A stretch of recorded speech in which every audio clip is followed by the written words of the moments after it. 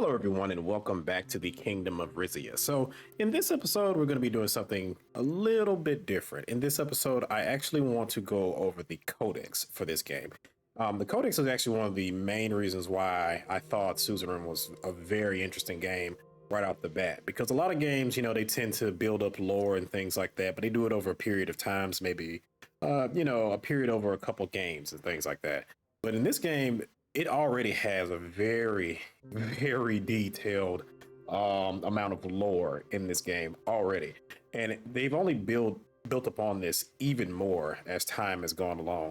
And it's actually gotten so big to the point to where I've just pretty much ignored it because it is too much.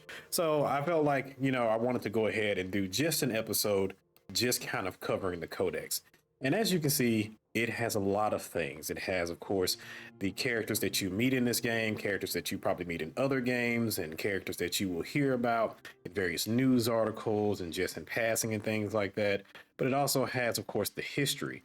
And if I'm not mistaken, I don't think this was actually in the original game as far as the actual ideologies and things like that. Like you heard them, you basically had a kind of an understanding of it because again, real world wise, you can kind of understand where some of this stuff is going as far as things go. And then of course they have important events. They have miscellaneous history. They have religion. My God, do they have religion? They have timeline. They have the locations in all these cities. So yeah, we're gonna go over all of that. And we'll go ahead and start off. We'll just go from left to right, of course, going through each one of these. So strap in. This is going to be quite a long episode because there's a lot here. So as far as the business people go, we have Ruscello Montaro. We met him the other day, of course. He's the head of Rizian Royal Gold. So Ruscello Rusty Montaro, known to all as Rusty, is the CEO of the Rizian Royal Gold Corporation and the wealthiest commoner in the country. Few concrete facts are known about his provenance and upbringing. He claims to have been born into an impoverished family in Malkos, an industrial area in the southern Rizia Empire. However, interviews have surfaced in which he admits to having had a middle-class childhood in the Port Drazen suburbs. Halfway through his studies at Taurus Imperial University, he accepted an internship at the Argno branch of Rizian Royal Gold in southwestern Brennus. Within a year, he became a junior mine supervisor, dropping out of college to further his career. His rapid ascent within the ranks of RRG was marked by a combination of sharp business acumen and relentless ambition, as well as fortuitous connections and decisions that some have labeled as ethically questionable. He took over the company in 1935 after engineering a vote of no confidence in the prior CEO. His first act as chief executive was to secure a board majority to file a retroactive lawsuit against the Rizian government for loss of revenue and zeal, which had been handed over to Wayland 8 years previously. He's known to have many connections with high-ranking politicians and business people, both within Rizia and beyond. Aside from gold, he has made substantial investments in finance, technology, and energy. He's also the chair of the Heart of Gold Foundation, a philanthropic organization that provides scholarships and mentorships to children from low-income backgrounds. He's had a series of high-profile marriages and divorces, most recently with daytime television star Marcia Marzin. Okay. So yeah, he's basically our Walter Tusk here in this country. All right, as far as the council goes, we have Elena Warner. We've met her before. Elena Warner is the Treasury and Economic Counselor for the King of Rizia. Born into a middle-class Rizian Volgish family in the city of Valenquir, she was one of the first beneficiaries of Liza's Ladies, an initiative by Queen Liza Torres to uplift the status of women by placing gifted female students into accelerated study programs. She worked as a secretary for the Rizian Royal Gold Corporation, then as an economic development officer for the city of Port Drazen, before assuming the treasury position just before Queen Liza's death in 1918. She's credited with keeping Rizia's economy stable in the wake of the 1926 uprising and the Wayland Civil War, as well as negotiating Rizian trade relations with Rumburg and other neighbors. All right. Back to the Codex. Okay. Hugo Torres, my uncle.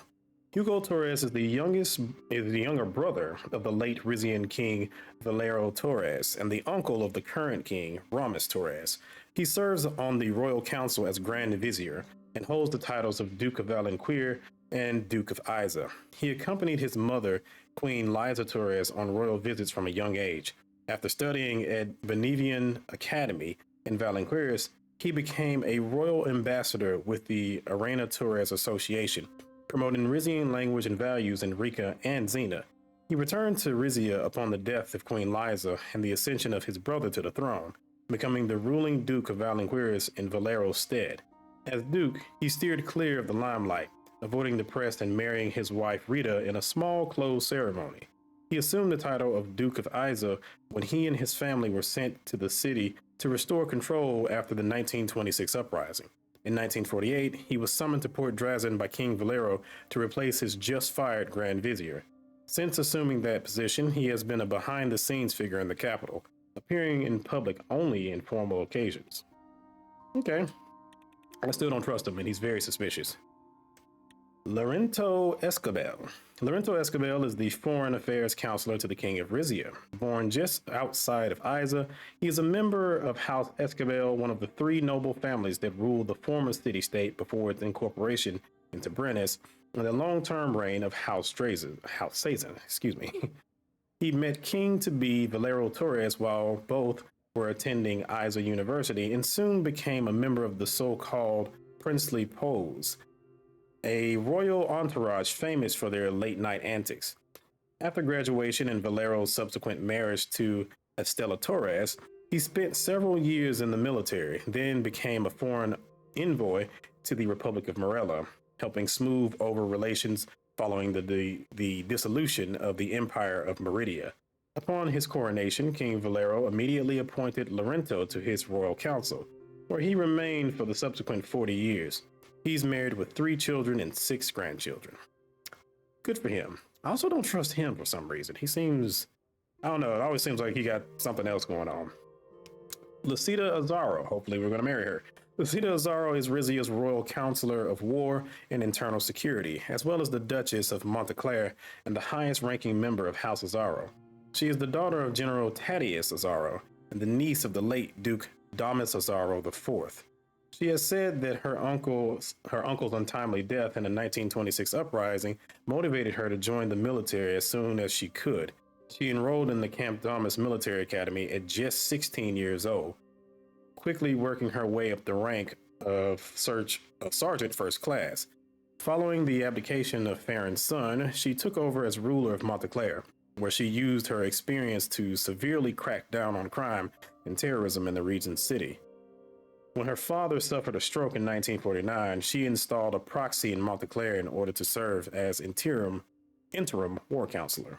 Okay. It surprises me that there's not too much info about these folks, but I guess it kind of makes sense. Saul Ignatius. Grand Wiseman Saul Ignatius is the Wisicer, or Ruhis High Priest of Port Drazen. He is the highest ranking and most respected religious leader in Rizia and the religious counselor to the king. He is the nephew of the previous Wisser, Mauro Ignatius.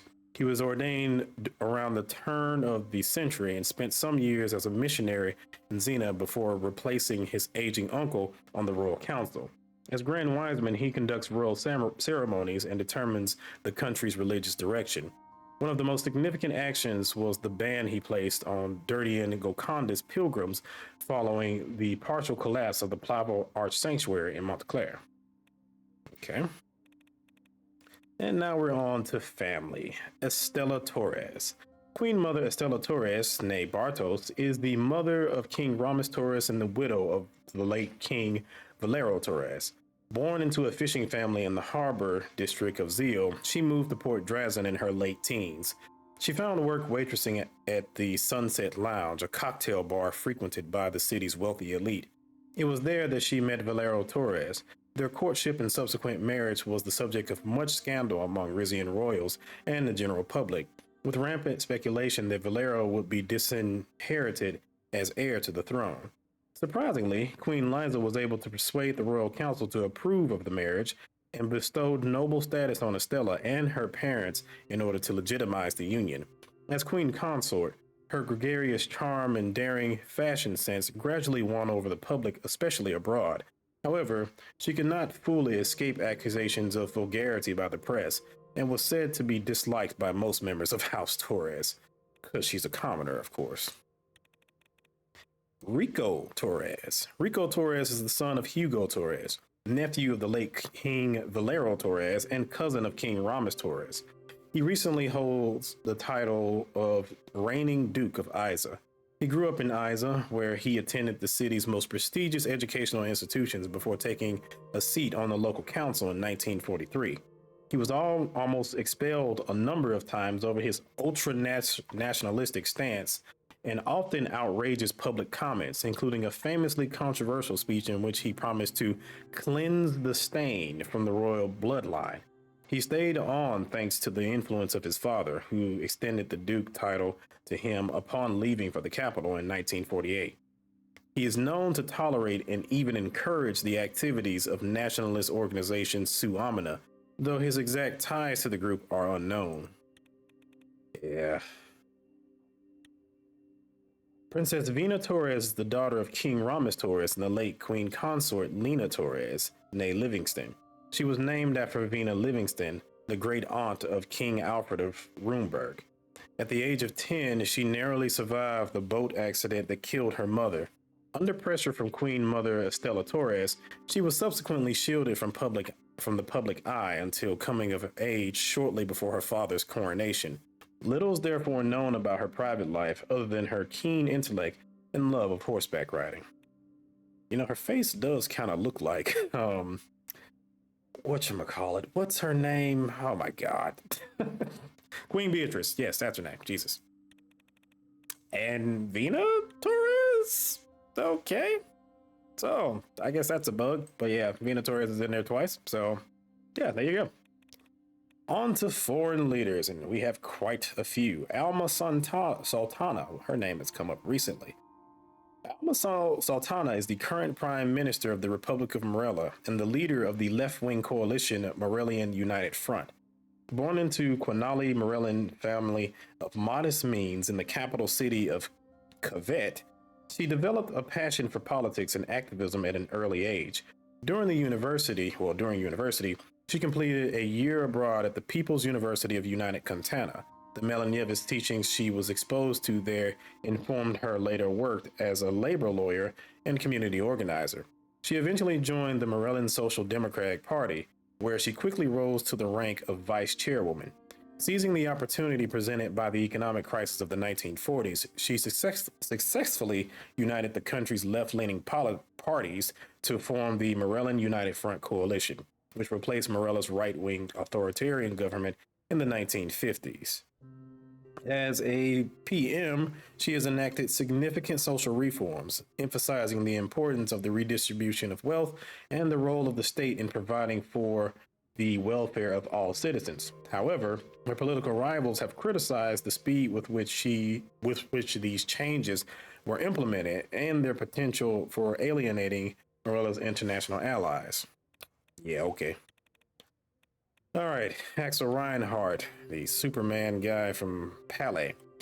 Grand Duke Axel Reinhardt is the ruler of the Grand Duchy of Palais. He is the youngest scion of the Reinhardt family, who have ruled the Grand Duchy since the conclusion of the War of Rizian Succession in 1810. As the younger brother of Duke Joma, he was groomed from a young age to succeed the throne, receiving an education in Palaisian, Rizian, and Volgish from a cadre of elite tutors and prestigious institutions. Growing up, he was often featured in the international tabloids for his good looks and variety of interests. He has displayed a penchant for equestrian, sports, classical music, and archaeological exploration, and his pursuits have often been marked by a blend of thrill and scholarly curiosity. His charisma made him a popular figure among the Palaisian and Rizian speakers of Palais alike, and following his brother Joma's abdication in 1948, he was a natural choice for successor. All right. Beatrice Livingston. Beatrice Livingston is the queen of the kingdom of Rumberg and self-proclaimed ruler of all of northern Marcopa. She has been the queen of Rumberg since 1921 when she acceded to the throne at the age of 16 upon the death of her father, Alfred II. After her coronation, she has reigned as a semi-constitutional monarch through major political changes, such as the centralization of power in the kingdom, the secularization reforms, as well as the dissolution and integration of the northern territories into the kingdom. Her most notable action was the invasion of northern Agnolia and the annexation of Dome, which was executed by the Rumbergian army in a single night. She was condemned internationally and was expected to pay reparations to Agnolia, which she rejected to do. Rumberg did not face any major repercussions for the annexation, and the calls for reparations fell flat. It is regarded as one of the largest military and political victories of Rumberg to this day. Beatrice gained infamy for selling weapons to both the attackers and defenders during the Wayland Civil War. She also received numerous international criticisms for pursuing expansionist policies and was blamed by Arcasia and United Contana for playing both sides. Beatrice has occasionally faced Republican sentiments and criticisms of the royal family, in particular after her reforms which centralized the power in the kingdom, decreasing the authority of the Parliament of Rumberg. Huh. This always brings me to the question, like, how powerful is Rumberg? Because they make them seem as if they're so powerful that, like, they're basically a superpower in their own right. But I guess we'll find that out later once we actually get to the article on Rumberg. Wow. The Jerk Dan Otkindi. The Jerk Dan Okindi, a member of the Social Democratic Party, served as Prime Minister of Agnolia from 1948 to 1952. His administration is noted for its emphasis on infrastructure development and a diplomatic approach aimed at maintaining regional stability, especially in relation with Vogsland. Significant projects undertaken during his tenure include the construction of railways, tunnels, highways, and the expansion of shipyards and manufacturing sectors, all aimed at bolstering Agnolia's economic infrastructure. Despite these developmental efforts, Otkinde's administration faced criticisms for its handling of internal and regional issues. The ongoing conflicts on Helgi Island between the local Volgish and Agnolian populations were a particular point of contention. Additionally, his diplomatic posture towards Rumberg and the strategic city of Dome were perceived as passive, contributing to a general perception of weak leadership. This criticism was compounded by the economic challenges that emerged from unfavorable trade agreements with other countries like Swordland, Lesbia, Rizia, and Vogsland, leading to a significant trade deficit. Otkinde's conservative approach to governance and economic policy, while focused on infrastructural growth and regional diplomacy, ultimately led to a public dissatisfaction and economic difficulties. This set the stage for a shift in political power, with Otkinde losing the 1952 election to Martin van Hoorn of the more center-right Neurist Democratic Union. Following his defeat, Otkinde transitioned to the private sector, taking up a role in the trade company. Okay. I don't know if he's actually mentioned in the main game, but yeah, because I think it's just mentioned that Van Hoorn won the election and now that we have to deal with him. Good old Tricky Dick, Dwight Walker. An accomplished Arcasian politician and businessman with Rumbergian heritage, is the current president of the Republic of Arcasia. He is widely celebrated for devising the Walker Plan, which revitalized the economies of Marcopan nations, and for founding the Arcasian Treaty Organization. Born into an affluent Romish family in Ventry City, Arcasia, Walker pursued a degree in international affairs before enlisting in the Arcasian naval forces to defend the democracies of East Marcopan during the tumultuous century of revolutions. Following the conflict, Walker was elected to the Arcasian House of Representatives as a member of the Democracy Party.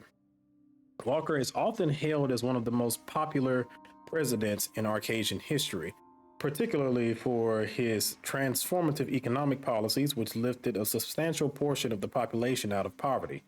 Under his leadership, Arcasia flourished, giving rise to the concept of the Arcasian dream, and attracted numerous immigrants seeking a better life. Walker's staunch opposition to communism and Malinievism has further solidified his reputation as a symbol of liberty in the Western world. In the political realm, Arcasia is characterized by its ultra-capitalistic and libertarian policies, which have led to minimal government intervention in business and the economy. Those policies have contributed to the rise of influential corporate figures like Walker himself and have shaped the nation's trajectory. As a driving force behind the development of Markopan democracies, Walker has played a crucial role in fortifying the continent against the burgeoning superpower, United Kantana. His leadership is established in establishing the Edo as a bulwark against Melanievism has been pivotal, as has his strategic approach to containing United Kantana through key partnerships and the deployment of anti-missile systems in countries neighboring Melanievist nations. So now that I read over this again, he is essentially kind of, again, he's like Nixon, Richard Nixon in the United States, but he also has a hint, I believe, of Kennedy, because I'm not sure if Nixon actually served in the military, but I do know Nixon. I'm not sure if Nixon served in the military, but I'm sure, very sure Kennedy was. Because, yeah, Kennedy, John F. Kennedy, he was in the Navy, if I'm not mistaken, or the Air Force, because I believe he had an accident, which led to him later on having a lot of pain while he was president. So, yeah, there's some hint of that in there as well. And I'm also getting the feeling that there might be a hint of Reagan, but I'm not sure. I'm not quite sure. So yeah, there's some slight differences to the real world here in this case, but again, interesting nonetheless. All right, Emmerich Hagel. Emmerich Hagel is a Vogtlandian politician and communist revolutionary who currently serves as the Chancellor of the Democratic Republic of Vogtland. He is also the chairman of the People's Party of Vogtland. Hagel played a leading role in the 1920 revolution and the establishment of the Democratic Republic of Vogtland. He was also responsible for many relatively liberal reforms in the areas of domestic policy. Hegel was a political commissar during the Vogtlandian Revolution. He fought alongside the famous revolutionary Wilhelm Ulbricht, who led the revolution inspired by the Melanievist Revolution in United Kantana. Hegel extensively helped Ulbricht with the establishment of the People's Party. With Chancellor Ulbricht's help, he worked his way up the Vogtlandian hierarchy. He supported Ulbricht's purges and the arrest of thousands of anti-communists in the 1930s. He worked extensively for the decolonization of the Rika and Zena continents, convincing the government to give military and financial support to various independence and revolutionary movements. After Ulbricht's death in 1940, he was elected by the People's Party as the Chancellor of Vogtland.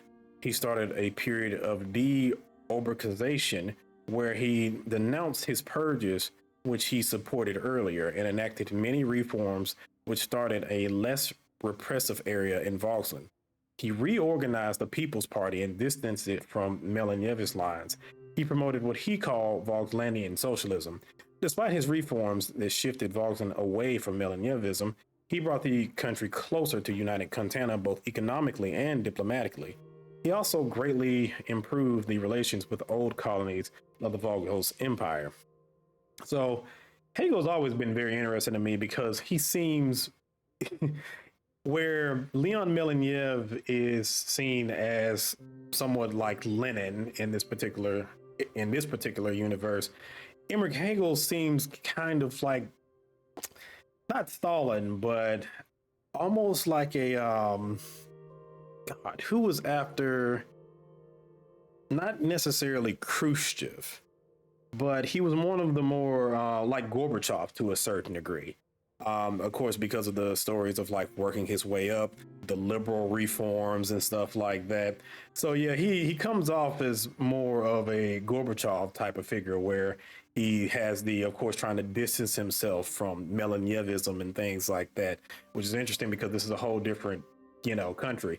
Because originally I viewed Hegel and what Vogtlandian socialism was as more of a kind of Titoism that happened. I think it was in Yugoslavia, if I'm not mistaken. Again, I could be wrong about all this. I know very little about, of course, the Eastern Europe politics around the time. I think the majority of my knowledge comes from Crisis in the Kremlin, and China Mao's legacy and stuff like that. But it comes off very kind of Gorbachevish as far as Emmerich Hegel goes. But again, I don't know I don't know a lot of the inspirations, but that's just the feeling that I'm getting from that. But again, still interesting. So Ewald Alfonso. It is just, to me, it is so hilarious that Ewald Alfonso, his picture is him in a tuxedo. Like, does this man wear a tuxedo as president? Because that's enough to get you, not elected by itself. But, anyway, Ewald Alfonso is a statesman, businessman, and politician who served as the third president of Swordland since 1949. He is the leader of the United Swordland Party from 1946 until now. He is particularly famed for winning against Tarquin Sol in the 46th Congress, bringing an end to Sol's domination of the USP. After studying civil engineering at Kings Hill University, he briefly worked in the State Department for oil and gas planning in 1924. He later undertook postgraduate studies on energy planning and management in Arcasia between 1927 and 1929. He returned to Swordland after the end of the Swedish Civil War and started working for the Gassam Corporation. He bought a large portion of the shares of the company after Contanin Partners pulled out and was later elected as its CEO. During the construction of the Sol Dam, he worked as a project advisor and in 1935 was appointed head of the Department of Energy under the Ministry of Economy. He joined the USP in 1940 and was elected to the executive committee of the USP in 1941. He stepped away from his active role as CEO in 1945 and became the chairman of the board after appointing a new CEO to direct the operations of Gassam. Alfonso gained a huge following in a very short time after his campaigns for free market reforms in 1946. And ran as a candidate for party leadership against Tarquin Sol. He won the 46th Congress and became the chairman of the USP. President Sol appointed him as vice president, and he became the de facto government leader as the president stepped back from politics. He later ran as a presidential candidate in the general elections of 1949 and was elected president. He was supported by influential figures like Chris Schar, Conrad Coranti, and Walter Tusk, which are believed to have played a great role in his election as president. I don't remember Chris Schar. I don't know if that was one of the people that served on the business council, but yeah, I don't remember Chris Schar. Also, I didn't know that he went to Arcasia. That explains a lot. Everybody that goes to Arcasia always ends up being like a closet liberal or wanted to do market reforms or something like that every time when they come back. Because the same thing happened with, what's his name? I think it's Franz Richter, the head of the PFJP. So yeah, Jorga Asmal. Oh, hello, Jesus. Jorga Asmal is the supreme wiseman of Dirtian Gokandism, and therefore the leader of the Norse Republic of Dirtia. Asmal grew up within the Gokandis community of Outer Nail, where he achieved the rank of adept at just 16 years old. He studied Ruhasist philosophy at Nail University before becoming a disciple of Rasma Atafor, Dirtia's first supreme wiseman. In the early 1940s, he published a book based on Atafor's teachings that was widely distributed to schools and households across the country. When Atafor died in 1945, Asmal was unanimously voted in as his successor. Asmal has mostly continued the strict religion-based policies of his predecessor. The only notable departure has been his focus on weapons program as a necessary step towards achieving Golconda. He lives in a heavily guarded compound built into the mountains above Nail, which he runs as a self-sustaining Golconda's community, disconnected from the city's water and energy grid. Interesting. All right. Since he has a picture, I wonder if that means we're going to meet him at some point. All right. Leon Melaniev Chavatanga Kuna. We're just going to call him Leon Melaniev Chad. Leon Melaniev Chad is a Contanin revolutionary politician and political theorist who has been serving as the head of government of United Contana since 1910. He is the architect of Melanievism, a unique variant of Marxian socioeconomics. Chad played a significant role in transforming Contania and subsequently united Contana into a communist state governed by the Contanan Communist Party. Born into a poor family in the Contanian Empire, now part of United Contana, Chad was drawn to revolutionary socialist politics following his brother's execution. He relocated to Callao in 1901, where he became a senior theorist of Marxian socioeconomics. Inspired by Carlos Marcia's political theory, Chad developed Melanievism upon joining the Marcianist Contanan Labor Party. Excuse me. Chad was instrumental in the party's ideological split, leading the Trotsky faction against other factions and promoting Melanievism within the party. He advocated for the transformation of the century of revolution into a Contanan-wide proletarian revolution, which he believed would result in the overthrow of capitalism and its replacement with socialism. Chad led the Trotskys during the 1907 revolution, ultimately declaring a communist republic and deposing the king. Under Chad's leadership, United Contana underwent rapid industrialization and collectivization through the implementation of a command economy and the pursuit of socialist reforms. This strategy led to the development and modernization of the entire continent. Chad's ideology has been adapted and interpreted into different schools of thought worldwide, with the number of Melanievists steadily increasing, cementing his position as one of the most influential leaders of the century. Chad is particularly renowned for his massive education and science plan, which has elevated United Contana to a position of technological supremacy in the region, rivaling Arcasia. Through his commitment to educational reforms and investment in scientific research, United Contana has emerged as a powerhouse in technological innovation, driving economic growth and solidifying its status as a global superpower. So yeah, Leon Melaniev, we do meet him in the main game. Seems like he's a pretty chill guy, like working with him. But I have a hard time trying to figure out who some of these people kind of play as a parallel to the real world. But again, the only one that I can really think of is kind of Lenin, because he is the main founder of this Melanievism. So he kind of plays that parallel, whereas Lenin didn't. I don't think Lenin actually had any power, or he actually came to power. But it was more like Stalin kind of came to power and, interpreted what Lenin made. But, and again, could be wrong about all this. But yeah, he comes off as more of a Lenin type figure or whatnot, as opposed to the Stalin type figure. So interesting. And I wonder if we're going to meet him in this game. So yeah, Martin Van Horten. Hadn't changed a bit. Martin Van Horten is an Agnolian politician who currently serves as the Prime Minister of the Republic of Agnolia. He's the youngest politician to hold office in the government of Agnolia. Van Horten became the leader of the centrist Neurist Democratic Union of Agnolia in 1951, after his extensive campaign to bring Agnolia's economy out of recession. He has been a staunch promoter of privatization and relaxed immigration laws. After his election as prime minister in 1952, he promised to find new trade partners and replace old unjust treaties with fairer ones. During the first years as prime minister, he brought Agnolia closer to the West, signing mutual cooperation agreements with Arcasia and Lesbia.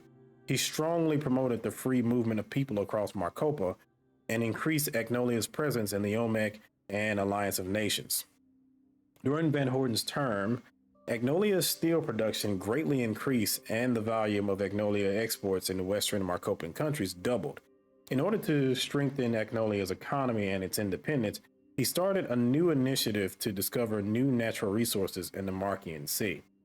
I wonder if some of this stuff that's also in the Codex this time around is also stuff from the main game, because I feel like some of this shouldn't have happened yet, but I'm not quite sure when the main game actually started. I believe it's 1954, if I'm not mistaken. All right, Patricio Alvarez, the drunk, also not drunk, Wiley Fox. Patricio Alvarez is a lesbian politician and business magnate who currently serves as the prime minister of Lesbia. In 1950, the Eras magazine ranked him as the 100th richest man in the world. Alvarez's business career began in construction with his company Alvarez Industries. In the late 1930s, he built the famous Alvarez Towers, where he based his business, and Falanco 5, a development of 5,000 residential apartments in the city of Falanco. He was investigated by the Lesbian Anti-Corruption Force for profiteering in 1940, but the investigations were dropped the same year when he entered the Democrazia Lesbia as a member of the Lesbian Parliament. He has reportedly admitted that he entered politics so as to avoid imprisonment. Alvarez was elected as the leader of Democrazia Lesbia and launched a massive campaign of electoral advertisement on all lesbian channels through his network of connections. He entered the 1949 elections and was elected as the Prime Minister of Lesbia. Sounds almost Trumpish to a certain degree. And last but not least, the funny guy, Victor Smolik. Victor Smolik is a Wessex politician who currently serves as the president of Wayland. In addition, he is the commander-in-chief of the Wessex Armed Forces. He's known for his commitment to Wessex nationalism with socialist characteristics. He is the third president to rule Wayland after the departure of the Arcasian troops in the aftermath of the Wayland Civil War. He was the leader of the National Norris Alliance of Wayland until 1930, which heavily promoted Wessex nationalism and Norris traditionalism.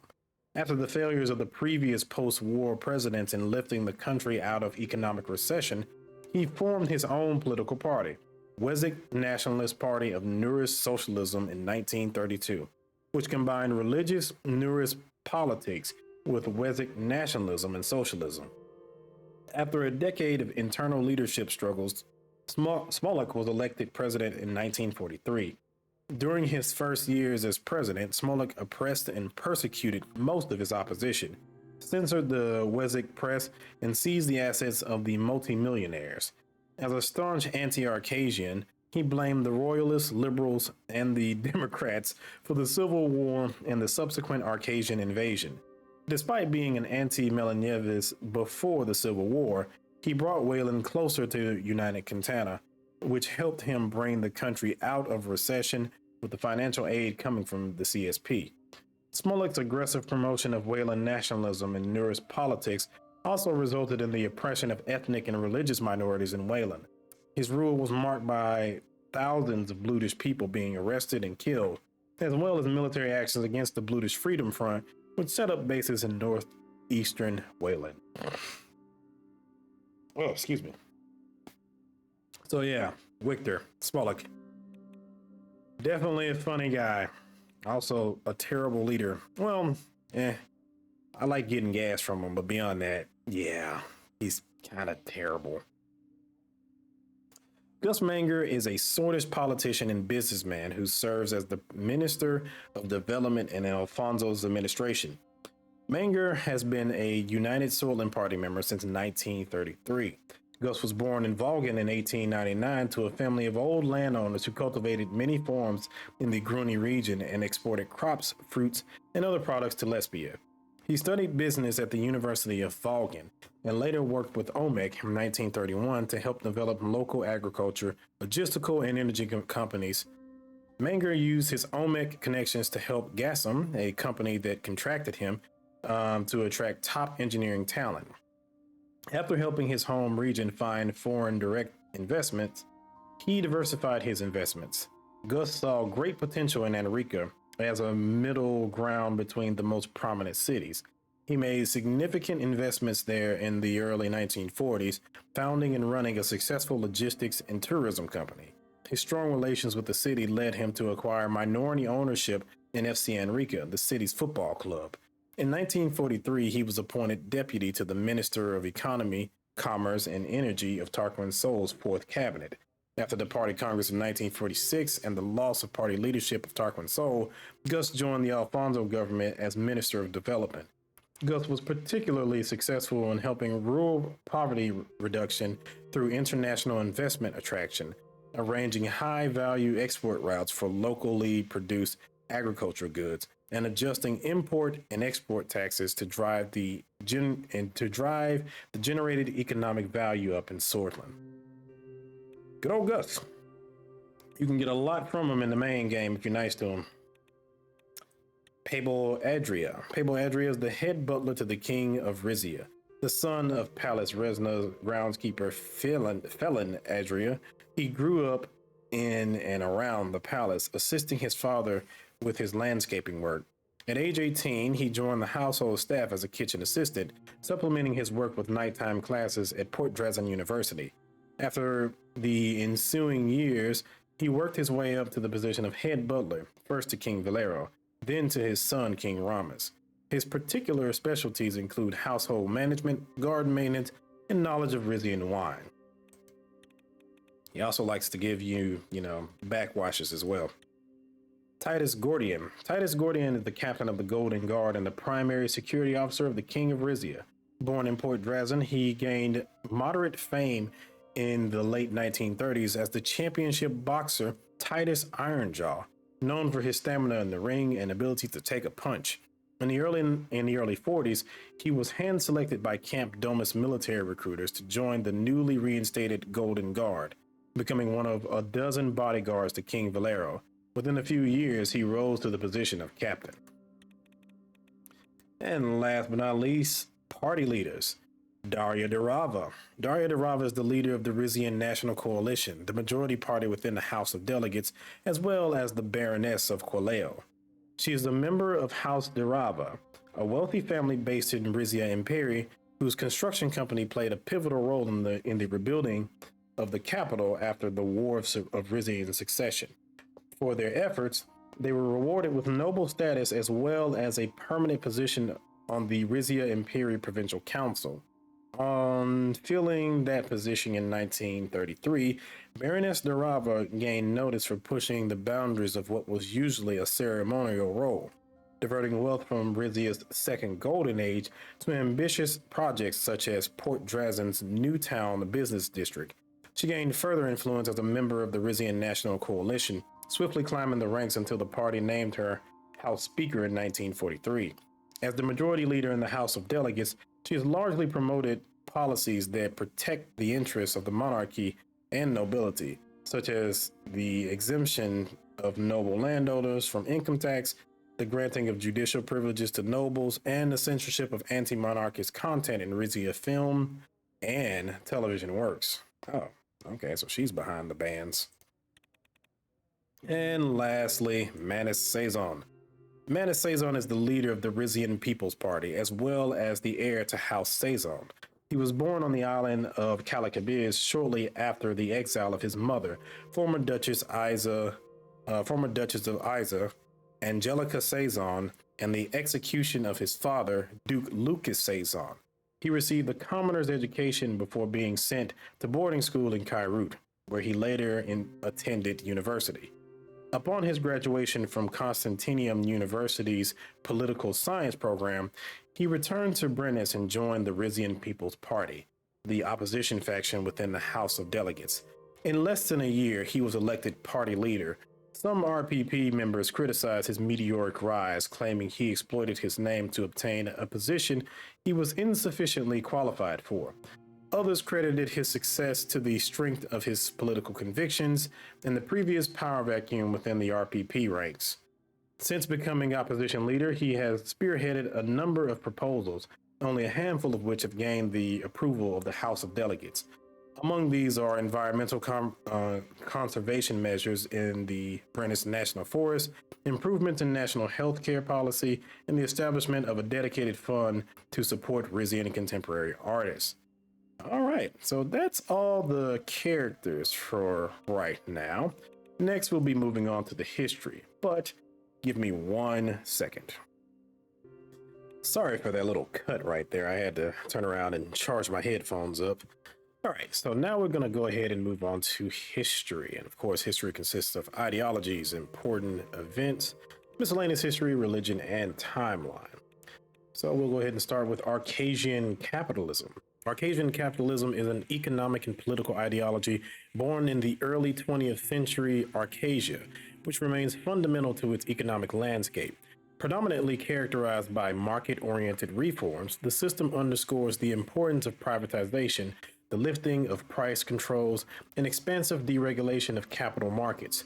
Drawing parallels with pure capitalism, Arcasian capitalism champions an economic structure driven by profit motives with only limited strategic interventions by the state. At its core lies a profound belief in individualism, emphasizing the individual's paramount role in freedom within society, upholding individual rights and liberties above collective demands. It accentuates personal responsibility and self-determination. This ideology propels a largely self-regulating market where supply and demand guides resource allocation. The government's role is usually peripheral, stepping in occasionally when broader societal challenges necessitate intervention. Advocates of Arcasian capitalism promote the slashing of business-related regulatory barriers, cultivating a vibrant and competitive economic environment. They posit that this deregulation enhances efficiency, diminishes corruption, and broadens consumer choices. A pivotal component of this model is the privatization of state-owned entities, transitioning them into private hands to harness the potency of market forces and invigorate competition. In this system, many critical services like police, fire, brigades, and health services have ventured into the private domains.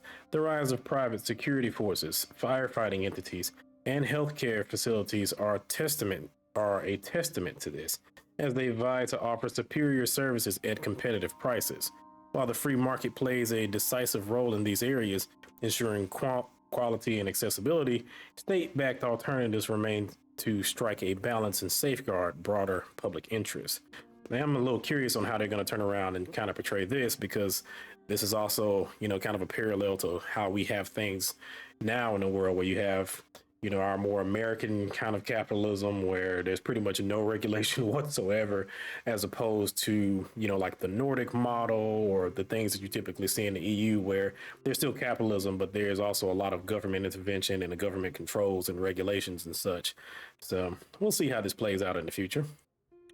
And next we have lesbian protectionism. Lesbian protectionism refers to an economic theory and policy framework implemented by the nation of Lesbia.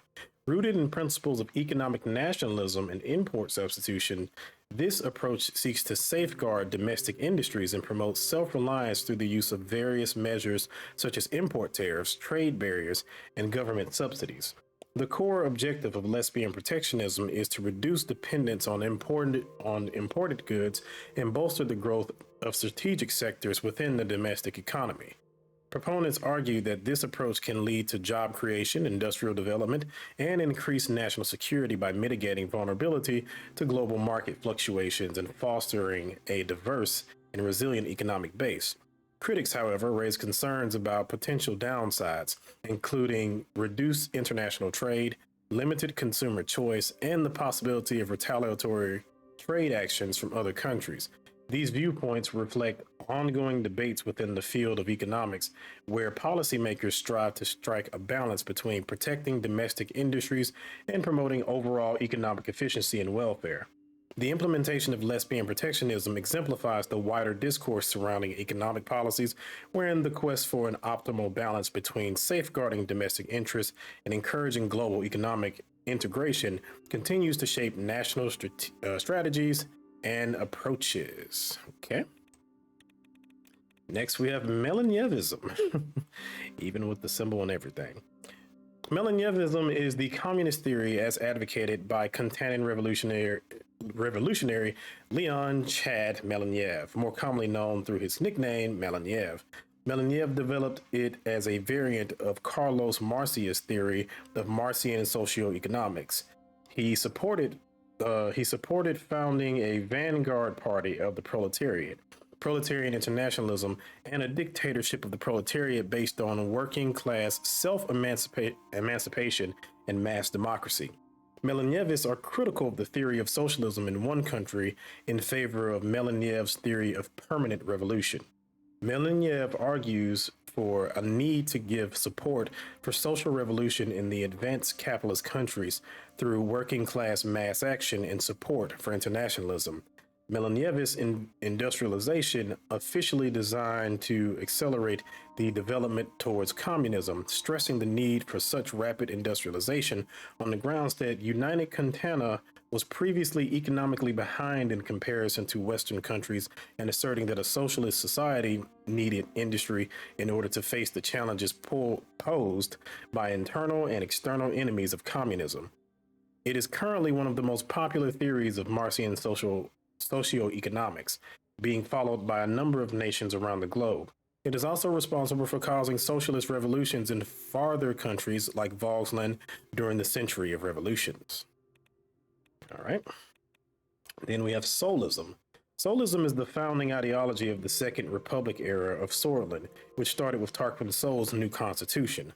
Solism, as it was promoted by Tarquin Soul after his reestablishment of democracy after the Civil War, was defined by sweeping political, social, cultural, and religious reforms designed to separate the new Swedish state from the republic established in 1923, including state support of the sciences and free education, many of which were first introduced to Swortland during Soul's presidency in his reforms. There are three fundamental pillars of Solism: republicanism, nationalism, and statism. These principles came to be recognized as unchangeable and sacrosanct. After the 1950s, the connotation of the term started to change as Solists were started to be seen as puppets of Tarquin Soul with no real ideology but agreed for power. It is also regarded as a fascist ideology by many of the left wing and the bluish minority, which was oppressed during the 1930s when Tarquin Soul ordered their persecution. Sometimes the terms old guards and Solists are used interchangeably. Solism is regarded as the state ideology of Swortland and has been preserved by the Solist politicians and judges who were appointed by Tarquin Soul and allegedly act as members of a deep state called the Old Guard. And again, Solism has always been kind of interesting to me because, again, there are some somewhat socialist aspects of it, but again, there's also the fascist aspect of it as well. So it kind of reminded me of, I guess, kind of like with Spain and Franco to a certain degree. So, all right. And then we have Volkslandian socialism. Volkslandian socialism is a unique socialist theory developed by Volkslandian revolutionary Emmerich Hegel, drawing inspiration from Leon Miloševićisms. This political and economic model diverges from traditional socialism by advocating for a decentralized structure based on labor union federations and people's assemblies, rather than relying on the vanguard party of the proletariat to lead the revolution. One of the key principles of Volkslandian socialism is its opposition to the centralization of power and authority in the hands of a single party. Instead, it promotes the establishment of labor union federations, which are seen as vital instruments for representing the interests of the working class, and providing a platform for workers to participate in decision-making in the decision-making process. This approach aims to empower workers and ensure that the socialist revolution is driven by the collective will of the people, rather than imposed from above by a centralized authority. Another crucial aspect of Volkslandian socialism is its commitment to replacing the state with a federal economic organization of society. This vision seeks to create a more egalitarian and participatory system where decisions are made collectively through democratic processes, including people's assemblies and labor unions. In this model, regional and local governments would enjoy greater autonomy, with decision-making power devolved to the grassroots level. Hegel's theory emphasizes the importance of transitioning from a statist form of socialism to a decentralized structure in order to achieve the goals of the socialist revolution. In this view, retaining centralized control over the economy within the state apparatus would ultimately stifle innovation, hinder economic growth, and perpetuate inequality. By contrast, a decentralized system based on a federal democracy would promote cooperation, shared decision-making, and a more equitable distribution of resources. Okay, so that covers all the ideologies, and now we'll be moving on to important events, and there are quite a few. The 15-Day War. The 15-day war, also known as the 1870 Rumburgian Swordish War, was fought between the 5th and 20th of October 1870 by Sordland and Rumburg.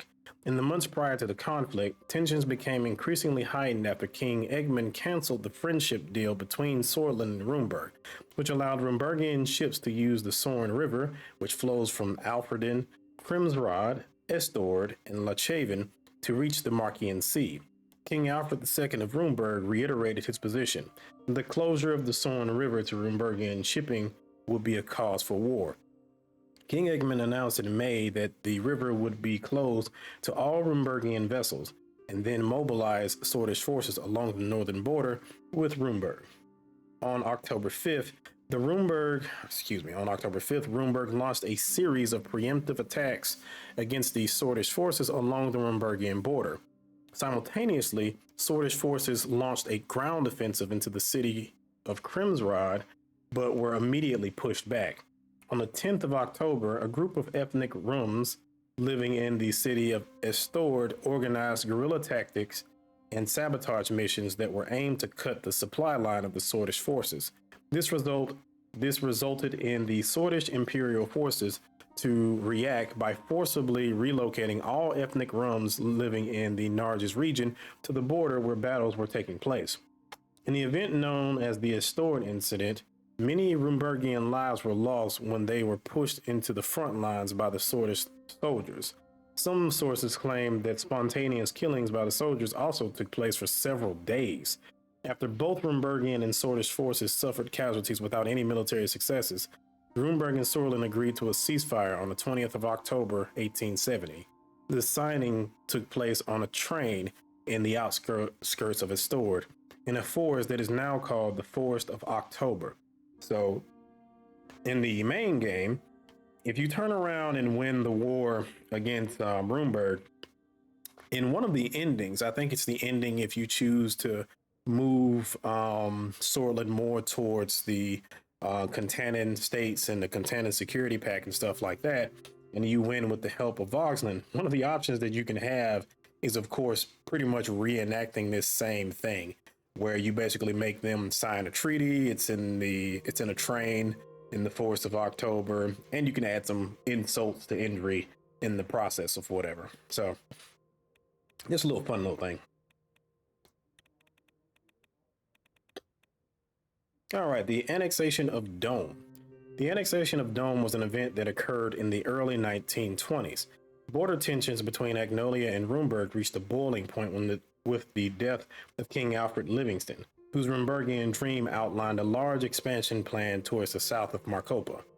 After the coronation of the new Queen Beatrice, she immediately devised an overwhelming night invasion towards the city of Dome, which took the Agnolian defense by surprise. Thousands of lives were lost on both sides. The next day, Rumburg emerged the victor and announced full control of the strategic resource-rich city. This emboldened Rumburg foreign policy put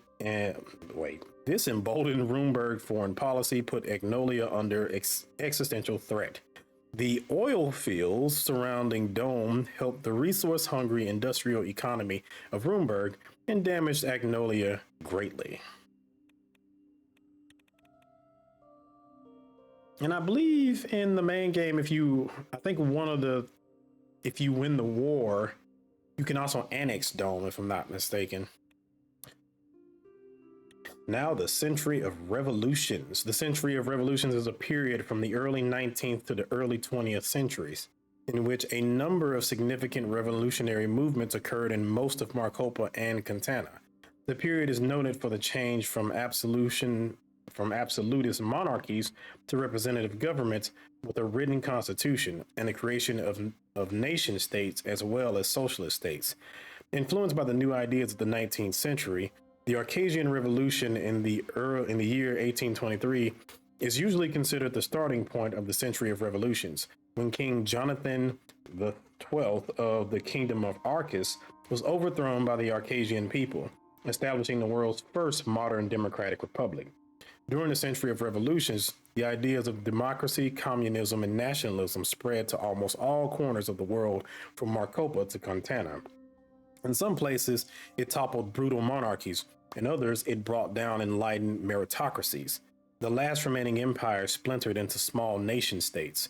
One of the fundamental shifts occurred in the splintered continent of Contana, which suffered from dozens of regional wars before it transformed into an expansive collection of united socialist states. The revolutionary transformation was led by Leon Melaniev, whose political ideology influenced the whole world under the name of Melanievism. His ideology created a continent-spanning socialist state which became known as United Contana, a superpower like the world has never seen.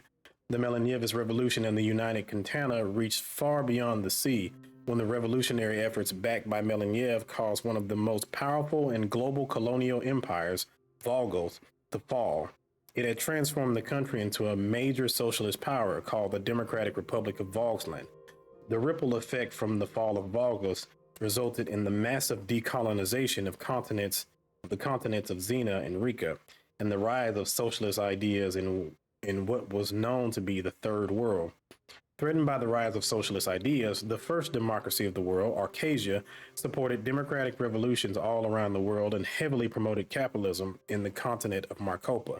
This led to the transformation of nations like Wayland, Lesbia, and Agnolia from monarchies into democratic republics through peaceful and violent revolutions.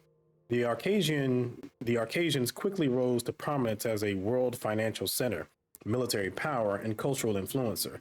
They took advantage of their safe geographic location in Western Marcopa, as well as the instability in the rest of the world by making investments in other countries. The network of military and trade alliances they built up during the century resulted in Arcasia to be considered a superpower.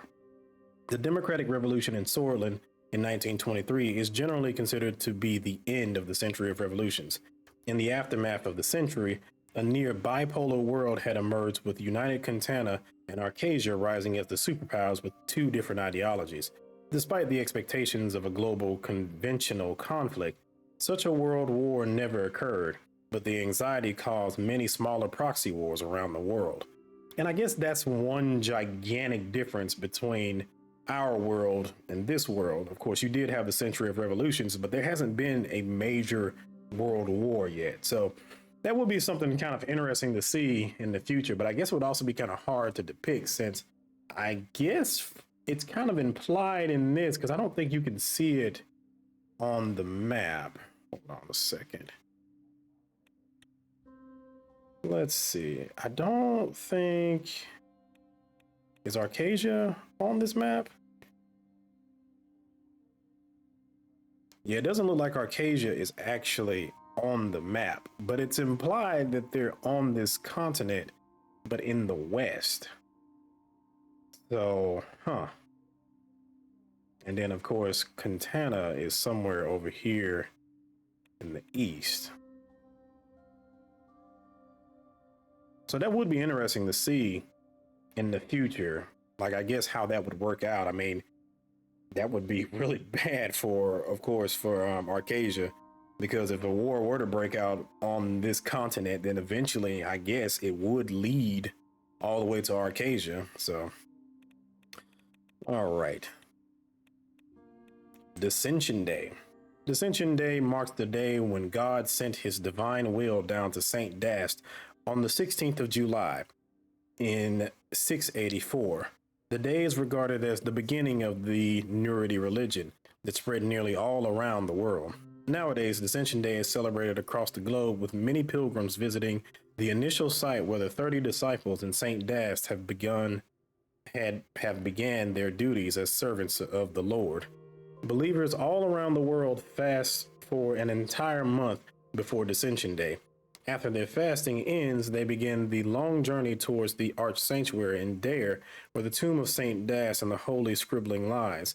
Inside the sanctuary, they are blessed by the servants of God for their selfless deeds. For many pious Nurists, this is the most important religious ritual a believer has to commit themselves to. It's interesting because it comes off very similar to Catholicism, but it also comes off very similar to Islam in the process as well, where you have to fast for a month, but also you're traveling to the holy site. In this case, it's there instead of Mecca. Let's see. Let's go back to the home map. Having that in the background. All right, the Great Fire of Conrad. I didn't read about this one in the main game. In the year of 1789, the navy of the Empire of Vogels, encouraged by the Renan army fighting in Rumburg territory, sailed across the sea.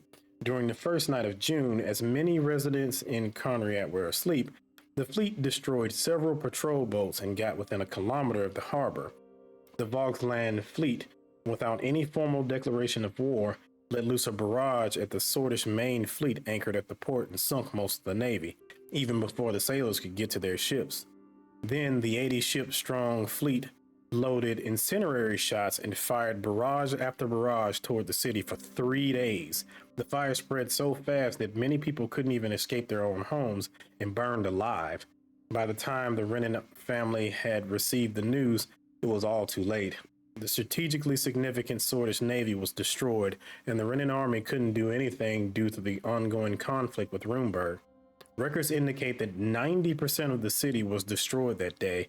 More than 40,000 people lost their lives, including 8,000 sailors who couldn't even retaliate. After this point, Voges claimed sea dominance, and the Renan navy never recovered fully. Many Swedish citizens today regard this incident as the Great Backstab, but the current Vogtland government condemns the act and detaches itself from the acts of their previous government of Voges. Damn. And we're still trying to rebuild that fleet, even now to this day. The Helgeland invasion. Helgeland, an island located within the region, experienced an opportunistic invasion in 1920 by the Agnolian Prime Minister Jonas Blueberg. This event took place during a period of revolution in the Empire of Voges. Interestingly, the Agnolians had previously relinquished control of the island several centuries prior, when it was sold in exchange for a substantial sum of gold to alleviate their financial obligations. PM Blueberg justified the invasion by invoking concerns for the safety and well-being of Agnolian citizens who still resided on the island. Following the conclusion of the revolution, the newly established government of Vogsland prioritized the consolidation of its new governance structure rather than seeking to reclaim Helgeland.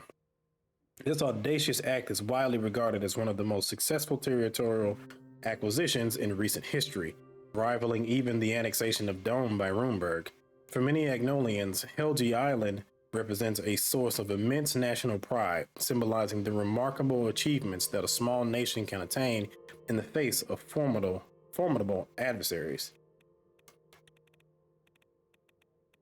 The Second Rizian Gold Rush. The Second Rizian Gold Rush from 1875 to 1885 was an era of unprecedented prosperity and technological advancement for Rizia.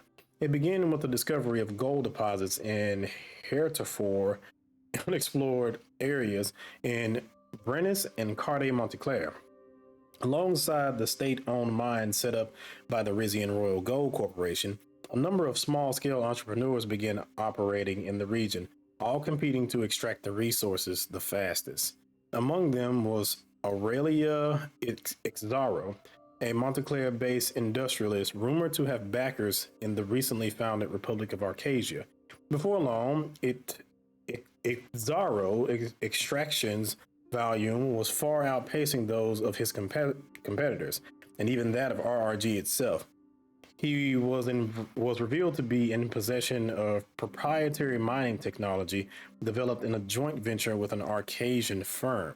Unable to nationalize Ixaro's company without losing access to his technology, Queen Liza Torres conducted a series of closed-door meetings with the businessman. In these meetings, a landmark agreement was reached, allowing Ixaro's operations to continue as part of Rizian Royal Gold. This arrangement proved to be mutually beneficial. Ixaro maintained autonomy over his business while gaining the Queen's favor and protection, and RRG acquired cutting-edge technology to significantly boost its gold mining capabilities. The collaboration between Ixaro and RRG led to an increase in production efficiency across the region and solidified Rizia's position as a leading gold producer. However, this strategic partnership set a precedent for public-private cooperation in Rizia. demonstrating Queen Liza's acumen in navigating complex economic and industrial challenges. All right, now we have the Swordish Civil War. The Swordish Civil War was a period of violent battles that took place between three different armies of the Swordish armed forces and militant political organizations in Swordland. It started after General Lutheran's military coup in 1927, when he executed hundreds of communists on the streets of Holsword in 1928. It provoked a huge reaction from both the public and General Rickard of the 7th Army, who ordered an attack on Lutheran's forces, which started the Swordish Civil War. Both young swords and red youth were responsible for most of the urban warfare that took place in Holsword and Lechaven during the war. While heavy fighting took place between the armies, many left-wing revolutionaries took to the streets and joined the Red Youth in hopes to use the situation to bring the revolution to Swordland. This led to thousands of nationalists to join the Young Swords in their fight against the revolutionaries. Tens of thousands of people were killed in the fightings that started in Holsword and rapidly expanded to the corners of Swordland. Amidst the most bloody period of the war, Colonel Tarquin Soule and the 6th Army opened fire on the militant rebels of the Young Swords and the Red Youth, killing hundreds of them in Conriad. Consequently, he joined the war and attacked both General Rickard and General Lutheran's forces. In 1929, Colonel Tarquin Soule destroyed the 3rd and 7th Armies and started pushing both sides to the east. After the Battle of Holsword, he won a victory over General Rickard's last remaining forces and brought an end to the Civil War. Following the war, he wrote a new constitution and reestablished the Republic, becoming the 2nd president of Swordland shortly after. Okay, the Falinco disaster of 1918. The Falinco naval disaster of 1918 was a significant military operation conducted by the Royalist Navy of the Empire of Volgos against the Republic of Lesbia. The preemptive strike was aimed at crippling the Lesbian Navy to prevent potential support for the revolutionary movements emerging in Volgos, led by Ulbrich.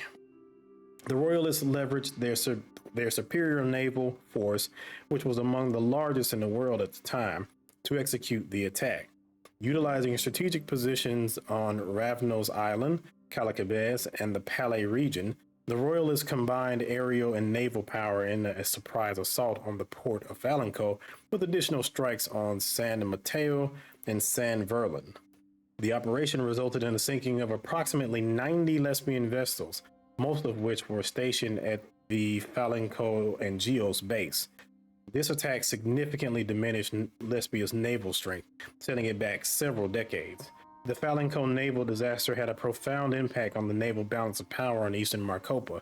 The attack left an indelible mark on Lesbian history and psyche, remembered as a stark manifestation of military aggression and a significant factor in shaping the geopolitical landscape of eastern Marcopa. Yeah, too bad we can't do that nowadays. The Long Road North refers to a critical period in eastern Marcopan and Volgish history during the 1100s, when the Volg tribes residing in the Gruni and Lauren regions believed they had escaped the wrath of the Markians for nearly 2 decades. The Volgs and Markians had a long-standing history of violent feuds, resulting in deep-rooted hatred and resentment between the two groups. However, peace was short-lived as the early Markian empire's 40,000-strong army appeared, catching the Volgs off guard. Faced with the prospect of annihilation, the Volgs devised a strategic plan to delay the Markian invasion while their people evacuated the continent to flee eastward. The primary line of defense was to hold off the enemy as long as possible, allowing the Volg population to flee to coastal towns and board boats destined for safer shores. A month into the conflict, thousands of Volgs began traversing the treacherous Grey Strait in small boats to reach the island of modern-day Volksland. Despite the wind, rain, and deep waters, the majority of the people survived the perilous journey and settled. Back in their homeland, the defensive line ultimately fell, and the Markian armies encircled and razed resisting towns. Nevertheless, the courageous defense that had served its purpose, enabling the Volgish people to live on. The soldiers who sacrificed themselves for their people are still honored today. In the years that followed, the Volgish emerged as a powerful people after assimilating other local tribes, establishing the Kingdom of Volgos, which eventually evolved into the Vulgus Empire. With its vast fleet, the empire expanded across the world and changed the lives of most people. More recently, in this century, a revolution transformed the nation into the Democratic Republic of Volksland, led by Chancellor Emmerich Hegel. All right, the Methium invasion. The Methium invasion was an incursion by insurgents from the newly formed Nearest Republic of Dirtia into the territory of neighboring Morelia, specifically the gold-rich Methium base. In 1915, a group of Dirtians disguised as miners made it into one of Morelia's gold processing sites, where they injured and killed a number of personnel before escaping with several hundred kilos of freshly refined gold. The Dirtian government swiftly issued a public statement denying any official involvement in the incident, portraying it as an isolated act by rogue extremists. Soon afterwards, Morelia claimed to have discovered evidence indicating that elements within the Dirtian government had not only been aware of the planned invasion, but had actively supported it, driven by the desire to finance their nascent government and bolster their national reserves with gold. The invasion led to a complete breakdown of relations between the two countries, which had already been on uncertain terms since the dissolution of the Empire of Meridia. In the following years, the Dirtia-Morelia border became increasingly militarized.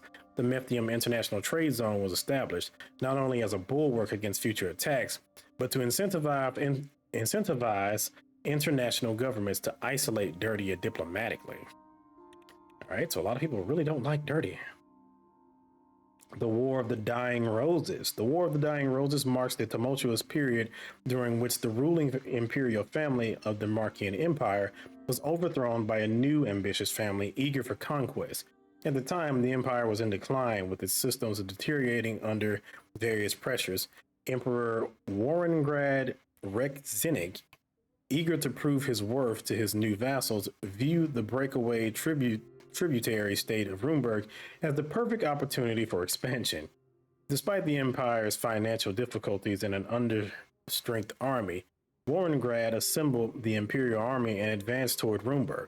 However, due to the late arrival of reinforcements, Rumberg had ample time to bolster its defenses. The ensuing conflict, known as the War of the Dying Roses, devolved into a bloody 20-year stalemate, during which both sides suffered the loss of hundreds of thousands of men. Although the border territories of Rumberg were initially captured, a combination of a deteriorating supply network and harsh winter conditions led to the reversal of all gains. In the aftermath, Warrengrad negotiated a peace deal and withdrew his forces. The War of the Dying Roses became known as one of the bloodiest and least successful conflicts in the history of the Markian Empire. Disenchanted by the empire's prospects, Warrengrad retreated to his homeland of Wayland and declared it a separate nation, effectively sealing the fate of the Markian Empire. Jesus. So they had a bit of a Russia moment where they decided to invade, and then of course winter came along and just fucked them up completely. All right, the Zeal Agreement. Signed in 1927, the Zeal Agreement granted the Republic of Wayland temporary ownership of the Zeal region of Rizia. Officially, the land was given away as a token of gratitude for Wayland's aid in quelling the uprising of 1926. Unofficially, the agreement served as a punishment for the province of Brennus and its ruling house, the Saisons, whose Duke and Duchess were said to have been complicit in the rebellion. Per the terms of the agreement, the Republic of Wayland was to maintain control over the Zeal region for a period of 25 years, after which the territory would revert to Rizian sovereignty. During this time, Wayland was granted full authority over Zeal's governance, economic activities, and natural resources, including any mining operations and agricultural production. The agreement also stipulated certain conditions to ensure the fair treatment of the local Rizian populace within Zeal. This included provisions for cultural preservation, allowing residents to maintain their traditional practices and languages. Additionally, it outlined the protocols for cross-border movement and trade, aiming to minimize disruptions to the lives of those living in the border area. Despite this, many Rizians still left Zeal when the agreement went into effect. A further wave of mass immigration occurred during the Wayland Civil War several years later. Though framed as a diplomatic gesture, the Zeal Agreement and its repercussions proved contentious among the populace. In particular, the actions of Wayland's post-war government, led by Victor Smolik, have led many in Rizia to call for an early termination of the treaty. And now we have a whole terrorist incident and everything else going on there. The uprising of 1926. At the tail end of the century of revolutions, the uprising of 1926 was the largest organized attempt at a government overthrow in Rizian history. It resulted in the transfer of the Zero region to Wayland and Rizia's incomplete transition to a constitutional monarchy. It began with a mutiny by sailors in the Rizian Navy, who at the time were fighting a losing war to reclaim the newly independent region of Pales. They were backed in solidarity by other members of the military, as well as a growing pro-democracy movement that were rumored to be receiving financial support from one or more members of House Sazan. Within days, clashes between rebels and monarchists erupted around the country, with several cities seized by the former, including Montclair, where Duke Domus Azaro IV was killed. A turning point came when 21-year-old royal heir Ramis Torres was kidnapped by mercenaries working for Lucas Sazan, the reigning Duke of Brenes. At the urging of his wife, Estella, King Valero requested military assistance from Wayland, which demanded access to the newly discovered gold mines in the territory of the Zeals in return. A deal was reached to lease the land to Wayland for the next 25 years. Wayland's foot soldiers, working in tandem with the loyalists and Thaddeus Azaro's special forces, managed to retake Montclair and quell the uprisings in other parts of the country. The kidnappers were located and subdued following a confession from Duchess Angelica Sazan, who turned in her husband in exchange for amnesty for herself and her unborn child. Lucas Sazan was executed, while Angelica was ordered into exile on the island of Calacabiz. To appease the opposition and regain international standing, King Valero agreed to create a legislative body to govern alongside the Royal Council, the House of Delegates. Meanwhile, Thaddeus Azaro was given authority to purge the military leadership, replacing all high-ranking officials with loyalists to the king. All right, the Walker Plan. The Walker Plan, formulated by President Dwight Walker of Arcasia during the mid-20th century, was a visionary economic strategy aiming to invigorate the economies of various Marcopan nations rooted deeply in the ideals of Arcasian capitalism. It advocated for sweeping market reforms and extensive privatization. Key to this plan was the removal of many price controls and an overreaching deregulation of capital markets, with objectives to amplify efficiency, curtail corruption, and expand consumer options. The logic was straightforward. By minimizing economic barriers, nations could foster a dynamic economic landscape conducive to swift growth. This move towards privatization was especially critical, transferring control of state-owned entities to the private sector to stimulate competition and spur innovation. Beyond its economic tenets, the Walker Plan held geopolitical significance. Set against the backdrop of the Contan and Security Pact that vigorously backed and purchased state-owned industries across the globe, the Walker Plan emerged as a compelling counter-narrative, extolling the virtues of free market capitalism. Its success not only drove economic resurgence, but also laid the foundation for the new celebrated Arcasian dream, symbolizing prosperity and upward mobility. The War of Rizian Succession. The 1805 War of Rizian Succession was one of the most violent events in the country's history, and is often referred to as the first modern war on the continent of Marcopa. It began after the death of Rizian monarch Xavi Rubaz, who had presided over an era of relative peace and prosperity in the country. In his will, he named his daughter Ariana, who was engaged to be married to Prince William Torres of Monkeys, but had stayed in Port Drazen to look after her ailing father as his preferred successor. When news of this got out, her twin sister Anna, who had married the Count of Montclair and established good relations with the Empire of Moridia, made her own claim to the throne. Meanwhile, the dying Musur Empire in the south put its strength behind Fido Sazon, the son of the king's widow, Juno Rubaz, from her previous marriage to the Duke of Isa. A series of clashes occurred between the three heirs' supporters, backed by military forces from Volgos, Meridia, and the Musa Empire. Volgos took advantage of the conflict to expand its territory around the port of Palais, claiming the greater Palais region as well as a strip of land along the Meridian coast. After 4 years and many casualties, the peace summit was held between the siblings and their backers.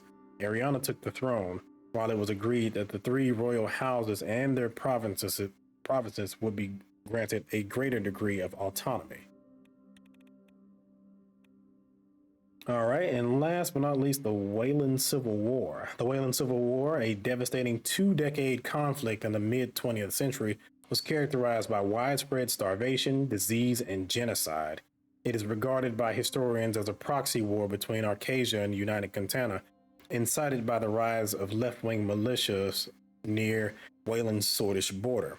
When internal instability escalated, Wayland sought Arcasian aid, leading to substantial military and economic support, but this could not prevent the collapse of Wayland's economy as trade routes were disrupted. Neighboring countries, including Lesbia, Brunberg, and Agard, closed their borders fearing conflicts would spill over, exacerbating the crisis. As the fighting reached urban areas, Arcasian forces, besieged and outnumbered, could not contain the Contanan-supported left-wing militias.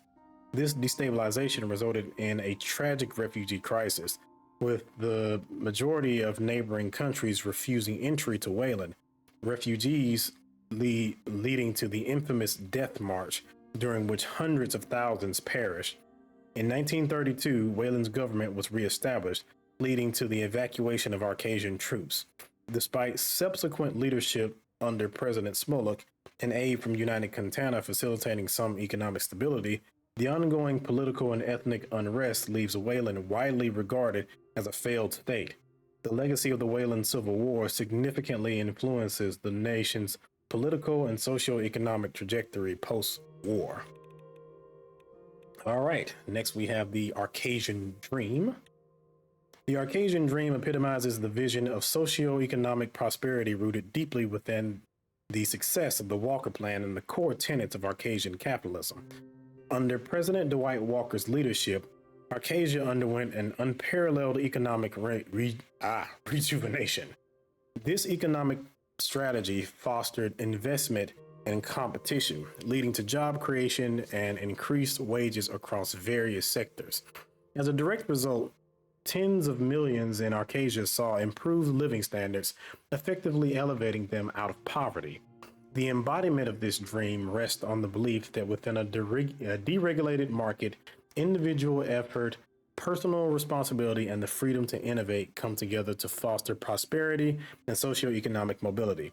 For instance, deregulation sectors such as telecommunications, transportation, schools, and hospitals has lowered many entry barriers for startups, leading to a surge in competition. This not only reduced prices for consumers, but also created a plethora of jobs, significantly contributing to wealth distribution and offering opportunities for the lower and middle classes. As Arcasia thrived, the allure of the Arcasian dream became emblematic of the limitless opportunity, economic ascent, and the promise of an improved life quality. All right, the KA-74. The KA-74, officially known as the Calsington Automatica, is a gas-operated assault rifle developed in the Kingdom of Brunberg by Michael Calsington. It is considered to be the first automatic rifle of the world. 74 refers to the year its initial design was made. Design work on the KA-74 began in 1874. In 1880, the KA-74's first version was presented for official military trials, and in 1888, the first stock version was introduced into the active service with several selected units of the Rumbergian armed forces.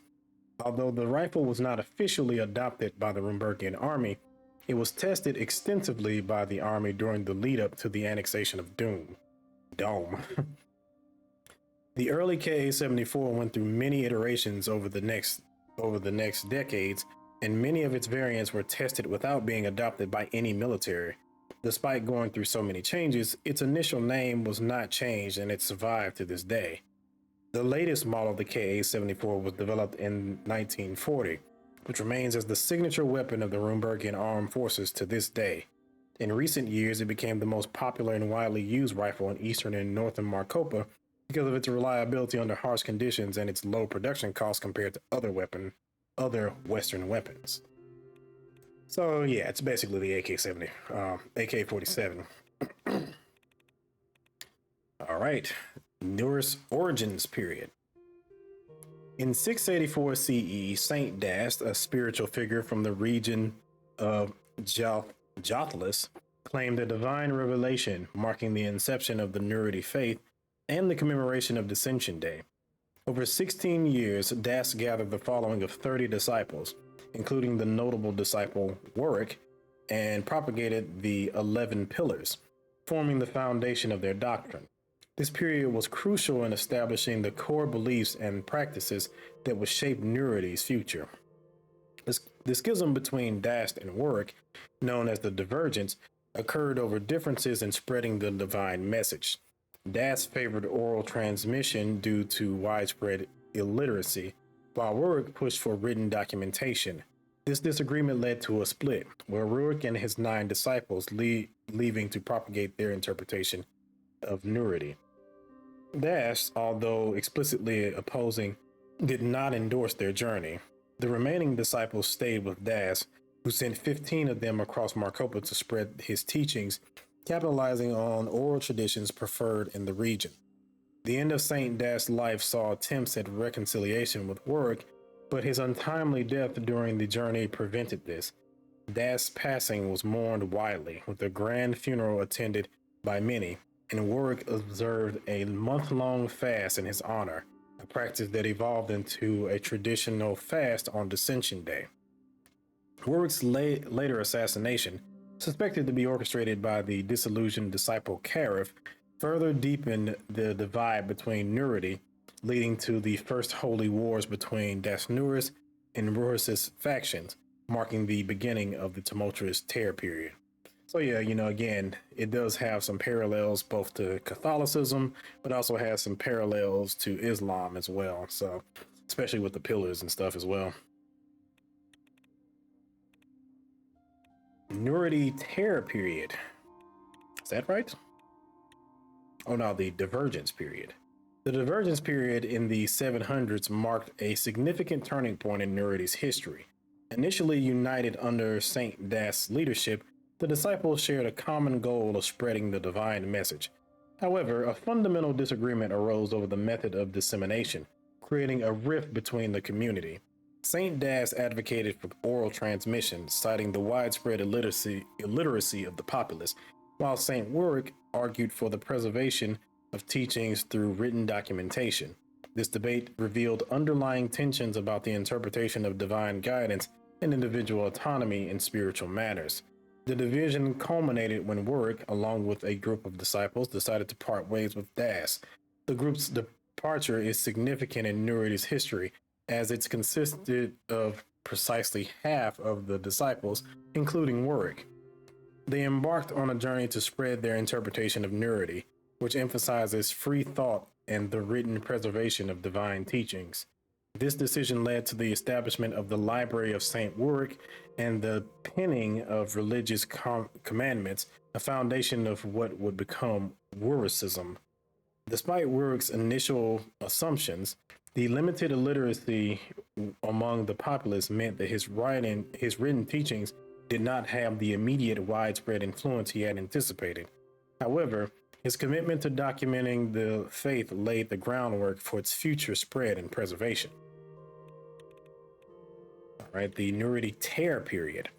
The Terror period, defined by the holy wars between Dasnuris and Rurisis, was a tumultuous era in Nuridi's history. The conflict was rooted in the deepening theological schism and was exacerbated by political ambitions. The kingdom of Jatlis, a bastion of Dasnuridi, aimed to extend its influence, aligning with Saint Dast's vision of disseminating the 11 pillars. Conversely, the Rurris Empire of Lachavin, alongside allied nations, formed a defensive pact to resist Jatlis' expansionist agenda. Key figures emerged during the period, shaping the course of the conflict. Queen Soria of Jathlis, a fervent Dasnurist, led her nation in aggressive campaigns, while General Varnick of Lechaven, a brilliant strategist, orchestrated several successful defenses against Jathlis incursions. The prolonged and brutal nature of the Holy Wars inflicted widespread suffering, leading to a growing clamor for peace among the war-weary populations. Amidst the backdrop, Ardos, a charismatic and visionary leader, emerged as a unifying figure. He embarked on a diplomatic mission across the continent, advocating for a resolution to the sectarian conflict. His efforts culminated in the Council of Reconciliation, where leaders from both sides convened.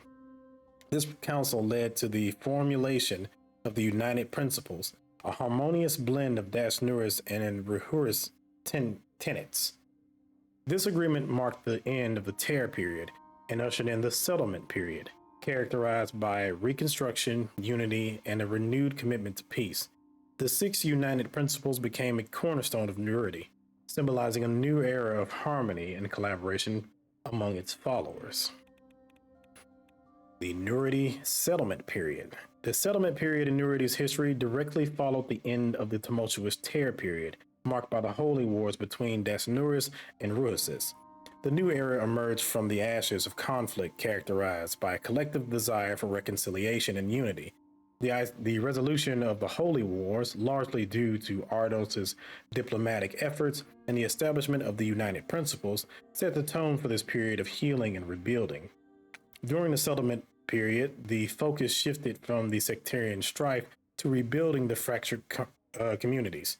The United Principles, a synthesis of both Dasnuris and Ruhusis doctrines, played a critical role in bridging the ideological divide.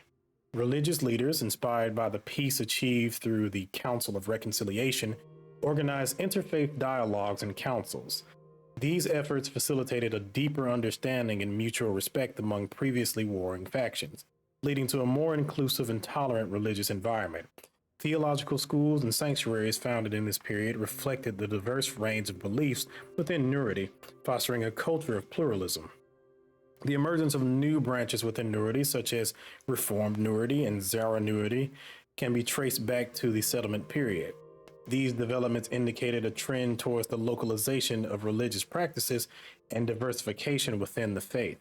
The period was instrumental in encouraging the study and reinterpretation of religious texts from both Dasnuris and Ruhusis perspectives, contributing to a more comprehensive understanding of the faith.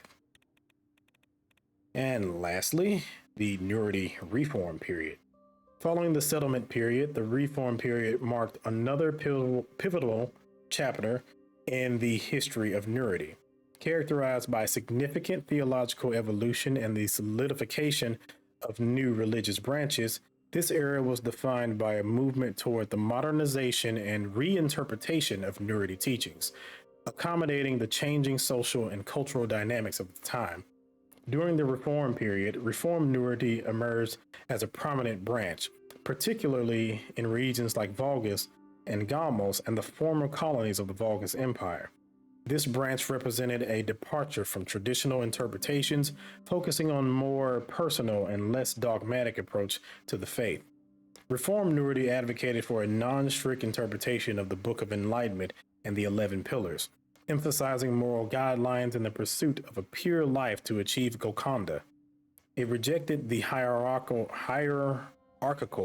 authority of the Ark sanctuaries, symbolizing a shift towards a more decentralized and individualistic religious practice.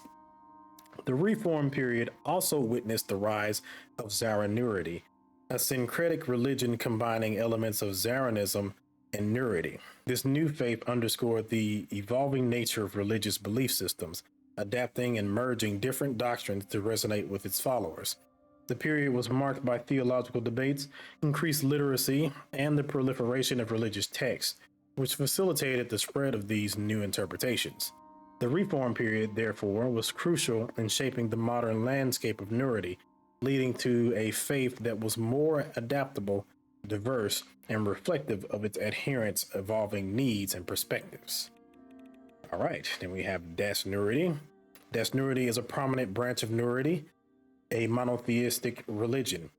It emphasizes a return to the foundational traditions of the path of enlightenment, closely following the teachings of Saint Das. Adherents of Dasnurity regard Saint Das' teachings as the purest form of Nurity, representing an unaltered continuation of the original doctrines. Central to Dasnurity is the adherence to the 11 pillars of Nurity, as directly taught by Saint Das. These pillars form the core of their belief system and daily practices. Dasnurists distinguish themselves by disregarding other Nurist teachings that deviate from these pillars. A critical aspect of Dasnurist practices involves the pursuit of purity and the avoidance of impurity. This is often achieved through rituals of purification conducted in Dasnurist sanctuaries under the guidance of ordained priests. The Ark Sanctuary of Dissension in Dare is considered one of the holiest sites in Dasnuris. It holds significant religious importance, being a place of pilgrimage and a spiritual reflection for Dasnuris worldwide. And then we have Gokhandaism, is a fundamentalist and extremist branch of Ruicism within the broad framework of Nurity. It is recognized for its emphasis on warrior culture and the pursuit of physical manifestation of heaven on earth. It diverges from mainstream Ruicism with its advocacy for liberation from worldly ties, promoting a life where followers cast away material possessions, refrain from sexual relationships, and engage in rigorous prayer and meditation. It is underpinned by the belief that through this austere lifestyle and intensive spiritual discipline, a divine society reflecting the ideals of the divine God can be established. The central tenet of Gokhandism is the concept of Gokhanda, the divinely ordained state where the material world aligns with the spiritual, offering salvation and enlightenment to all. This notion is further underscored by a strict hierarchy within Gokhandist communities, which range from novice seekers assigned to menial tasks through mid-level disciples conducting advanced studies to upper-level adepts who serve as teachers and mentors. Some communities, however, have been criticized for gender-based oppression as they disallow women from advancing past the seeker status. Gokhandism is the only Nurist religion that explicitly promotes the acceptance of homosexuality. Love between men in particular is seen as more sacred than the earthly bonds between men and women. Gokhandist communities often form around martial discipline and spiritual growth, centering their practices on physical strength, courage, and self-sacrifice.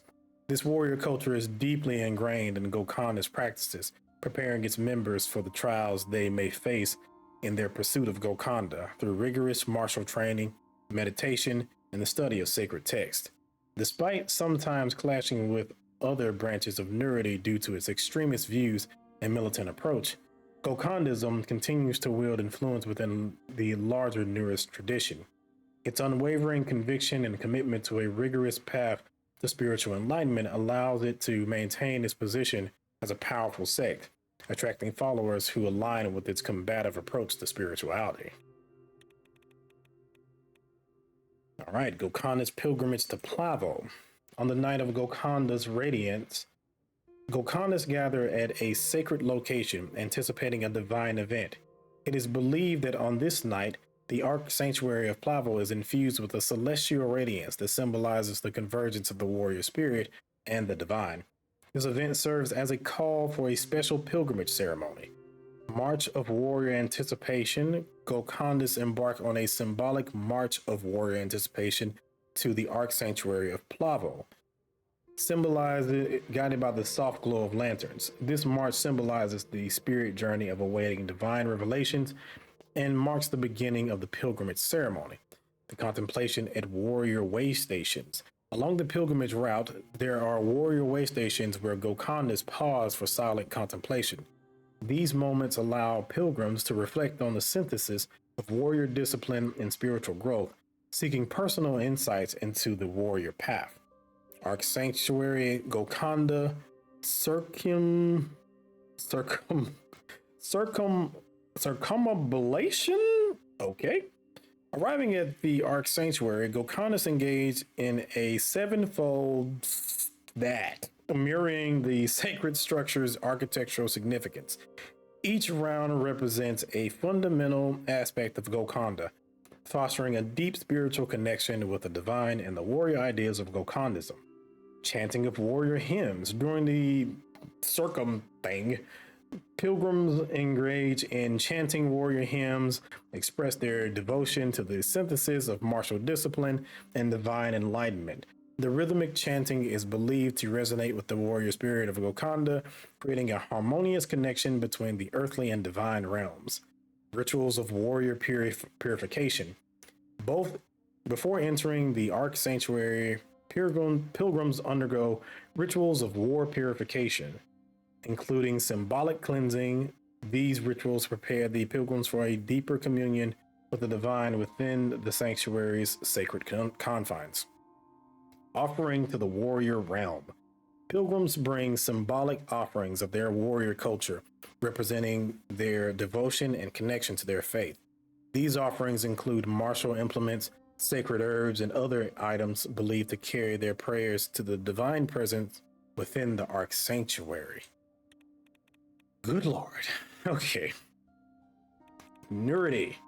Nurity is a major monotheistic religion predominantly practiced in Marcopa, making it the largest region in the religion in the region and the third largest globally. It teaches the belief in a singular divine God who is the sole creator and venerates Saint Das as the divine messenger. Nurists believe that the divine God revealed the divine intent to humanity through Saint Das on what is commemorated as Dissension Day.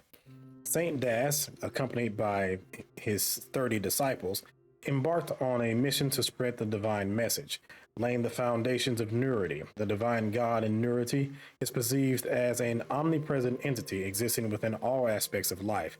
The religion places significant emphasis on striving towards the construction of the Gokanda, a concept representing a divinely ordained goal in life. Achieving the Gokanda is believed to bring salvation to humanity. Followers committed to this objective are said to be on the path of enlightenment. Nurity is divided into two main branches, Dasnurity and Ruhicism. Dasnurists strictly adhere to the literal teachings of Saint Das, whereas Ruhicists follow a more interpretive approach to the teachings, as advocated by Saint Warwick, who is regarded as Saint Das' divinely appointed successor. This theological divergence marks a fundamental distinction between the two branches. All right, and we have Reformed Nurity. Reformed Nurity is a distinctive branch of Nurity, primarily found on the island of Vogels and Gamos, as well as in the former colonies of the Vulgus Empire. This sect recognizes both Saint Das and Saint Warwick as prophets, but diverges from mainstream Nurity in its non-recognition of other saints as holy figures. Additionally, it does not acknowledge the authority of the Ark Sanctuaries, which are central to other Nurity branches. The followers of Reformed Nurity place significant emphasis on personal interpretation and individual connection with the divine God, rather than relying on traditional religious hierarchies or intermediaries. This approach leads to a diverse range of practices and beliefs within the community, reflecting a more personalized religious experience. The theological foundations of Reformed Nurity rest on a more liberal interpretation of the Book of Enlightenment and the 11 Pillars of Nurity. Its teachings focus on living a pure life, guided by the moral precepts set forth by the divine God. Reformed Nurists believe in the concept of Gokanda as a spiritual afterlife state, attainable by all Nurists who lead a pure life, transcending physical death. Let's see. The alignment of the 6 stars. In the realm of Ruhicism, the alignment of the 6 stars hold unparalleled significance. Saint Warwick, the esteemed founder of the faith, embarked on a celestial journey during his travels. Guided by the divine insights, Saint Warwick recognized the cosmic importance of this alignment.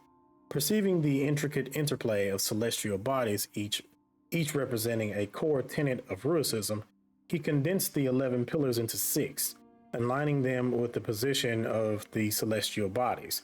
This celestial event became a catalyst for the re-evaluation and consolidation of Ruhus's foundational principles. In the establishment of the Library of St. Rurik in Lechaven, played a pivotal role in this transformative moment. The library, a nexus of knowledge and celestial observation, became the space where St. Rurik communed with the cosmos, witnessing the intricate dance of the 6 planets and their divine significance. So there's only 6 planets?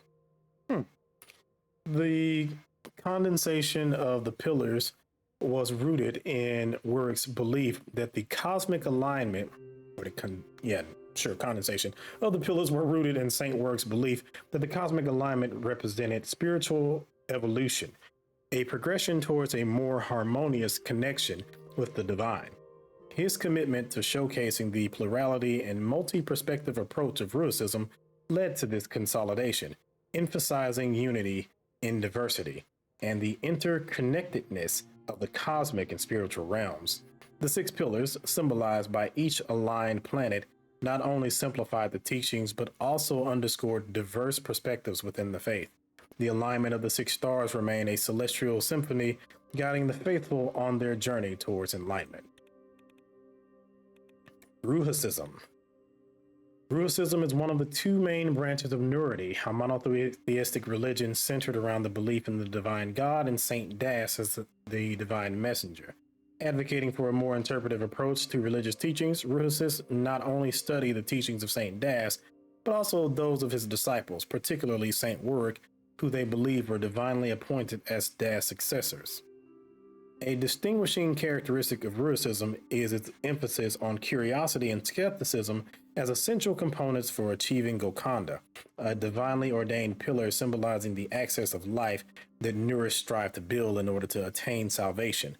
Ruhicist teachings underscore the importance of expressing gratitude and bringing joy to others without any expectation of compensation, as the primary means to purify one's mind and advance on the path of enlightenment. One of the branches of Ruhicism is Gokandism, which follows a unique, strict interpretation of the faith and emphasizes the importance of Gokanda in spiritual life.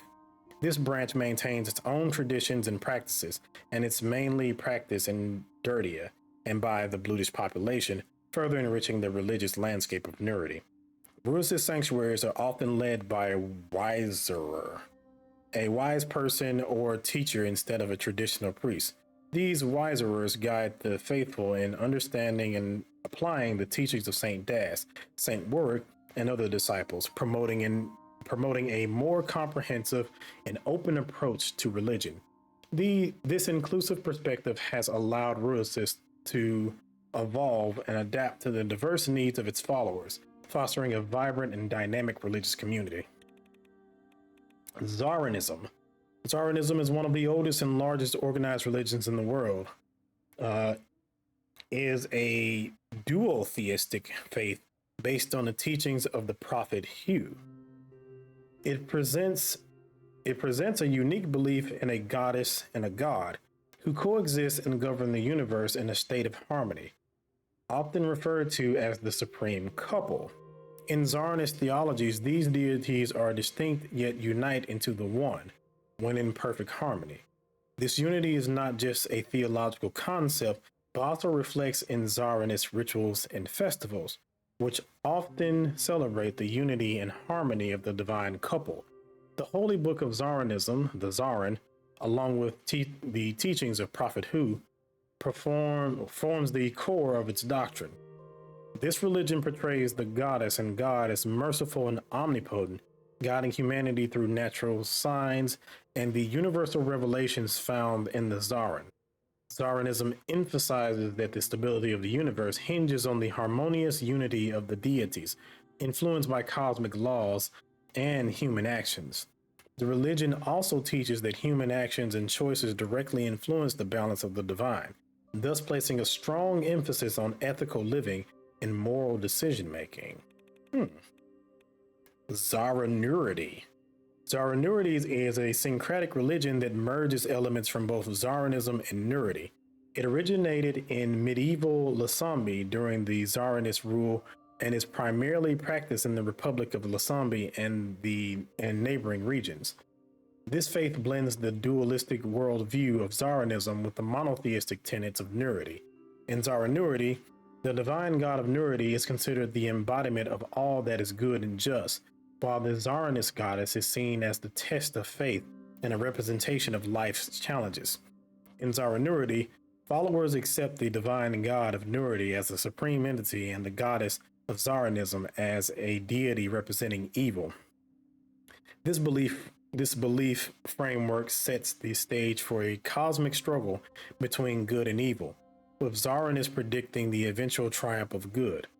The religion prescribes adherence to the 11 pillars of Nurity and the teachings of the Zaran. However, it places greater emphasis on Saint Daz's teachings and concepts of Gokanda, interpreting these through the lens of the ongoing cosmic battle between the two deities.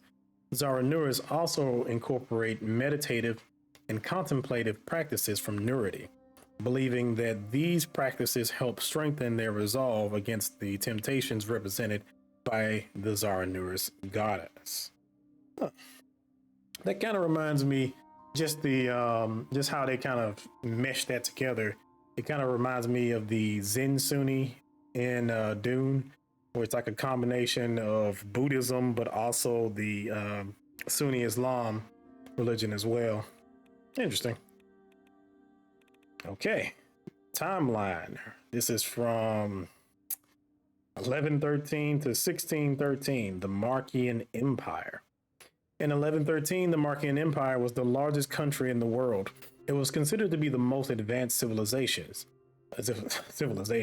Its capital was where Earlery is located today, and it was named Korakord.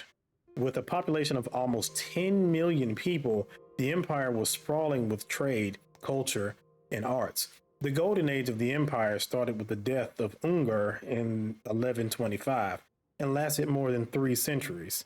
The height of the empire was reached in 1440, when it stretched so far and wide that messages being carried by horse would take several months to reach their destination.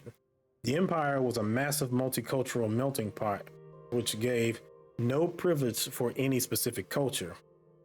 This started to change in the mid-16th century when the identity of Markian became far more dominant, with Emperor Tormund coming to power.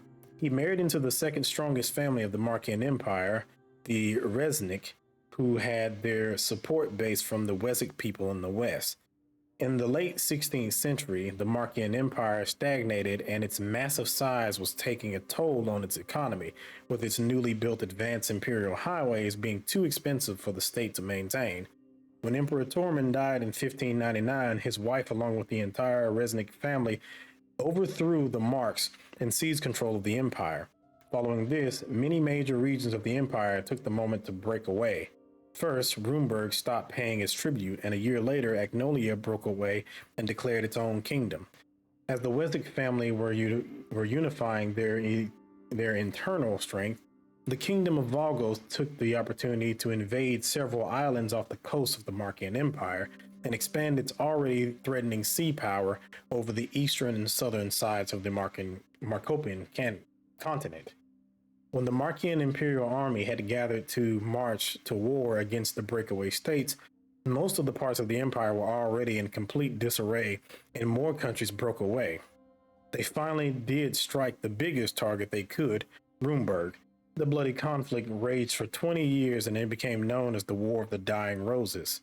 In the early 17th century, the Swordish people unified under the increasingly influential trade family, Renin, who formed their own autonomous governance system in the core territories of the empire. Following this, the Reznik family decided it was too late to salvage the situation and retreated from the mainland of the empire to their own land in the west, where the majority of Wessex live. In 1630, Baron Warrengrad declared Wayland as an independent kingdom in the lands of Wessex. It was followed by Albrecht Renin, who seized the capital of the empire and declared the Renin within the same year, effectively ending the Markian Empire. All right, the Rubis dynasty. The Rubis family reigned over the kingdom of Rizia from its establishment in 1615 until the War of Rizian Succession in 1805. The dynasty's founder was Victoriano Rubas I, a wealthy landowner who served as administrator of Port Drazen before leading his region in a successful rebellion against the Markian Empire. Claiming to be a descendant of the Resnes, he named his new kingdom Rizia in homage to its pre-Markian predecessor, the Resonant Empire. During his reign and those of his descendants, Rizia expanded in wealth and influence. The Rubazists originally harbored colonial ambitions, but after the destruction of much of their royal fleet during the Volga's conquest of Palais, the family focused on the excavation and trade of gold. The mineral was mined all over the kingdom and transported on Rizia's first railroads. It was during this time that a feudal system was established. Various noble families governed the Valenquirius, Brennus, Montclair, Cardis, Port Drazen, and Isa regions. In return for their autonomy, they swore fealty to the Rubas family, paid taxes, and provided military support when necessary. Under this system, Rizia flourished economically and culturally. The nobles, keen to display their wealth and power, patronized the arts and sciences, leading to a renaissance in Rizian culture. This era saw the construction of grand palaces, the establishment of renowned academic institutions, and significant advancements in technology. However, the feudal system also sowed the seeds of discord. The autonomy of the noble families allowed them to amass significant power and wealth, and over time, some began to chafe under the rule of the Rubazists. Regional identities and loyalties grew stronger, often at the expense of national unity. The War of Rizian Succession, which effectively ended the Rubas dynasty and landed the Valenquirius-based Torres family on the throne, was a direct result of these tensions. The Lysian era. Liza the Great Torres, from 1843 to 1918, was the most beloved monarch in recent Rizian history. The granddaughter of Queen Ariana Torres and the only child of King Xavi Torres II, she inherited the throne as a teenager upon her father's death in 1860. Despite her youth and inexperience, she quickly became known for her wise decision-making and modern worldview. She presided over a time of rapid industrialization, particularly in the country's gold mining and manufacturing sectors. She used the country's newfound wealth to institute wide-ranging reforms, most notably in the fields of education and women's rights. Under her reign, Rizia became the first country in South Marcopa to implement compulsory schooling for both girls and boys, and made great strides in providing equal opportunities for women in the workforce. She was also known for her diplomatic prowess, and her ability to negotiate beneficial trade agreements with countries such as Swordsland played a significant role in fueling Rizia's economic boom at the time. An avid patron of the arts and sciences, she established several royal foundations dedicated to supporting Rizian culture and technological advancement. Unique for a woman of her era, she resisted marriage until age 28, when her council pressured her into a union with her second cousin, Edu Torres, the Earl of Quelas. Her son, Valero Torres, followed shortly afterwards. The childbirth process was difficult and left the queen seemingly unable to conceive. However, in 1884, it saw the surprise birth of a second son, Hugo, just before the death of King Consort Edu from pneumonia. Her critics, especially abroad, pointed out that her reforms could be considered an overreach in royal authority and that her progressive stance was undermined by her refusal to acknowledge the growing calls for democracy within Rizia and elsewhere. Staunch royalists were also angered by her handling of the scandal surrounding her son's marriage to a commoner, wherein she granted noble status to the family of Prince Consort Estela Torres instead of disinheriting Prince Valero from the throne. However, she remains an almost universally beloved figure, with her text on leadership and the economy and society commonly taught in Rizian schools to this day. So her kind of taking the throne at a young age kind of gives me vibes of Queen Elizabeth, but of course there's some differences there. The migration period. The nearly 400 years between 300 and 695 is known as the migration period. During the period, the Mark, Sword, Volg, and Agno tribes moved from the Great North to the southern part of the Marcopan continent. Historians claim the primary reason for this migration was extreme weather conditions, which led to a great famine in the north. As the northern tribes migrated towards the south, they encountered and passed by many lands until they reached the lands of the Rum. The leaders of the tribe requested a hefty payment of gold in exchange for a peace agreement. The Rooms, who thought that the primitive soldiers and horsemen would be no match to their organized forces, rejected to pay money.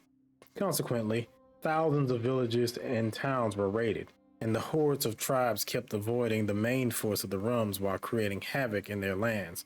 This prompted the king of the Rums to sign a peace agreement which allowed the tribes to settle on their lands. Resources gained from the subsequent raids helped the migrators immensely and doomed the Rums for the next 100 years. Despite being allied during the migration, the tribes increasingly grew apart over the next decade.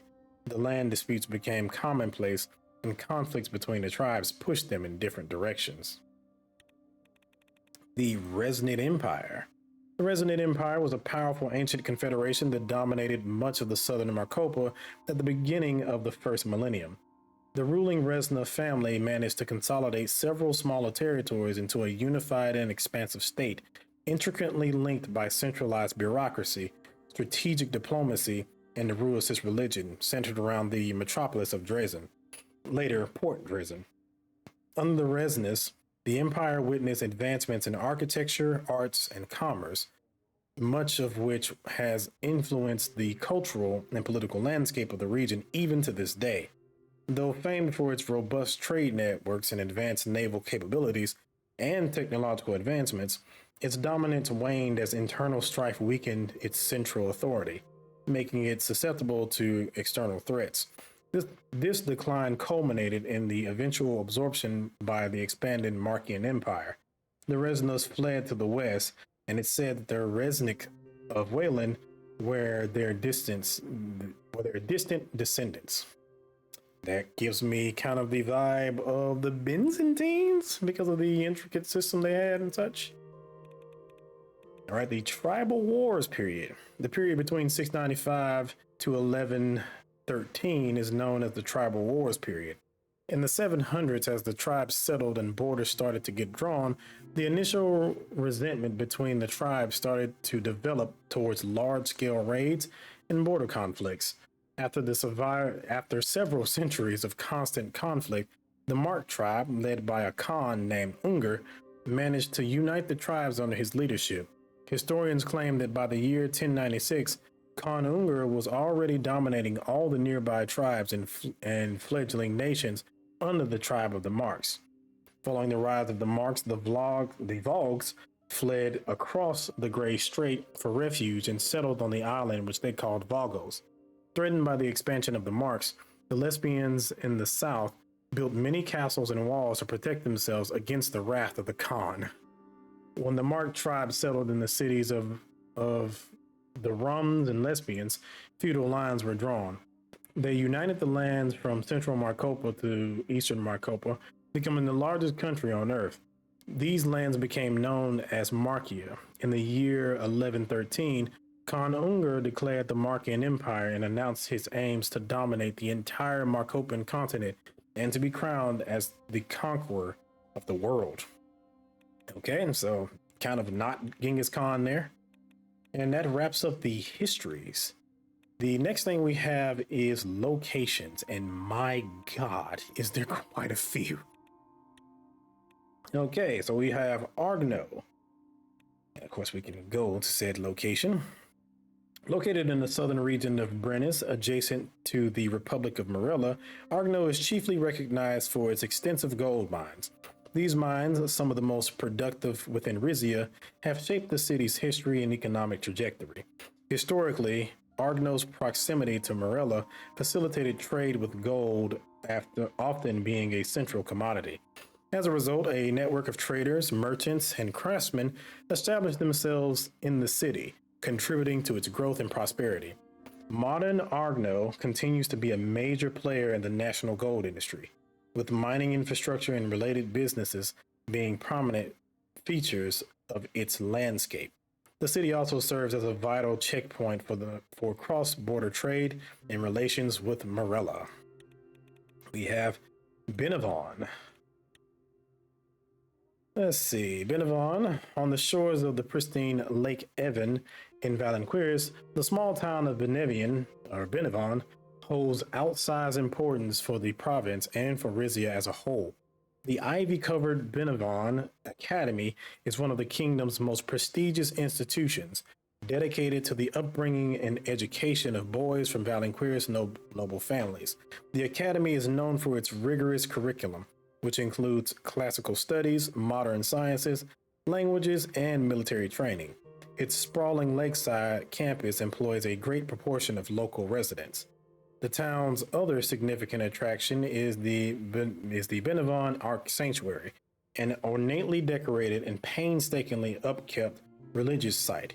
Its design incorporates reflective elements, creating an immersive experience where the individual communes with the divine through the mirrored surface of the lake. Okay, we have Brunaz. At the western edge of Rizia and Peri, Brunaz is a significant urban center characterized by its blend of business activity and historical landmarks. The city is a favored residence for many of Rizia's influential businessmen, and its economic vibrancy is augmented by a large Rumburgian expatriate community. This relationship has fostered increased business collaborations and cultural exchanges between Rizia and Rumburg. Moreover, the fusion of Rizia and Rumburgian cultures in Brunnis has given rise to a unique urban landscape where modern corporate offices stand alongside traditional marketplace, creating a vibrant atmosphere. On to Fos de Tor. The second largest city in Quartier Montclair, Fos de Tor is colloquially known as the Forge of Rizia. Historically significant, the city's reputation as a production hub originates from its weapons manufacturing industry, established under the patronage of House Azaro. The presence of these production facilities has made Fos de Tor a linchpin in Rizia's defense apparatus. Over the years, technological advancements and the city's commitment to quality have solidified its standing as a premier source of arms not only domestically, but also for international clients. All right, we have Fort Ailes. The capital of what is now known as the Palais Administrative District, Fort Ailes has a storied past rooted in geopolitical shifts of the region. Originally established as a military outpost during Rizia's early control of the Palais Peninsula, it played a key role in regional defenses. After its annexation by the Empire of Vagos in the 1700s, Fort Ailes transformed into a center of commerce and trade, adapting to its new administration. Its architecture reflects this period with a blend of Rizian fortifications and Vauxlandian colonial designs. Following the revolution in Vauxland and the subsequent reclamation of the region by Rizia, Fort Ailes underwent a revival, with many of its historic structures restored. Havas. Located in Quartier Montclair, Havas is recognized for its blend of industrial prowess and scenic beauty. Historically, Havas was a key transit point for goods traveling along the Alca River Valley, leading to the development of a bustling marketplace that persists today.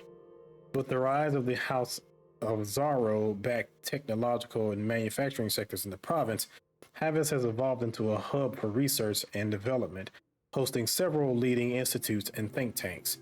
Beyond its economic contributions, the city is flanked by the Lyrian Hills, providing residents and visitors with picturesque hiking trails and panoramic views.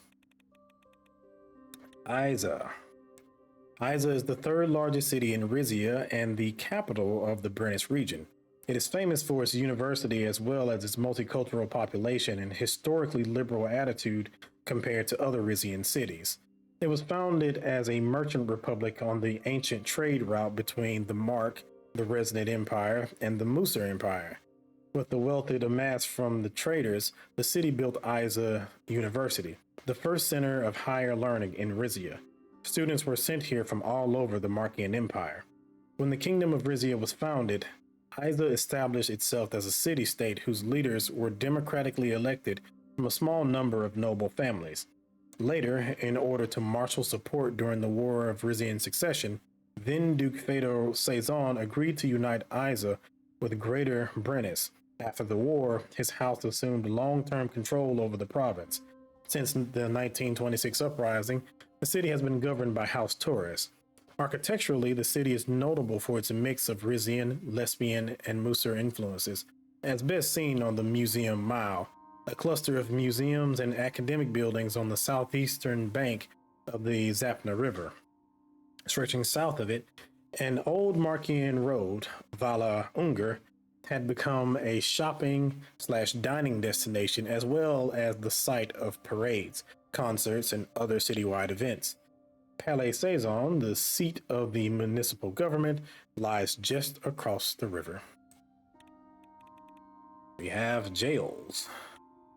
Jails, positioned on Brennus's northern coastline, overlooks the Sutis Sea towards the Republic of Lesbia. Although its port maintains limited maritime significance, Jails is distinguished for its production of regional textiles and ceramics. The city architectural fabric and exhibits a meld of Rizian styles with occasional lesbian influences. Among practicing Rusists, the city is best known for its Ark Sanctuary, located on a promontory with dramatic views of the surrounding sea. This was the site upon which disciple Jal the Seer was said to have prophesied the death of Saint Warwick, and as such is a popular destination for religious pilgrims today. Let's see, Murmy. Murmy is a small coastal town situated in southern Valenquires. Its economy has traditionally been based on fishing and small-scale agriculture, with its residents leading a simple, unhurried lifestyle that has remained largely unchanged over the years. It does not boast the grand vineyards or bustling downtowns found in other parts of Valenquires. Instead, it offers serene beaches and hidden coves. During the campaign to reclaim the Palais Administrative District, Murmy was temporarily transformed into a military base. The remnants of the military installations were mostly removed, leaving behind only a few structures that have since become historical landmarks, serving as a reminder of Murmy's brief but significant role in Rizian military history. We have Monquise. Monquise is the capital city of Valenquires and the ancestral seat of House Torres. It has been Rizia's most important port since Palais came under Valkish control in the 17th century, and serves as a crucial gateway between inland southern Marcopa and the Antician Sea. Due to its trading riches and strategic location, it became a functionally independent city-state during the Markian Empire. From 1200 CA 1600 it was good lord. From 1200 CA to the 1600s, it was only nominally under Markian control. It amassed a powerful navy and was able to fight off numerous invasions by the Volgish Empire before finally unifying with the Kingdom of Rizia against the Markians in 1610. As part of their conditions for unification, the ruling Torres family was granted sovereignty over Monquise as well as the surrounding regions of Valenquires. Through intermarriage, they established close relations with the Volgas, giving them an advantage in the War of Rizian Succession. Monquise's main features are its ports, which handles imports from countries up and down the Marcopan coast, as well as Rica and Zena, and Castel Torres, the Torres family residence since 1550, located high on a cliff above the rest of the city. It is also well known for its waterside entertainment district, with casinos, expansive restaurants, and Rizia's largest roller coaster. The political attitude of many Monquise inhabitants is socially liberal, but fiscally conservative. They have voted in favor of some of Rizia's most progressive anti-discrimination laws, but are generally pro-monarchy and against higher taxes on wealthy citizens. Montclar. On a plain between peaks of the Cardes mountain range, the city of Montclair is the capital of the Carde and Montclair region and the military heart of Rizia.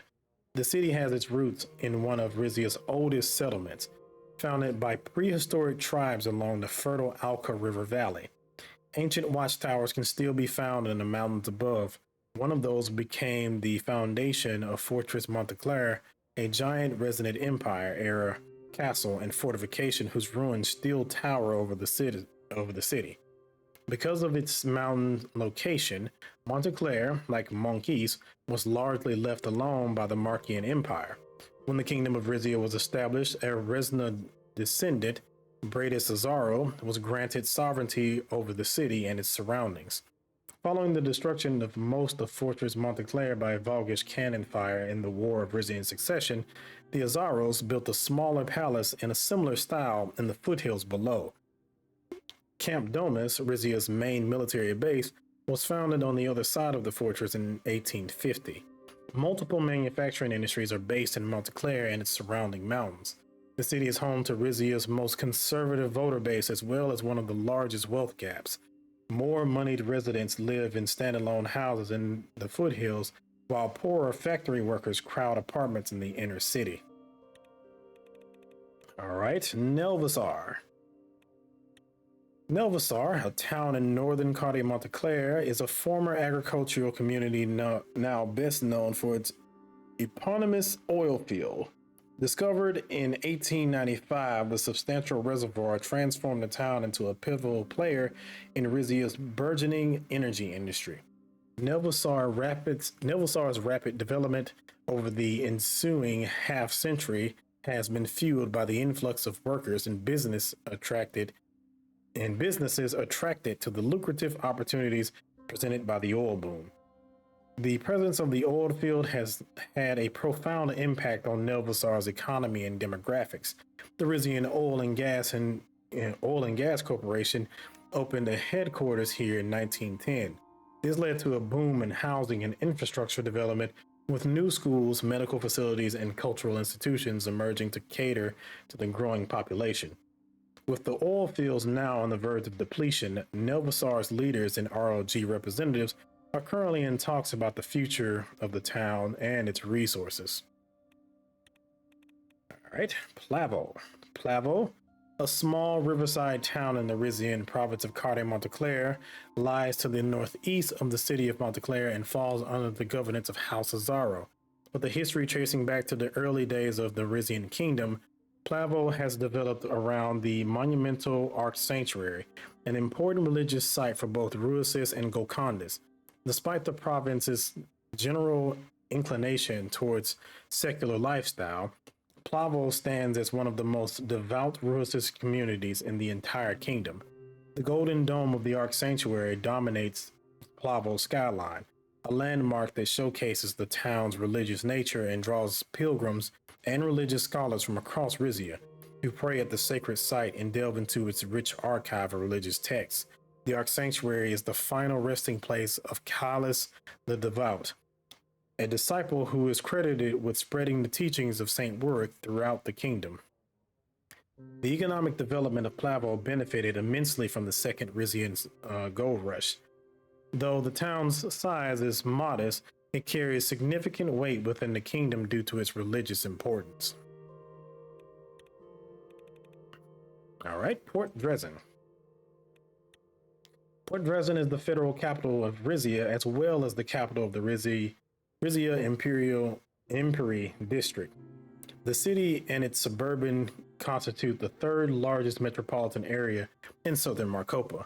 The city began as a pair of settlements by southern tribes. The city began as a pair of settlements by the southern tribes, Dresden on the southern bank of the Zapna River and Port Novo to the north. With the building of Palais Resna, the imperial residence of the Resna family, Dresden became the capital of the Resident Empire, while Port Novo flourished as a hub of fishing and commerce, as well as trade with Lesbia during the Marquian era. A stone bridge was built across the river to unify the two cities. It was later replaced by a cable suspension bridge, the first to be built in Rizia. Following the War of Rizian Succession, Port Dresden and the land around it was designated the Rizia Imperi district in the late 19th early 20th century. Banks and corporations began moving there to take advantage of the region's relatively lax tax laws. A large number of them settled in former Port Novo, which today is dominated by high-rise buildings. The port remains one of Rizia's most important shipping centers, especially for exports. The main feature on the Drazen side of town is Palais Resna, which expanded several times over the centuries to include multiple wings and sprawling grounds. Beside it is the House of Delegates, a more modern building constructed after the 1926 uprising. Outside the government zone gates is a large square with a fountain in the center where parades and other gatherings take place. To the west of the palace is the Drazen Old Town, a pedestrian-only area under historic preservation. Its more prominent feature is the Ark Sanctuary of Zilbel, an ornate Nuris house of worship built in the 1700s.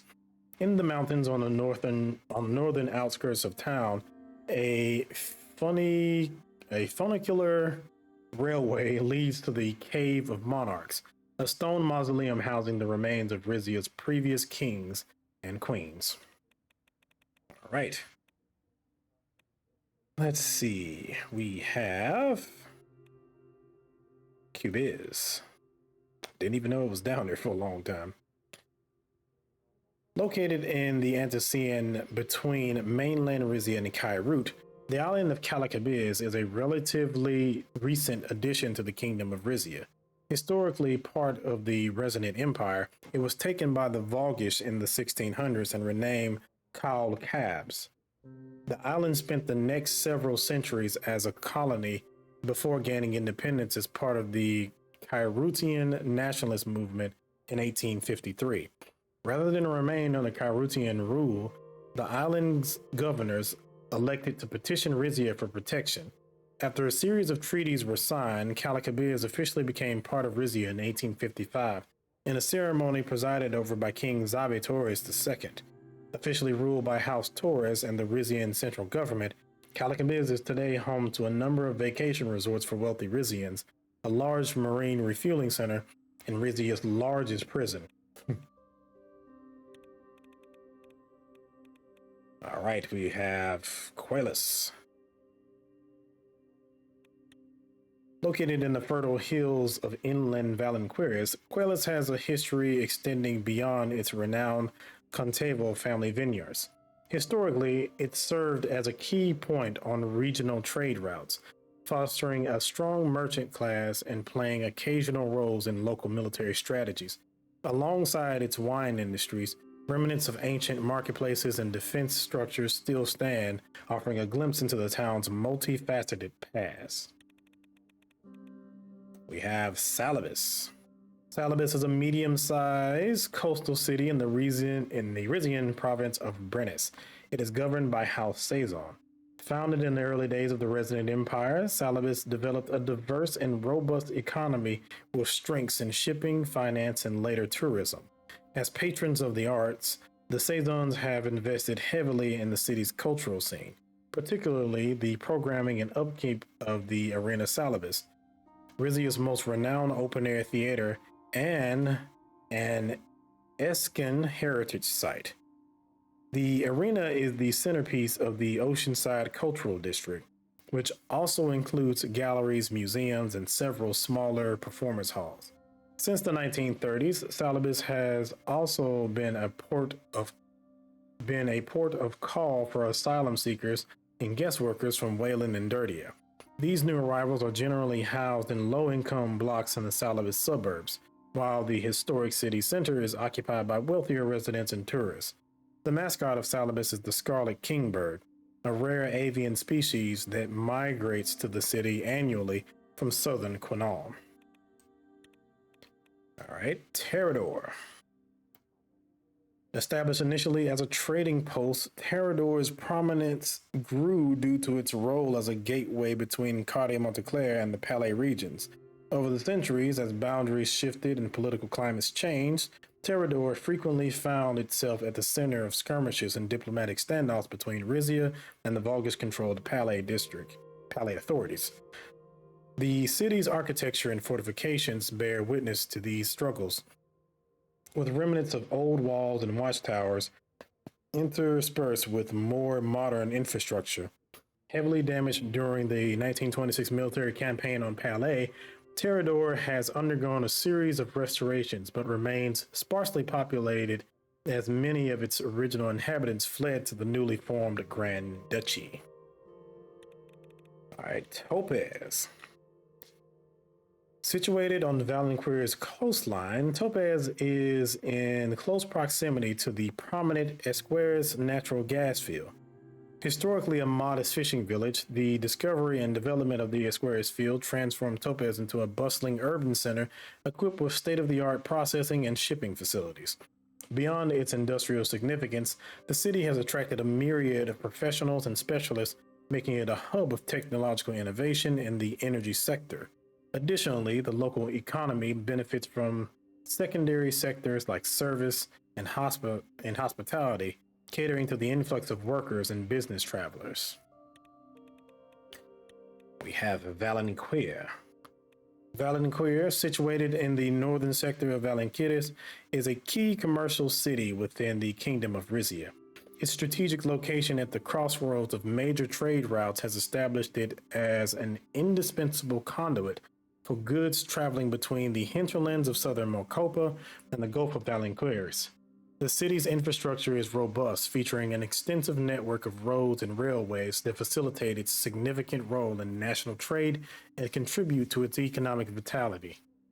Architecturally, Valenquer blends historical significance with commercial dynamism. The cityscape is marked by a mix of traditional marketplaces and modern industrial facilities, reflecting its evolution from a historic trading post to a contemporary economic hub. As a cultural counterpart to the bustling port city of Monquise, Valenquer embodies the progressive ethos of the Valenquieres region, with a diverse society that embraces both its rich heritage and modern advancements. And finally, we have Zapna. Zapna is a picturesque settlement that sits along the banks of Brennus' Zapna River, from which it derives its name. This charming town is known for its rich history and strategic importance, primarily due to its location on this vital waterway. Founded during the Markian Empire, it served as a trading post between the cities of Isa and Port Drazan. Over the centuries, the town grew, with its economy anchored in river-based trade and fishing. Despite its growth and modernization, Zapna has managed to preserve its historical charm and natural beauty. The river's banks are dotted with lush greenery and parks, while the buildings along the waterfront display a mix of Rizian, Brenna, and Moser architecture.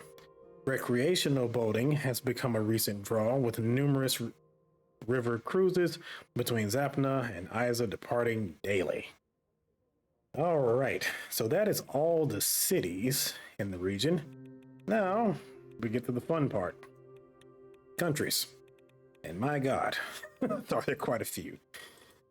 Okay, the Confederacy of Yark-Trellis. The Confederacy of Yark-Trellis, situated at the globe's southernmost continent, Vulcanaes, is a unique sovereign state celebrated for its awe-inspiring Arctic landscape and innovative approach to governance and society. The nation is led by Elder Overseer Ragni Wuramutu. It is a confederacy of city-states, each preserving a degree of autonomy, yet united on the auspices of foreign policy and defense. Yaktrail's capital city, Euravia, epitomizes the nation's inventive spirit and commitment to sustainable living. Built beneath the frost-lading surface, Euravia leverages the region's geothermal energy for power. This comprehensive subterranean infrastructure enables Yaktrails to sustain a flourishing civilization amidst an otherwise inhospitable Arctic environment. Yark-Trail's isolationist and protectionist stance, although distinctive in global geopolitics, does not preclude the nation from nurturing essential international relationships. A key illustration of this is its strong trade partnerships with Anaraka, bartering Yark-Trail's rich mineral resources for Anarakan technological products. Despite past territorial conflicts with the southern nations of Xena and Rika, Dark Trails persistently strikes a careful balance between safeguarding its national interests and fostering cooperative international relations. The nation's technological mastery is highlighted by its production of highly advanced terrain vehicles, gas powered high pressure weapons, and harpoons. Innovation is driven by the necessity to navigate and survive the harsh Arctic environment. York Trail's advanced balloon technology, utilized for both transportation and scientific exploration, is considered unrivaled. Another significant achievement is the nation's advancement in artificial agricultural farming, demonstrating Yarktralian ingenuity in overcoming the challenges posed by the Arctic climate. The rapid advancement of Yarktralis can be attributed to the nation's unique location and historical circumstances. The harsh environment and lack of traditional farming lands prompted an early focus on scientific research and technological innovation, particularly in the fields of agriculture and transportation. The influence of environmental pressures and the Confederacy's political structure, which encourages competition and innovation among its city states, has propelled Yarktralis's progress in these sectors. Okay. The Democratic Republic of Vogsland. The Democratic Republic of Vogsland, we can go to that location, commonly known as Vogsland, is a socialist republic situated on the island of Vagos and several small islands. It is governed by the People's Party with Helm as its capital. Chancellor Emmerich Hagel currently serves as its head of government. Before the Vog tribes settled on the island of Vagos in the 11th century, the area was inhabited mainly by the tribal Galmanic people.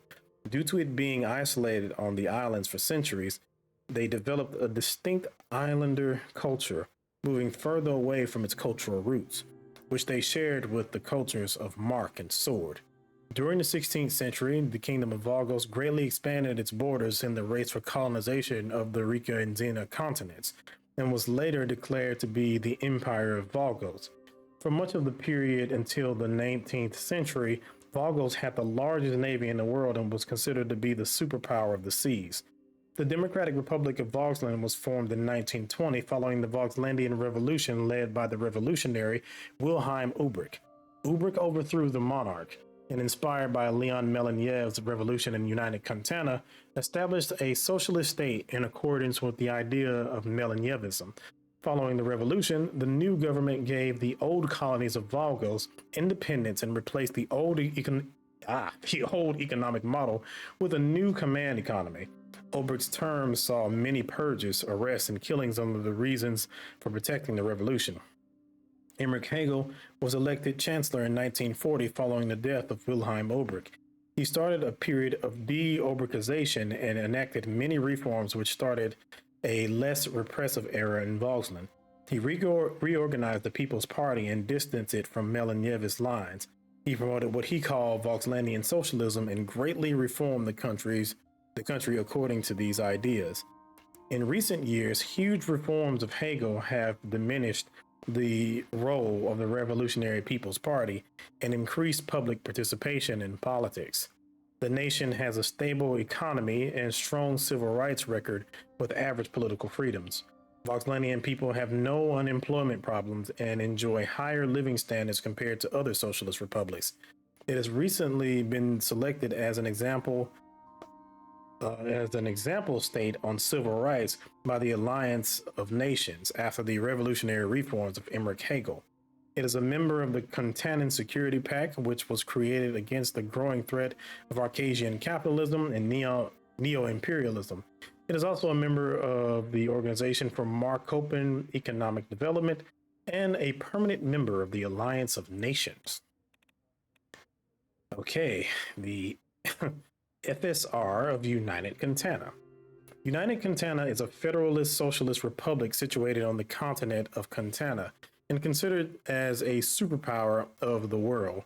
It is a union of multiple socialist republics spanning Cantana.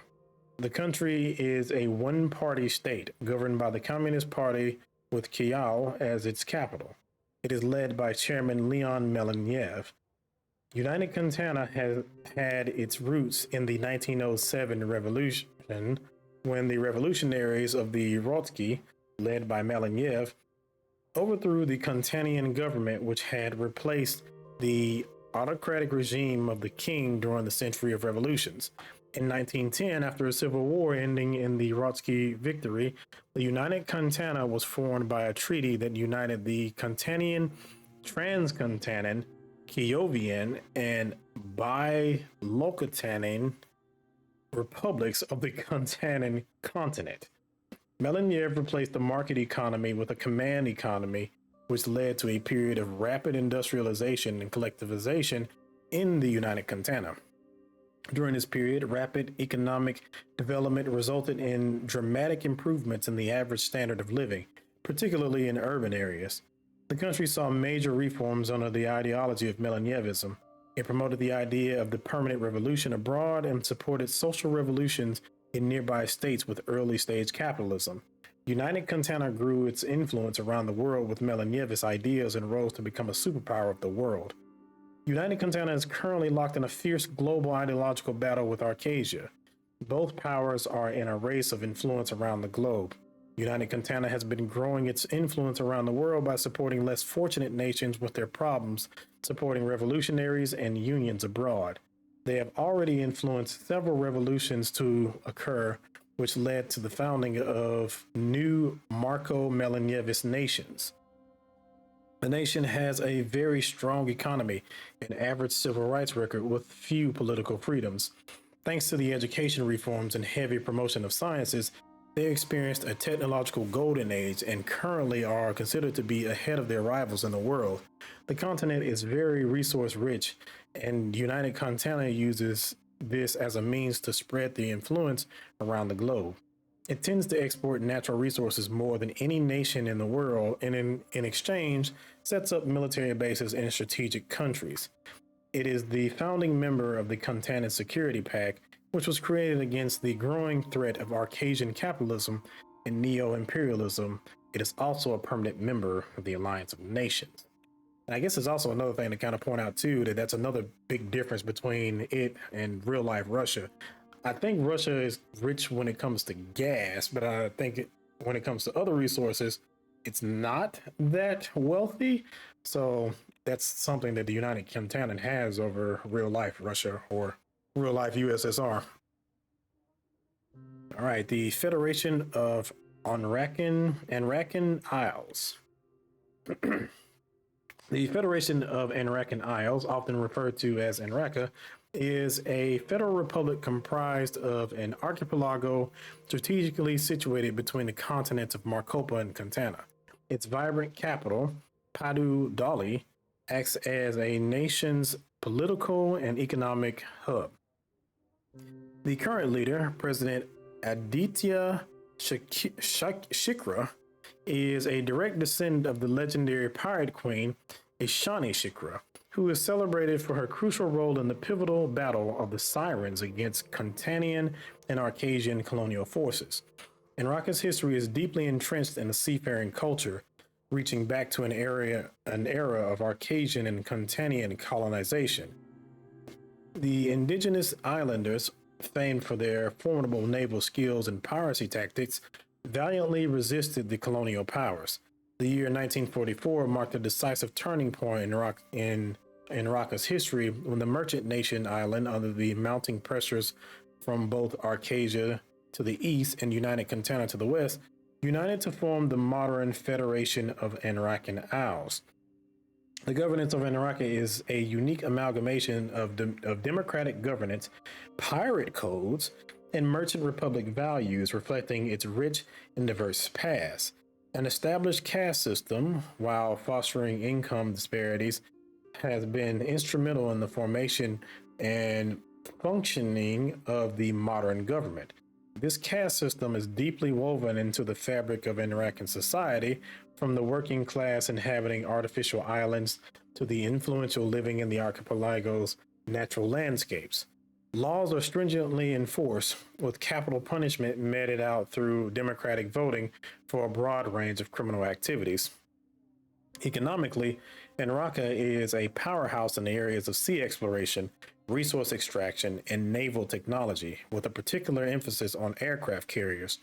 Its robust economy is fueled by extensive offshore oil and gas extraction.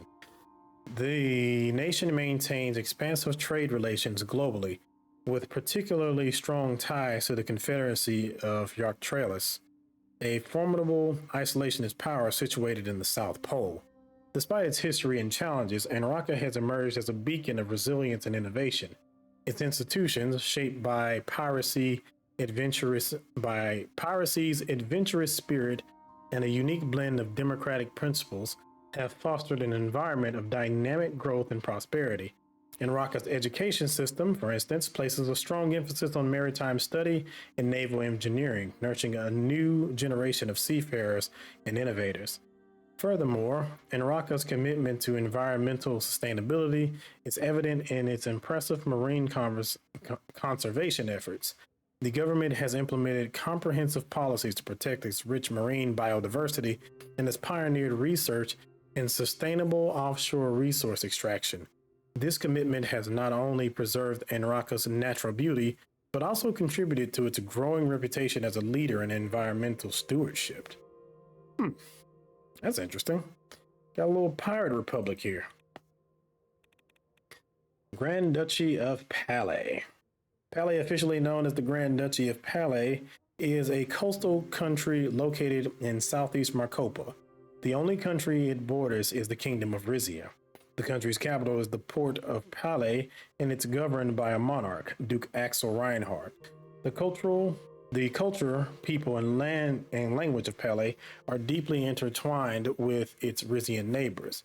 Though the official national language is Palayan, closely related to Rizian and sometimes considered a Rizian dialect or language invented by Volgish colonizers, Rizian and Volgish are also used in administrative and judicial proceedings. Palais first emerged in the 10th century when Count Resna acquired a rocky coastal region in the southern Rizia and built the first Resonant-era fortifications, known as palaces, in the modern-day city of Palais and its surrounding areas. Over the centuries, Palais thrived under the Resonant and Markian empires and later became part of the Kingdom of Rizia when it succeeded with the Markian Empire in the 17th century. During the 17th century, the port city of Palais became one of Eastern Marcopa's most important trade hubs and served as the main port for the Kingdom of Rizia. However, in the late 17th century, the Volgos Empire occupied the city, forcing the Rizian government to cede administrative control of the port. Despite losing its most crucial port, the region of Greater Palais remained part of Rizia until the 19th century. As promised by Duke Willem of Monkeys, during the War of Rizian Succession, Volgos took control over the Palais region and the coastal areas of Marella along the Gulf of Nal in 1810, integrating it into the empire. The Duchy of Palais was established soon after, unifying Greater Palais and the coastal regions of Marella under a Volgish duke. After the 1920 revolution in the Volgus Empire, the region went through a time of political upheaval before proclaiming itself an independent country, the Grand Duchy of Palais. In the meantime, the Republic of Marilla took advantage of the instability to reclaim its coastline and former capital city, Cavette. Later, the Kingdom of Rizia swiftly retook the northern part of Greater Palais in military operations with minimal casualties. However, with financial and military aid from Lesbia, the Reinhardt family maintained control and successfully defended the southern cities in the duchy. In the 1930s, the country saw rapid economic growth and militarized its borders with the help of the Republic of Lesbia. Both countries signed numerous cooperation agreements, resulting in the Grand Duchy's increasing reliance on Lesbia. In 1947, Duke Joma's brief ban on the Rizian language led to the heightened tensions between pro-Rizian and pro-Pelagian factions. This controversial move compelled Joma to abdicate, paving the way for his brother Axel to assume the throne. Axel, widely admired by the Rizian-speaking community, was officially crowned as Axel Reinhardt in 1948, a year following his brother's resignation. The Grand Duchy of Palais is a developed country with a robust economy, boasting one of the world's highest GDP per capita. The city of Palais was declared an ESCAN heritage site in 1950 due to the remarkable preservation of the Renaissance era fortifications. The country has an above average record on civil rights, but below average political freedoms. Palais is a member of the Organization for Macopan Economic Development.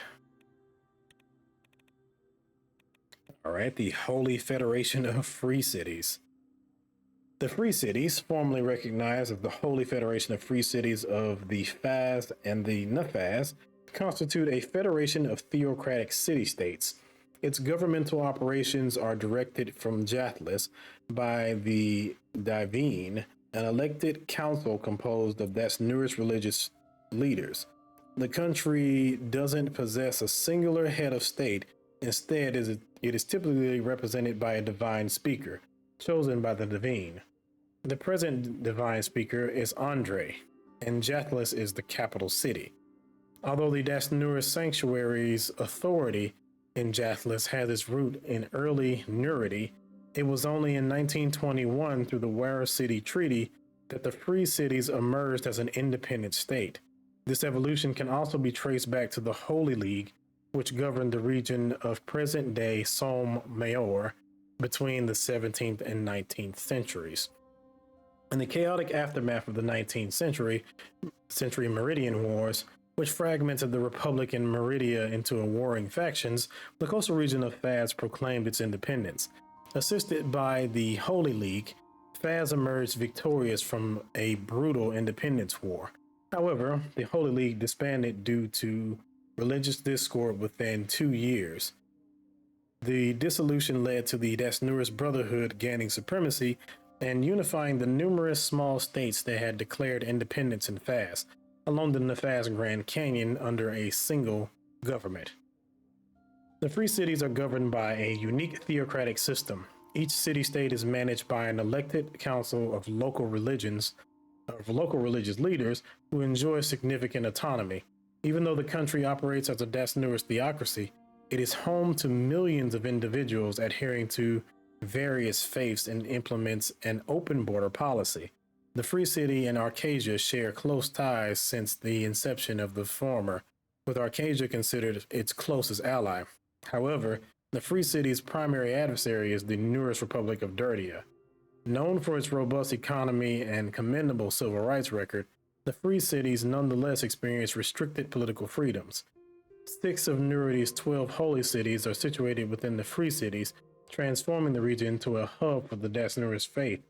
The Free Cities attract millions of tourists annually due to their rich religious and cultural significance.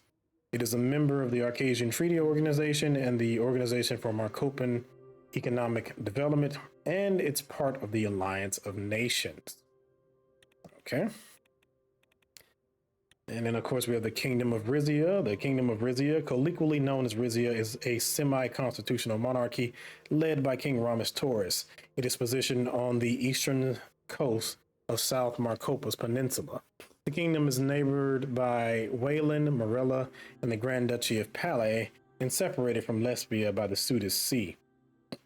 Rizia's name finds its roots in the Resnid Empire, a powerful ancient confederation that dominated much of southern Marcopa at the beginning of the first millennium. The ruling Resnis family strategically established their stronghold, Drazen, later named Port Drazen, at the Zapna River mouth, taking advantage of the fertile soil. The region fell to the Marcian Empire in the early 1100s, which built roads, bridges, aqueducts, and mined small amounts of gold to support their expansion. This rule lasted until the 1600s, when the Rubis family led an independence movement, forming the Kingdom of Rizia, comprising 3 semi-autonomous provinces, Brennus, Valenquirus, and Monteclair, governed from the central domain of Rizia Imperi. In the 1800s, a split in the Rubis family led to the War of Rizian Succession, causing a 5-year bloody conflict that involved several external powers. After the war, the Torres family took the crown, with the Saisons and Azaro families controlling Brennus and Montclair.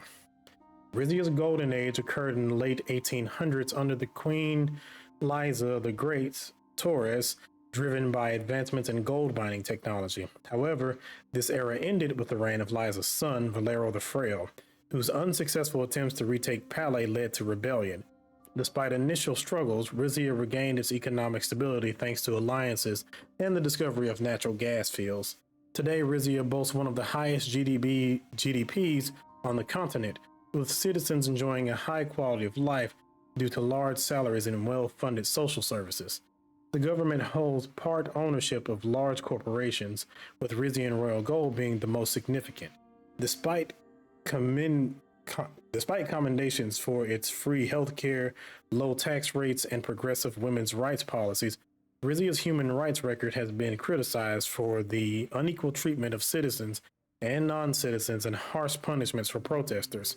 Rizia is a member of the Organization for Marcopan Economic Development, the Guild of Royal Allies for Commercial Exchange, and the Alliance of Nations. All right, the Kingdom of Rumberg. The Kingdom of Rumberg, commonly known as Rumberg, is a semi-constitutional monarchy situated in northern Marcopa. The country's capital is Thornborough, and its monarch is Queen Beatrice Livingston. It is the largest country on the Marcopan continent by size, spanning the entire north from west to east. It is the founding member of the Guild of Royal Allies for Commercial Exchange. Rumberg initially emerged as a march for the Rooms around the 7th century, and later with the migration developed into the heartland for the Kingdom of Rums. In 1599, the Rumberg broke away from the Markian Empire and established its own kingdom. Early in the 19th century, Rumberg transformed into a constitutional monarchy when King Uthred transferred some of its powers to the Council of State and later to the Parliament of Rumberg. In the 19th century, Rumberg rose to prominence as a major power in Marcopa when it colonized and rapidly industrialized a massive area of steppe, tundra, and ice in the far north. After getting involved in and losing several wars in the previous century, Rumberg went through a period of rapid industrialization through collectivization and forced labor, particularly investing in military technology. During this period, Rumberg's military industry rose to rival Arcasia, and a rapid economic development resulted in some improvement in the standard of living. After suffering extensively during the 15-day war against Swordland, the country also developed the world's first automatic rifle, the Ka-74, which became the most popular weapon of the continent in the 20th century. In 1921, Beatrice Livingston acceded to the throne upon the death of King Alfred II. The Queen's rule started with the controversial annexation of Dome and expanded Rumberg's borders further south, starting what Queen Livingston calls the Great Unification, which seeks to take back old lost territories and unify ethnic Rums under the kingdom. Following the Socialist Revolution in Vogsland, the Queen counseled her father's plan to form an Eastern Marcopan pact with Vogsland and instead started warming up to Arcasia by establishing important trade deals. Despite the Rumbergian government's claim, the country is believed to have been heavily involved in both the Wayland Civil War and the Swedish Civil War. The nation has a strong economy and a below-average civil rights record with very few political freedoms. Thanks to the heavy promotion of sciences and military technology, they experienced a very rapid technological development and are believed to possess significant experimental weapons. Despite being home to resource-rich areas in the north, Rumberg imports enormous amounts of raw materials to fuel their massive military industry. It is a member of the Organization for Marcopan Economic Development, Grace, and a member of the Alliance of Nations. All right, the Nearest Republic of Dirtia. Like that.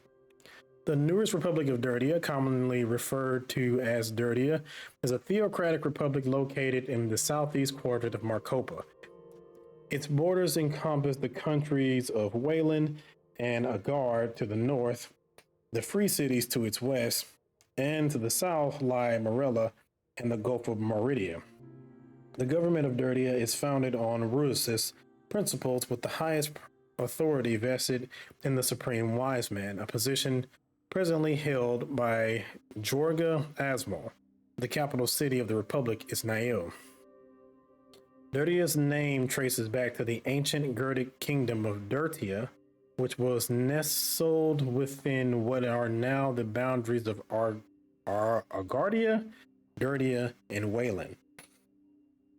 The region was overtaken by Wesek and Bludish tribes in the 6th century, marking the introduction of Nurity, Wesek culture, and language. Dirtia underwent further changes in the 10th century as it fell under the control of the Resonant Empire, and later in the 13th century was absorbed by the Markian Empire.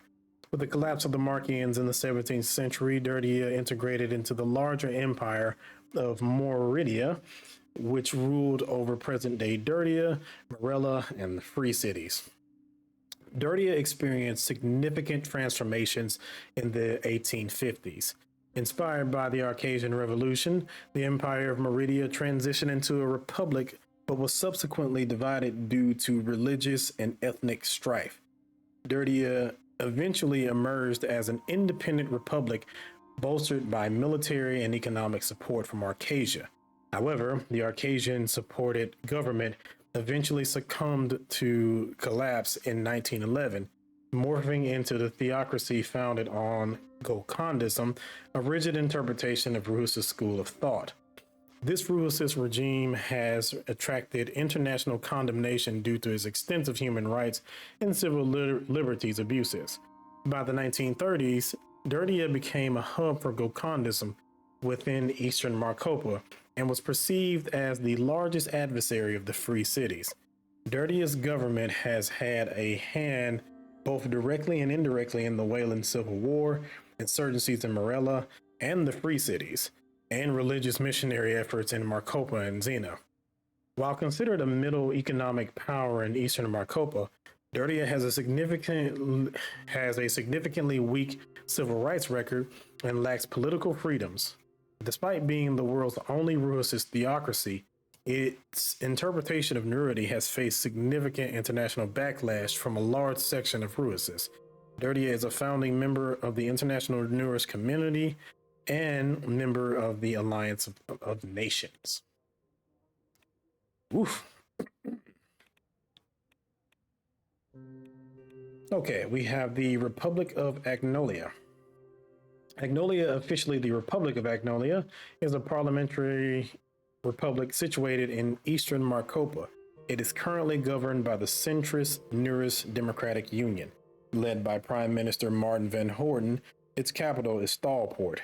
The name of the land was given to it by the Agno tribes when they first settled in the region in the early 7th century. The Agno people lived under the reign of the Markian tribe and later under the Markian Empire, only achieving statehood in the early 1600s with the independence of the Kingdom of Agnolia. The kingdom only lasted 75 years when the Agnolian Queen Lena married the ruler of Sorland, Eric Renan, and established a union between the two countries. This union is sometimes called the Agnolian Swordish Commonwealth, and it lasted until 1740. The Republic of Agnolia was founded in 1740, but the union with Sorland broke down following the death of Queen Lena. It was established as a merchant republic with a rector at its head. During the Century of Revolutions, the republic transformed into a parliamentary republic. In the 19th century, the country relied heavily on the protection of Sorland against the rising pressure of Runeberg and Volksland. Agnolia saw an economic boom in the late 1910s and expanded their navy throughout the decade. In the 1920s, Agnolia invaded Helge Island, with the island briefly broke free from Volksland after the Melanyevist Revolution. Agnolia's economy started to recede in the late 1930s and lived through two of the worst economic crises of its history in 1940 and 1951. When Agnolia accepted financial aid from both United Cantana and Arcasia to rebuild its economy during the late 1940s, more than 1 million Agnolians have immigrated to Stoyland, escaping poverty and hunger. The country is famous for its steel, coal, and fish.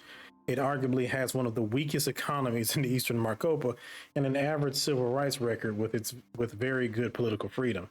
Despite being a capitalist country, a large group of their populations are believed to be sympathetic to Melanyevism and Volkslandian socialism. It is a member of the Organization for Marcopan Economic Development and a member of the Alliance of Nations. Surprised by that part about the Melanyevis stuff. Okay, let me take 1 second. I'll be right back.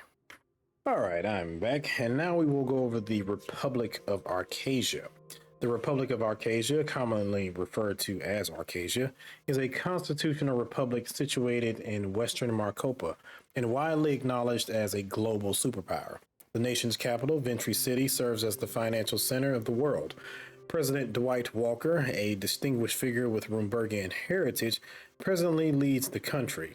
Modern-day Arcasia's foundation dates back to 1823, following the overthrow of King Jonathan XII, ruling the Kingdom of Arcas by the determined Arcasian revolutionaries known as the Éclaireurs de la Liberté, led by the charismatic and visionary leader Louis Beaumont. This catalyzed a period of global conflict called the Century of Revolution. Emerging as a superpower at the close of the century, Arcasia expanded its influence by championing capitalism on a global scale. The nation heavily relies on its formidable military strength and has engaged in numerous military operations and security pacts worldwide. As a highly developed nation, Arcasia secured its position as the world's largest economy by nominal GDP at the start of the 20th century. This era witnessed Arcasian companies becoming dominant global players, Arcasian universities transforming into world-class educational institutions, and Arcasian citizens enjoying unparalleled political freedoms. However, the nation also contends with significant income inequality between rural and urban areas and faces criticisms for alleged human rights abuses. Arcasia's economic power is currently locked in a fierce ideological battle with United Cantana, as both nations compete for global influence. While some perceive Arcasia as a beacon of freedom, others regard it as oppressive, especially in light of recent reports of torture camps and the unethical use of force against prisoners of war. Despite these challenges, Arcasia boasts one of the world's strongest economies and enjoys relatively good political freedoms. Its citizens benefit from low unemployment rates and high purchasing power, fueling the nation's consumerist culture. The country encompasses much of the western coast of Marcopa and includes some remote regions of northwest Marcopa, as well as the western Marcopan desert, resulting in stretches of undeveloped land. Arcasia is a founding member of ADO, established to counter the threats of Melanyevism and United Cantana's military capabilities. It is also a member of OMEC and holds a permanent seat in the Alliance of Nations. The nation's commitment to these organizations highlights its ongoing dedication to preserving global stability and promoting its values. All right, the Republic of Kairut. Kairut, officially recognized as the Republic of Kairut, is an island nation located in the heart of the Antician Sea. It consists of three main landmasses, Kairutium, Anatium, and Adrium, along with numerous smaller islands. Kairut is governed as a parliamentary republic with elements of direct democracy. Its capital city is Constantium, with the current leader being Chancellor Enos Adrimar. Historically, Kairut is believed to have been the epicenter of the legendary Antician civilization. However, concrete evidence regarding this civilization's existence remains elusive. Recent scientific findings suggest the presence of advanced megacities on Chirutium as early as the 5th millennium BH. In pursuit of further evidence of submerged cities, scientists and explorers are currently engaging in extensive undersea explorations. From the 3rd to the 9th century, the islands were fragmented into 8 smaller kingdoms that were perpetually at war. These kingdoms were later unified by Constanta the Great into an elective monarchy with Constantium at its base. Starting from the 11th century, Kairut transformed into a critical trade hub within the Antician Sea. The strategic importance attracted the attention of neighboring empires, leading to numerous attempted invasions. Kairut boasts a history of impressive defensive victories, successfully resisting powerful forces such as the North Xenans, Resnids, and Markians. Despite numerous successful defenses against the Volgas Empire, Kairut eventually became a Volgish territory in the 17th century. Volgas Chirutium evolved into a significant economic powerhouse and served as the naval and trade operations center for the empire until 1853. Inspired by revolutions in Marcopa, the Chirutian nationalists revolted and established the independent Republic of Kairut after a series of brutal wars against the empire. Since its inception, the Republic has maintained a policy of diplomatic neutrality. The seizure of Volgish imperial assets on the island and a series of successful economic policies led to an economic boom on the island. Kairut has not participated in war since 1853 and pursues an active foreign policy, including spearheading peace-building processes worldwide. It is a founding member of the Alliance of Nations and hosts the organization's headquarters on international territory in Constantium. Kairut ranks as one of the world's most developed countries, boasting the highest nominal wealth per adult. It is known for its strong record on civil rights, political life, and quality of life. The nation has gained international renown as a destination for exiles and political refugees and serves as a center of offshore banking. Kairut is a member of the Antician Free Trade Association, OMEC, and is a founding member of the Alliance of Nations. All right. The Republic of Lesbia. Lesbia, officially the Republic of Lesbia, is a country in eastern Marcopa with some pockets of territory in the Antician Sea. It is a parliamentary republic currently governed by the Democrazia Lesbia Party with Patricio Alvarez as the prime minister. Its capital is Perla. Lesbia is one of the oldest countries on the Marcopan continent, emerging as a kingdom in the early 9th century. It was conquered by the Markian Empire in the 11th century, which ruled the area for nearly 6 centuries. When Lesbia became independent again in the 17th century, it emerged as a federation of small city-states, princedoms, and duchies ruled by an elective monarchy in Perla. Republic of Lesbia was formed during the Century of Revolutions following a peaceful revolution in 1850, inspired by the Arcasian Revolution. For much of the modern period until the 19th century, Lesbia ruled over a large area of land in the Antician Sea, as well as several colonies in the continent of Rica. The country was heavily criticized by the international arena for shutting down their borders during the Wayland Civil War. In the 1930s, Lesbia went through an economic boom and emerged as a global economic power in the late 1940s. Arcasia is regarded as Lesbia's closest ally in the region, which has had very close ties with the nation for nearly a decade. After Patricio Alvarez became prime minister, he approved the housing of Arcasian military personnel in Lesbia, and in 1950 joined the Arcasian Treaty Alliance.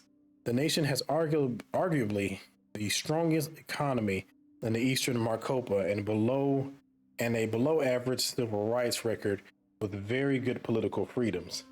Despite being a wealthy country, lesbian people suffer from very high levels of inequality between the poor and the rich.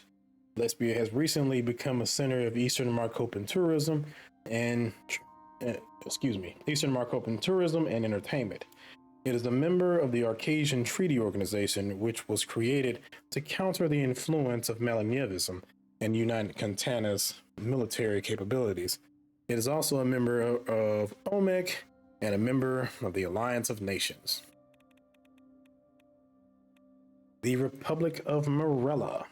Morella, formerly recognized as the Republic of Morella, is a South Marcopan country sharing borders with the Free Cities and Kunal to the southwest, Rizia and the Antician Sea to the east, and Dirtia to the north. Morella operates as a parliamentary republic currently governed by the recently elected left-wing alliance, the Morellan United Front. The current prime minister is Alma Sultana, and Cavet is the country's capital. Initially inhabited by ancient tribes of South Marcopa, the region evolved into a march of the North Zenin Empire with the arrival of the Quinali people in the 8th century. It was later conquered by the Resident Empire in the 10th century and the Markian Empire in the 13th century, following the Markians' downfall in the 17th century. Morella became part of the Meridia Empire, which ruled over present-day Dirtia, Morella, and the Free Cities. Between the 17th and 19th centuries, Morella evolved into a powerful kingdom within the empire, continually asserting its autonomy through ultimatums and revolts. The empire's defeat in the Mosa Meridian and Volgo-Meridian Wars weakened the kingdom, setting the stage for the Morellan independence movement. Following Meridia's transformation into a republic, Morella was the first to declare independence, establishing the Independent Republic of Morella. After the 1920 revolution in the Volgals Empire, the Morellan coasts of the Duchy of Pales were reclaimed by the Republic, granting the country access to the Antician Sea.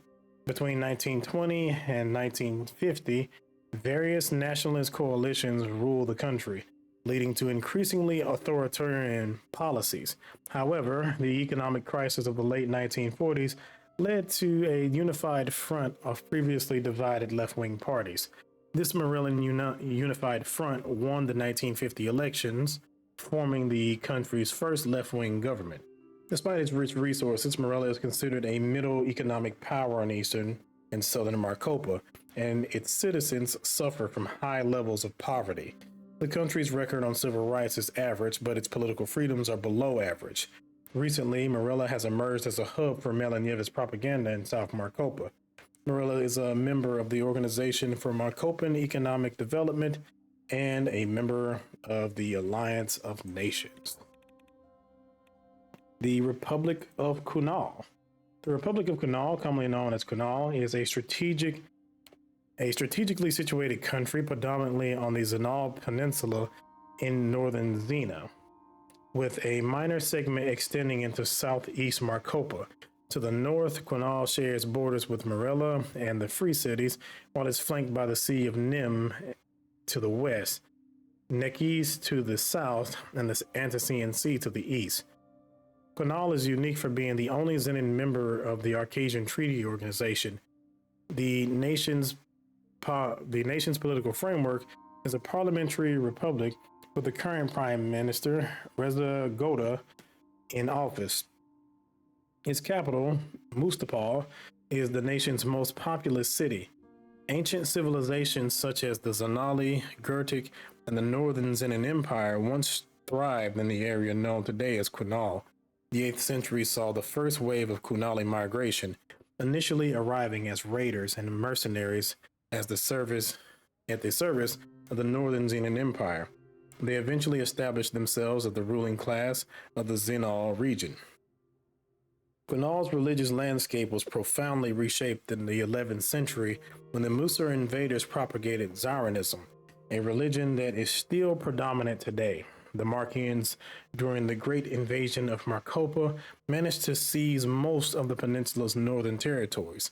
However, their advance was brought to a halt at Mustapal in 1582 by the Musa Empire, thereby concluding the 29-year war. During the period between the 17th and 19th centuries, the Volgos Empire asserted its dominance over Kunal's eastern coast and northern territories. However, a bloody conflict in 1821 resulted in the Kunali regaining control over these regions. The dissolution of the Musa Empire in 1905 paved the way for the Kunali independence movement, which subsequently led to the establishment of the Republic of Kunal. Under the leadership of the first president, a series of reforms transformed the Kunal into a unitary parliamentary republic and a significant military power.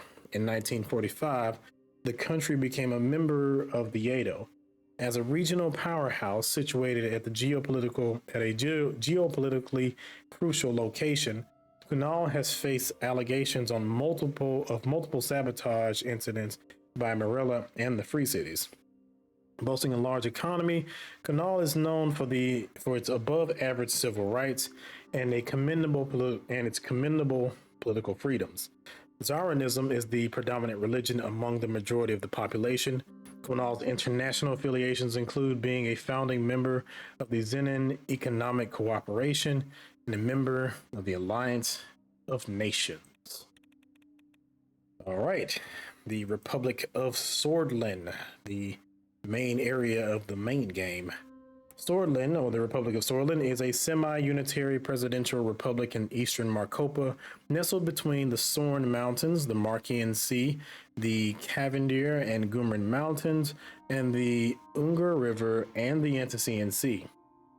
Brunberg and Agnolia border it to the north, while Wayland and Lesbia lie to the south. Swordland's capital and largest city is Hosword, with Dare and Lechaven serving as the second most populous city and financial centers respectively. Swordland's official language is Swordish. The fall of the Renan aristocracy and the Western Marcopa's independence wars in the 19th century stimulated the Swordish national movement. This movement was further strengthened by King Egmund, who established the Kingdom of Swordland on nationalistic ties. However, the century of revolutions brought about a democratic revolution led by Arthur Whiskey, leading to the formation of the First Republic of Swordland. Whiskey's government introduced a multi-party system and planned socialist reforms, but this was short-lived as General Lutheran led a military coup in 1927, ushering in martial law and ending the First Republic of Swordland. The subsequent Swordish Civil War ended in 1929 when Colonel Tarquin Soule and his 6th Army captured Hosword, marking the start of the era of the Second Republic of Swordland. During his rule, Soule enacted several reforms and pursued a planned economy, resolved an energy crisis, and implemented free education and healthcare systems. In 1933, he reintroduced the multi-party system with the conflict between the Bludish Freedom Front and Swordland beginning the same year. After Soule, Ewald Afonso served as president, bringing many economic reforms, privatizing industries, and pursuing greater political and cultural rights. Despite a stagnating economy and worsening living standards, Swordland continues to be a significant player in Marcopa and is a member of OMEC. And lastly, the Republic of Wayland. Wayland, officially the Republic of Wayland, is a presidential republic situated in eastern Marcopa. It is currently governed by the Wessex Nationalist Party of Newer Socialism, led by President Victor Smolik. Its capital is Rawklawitz.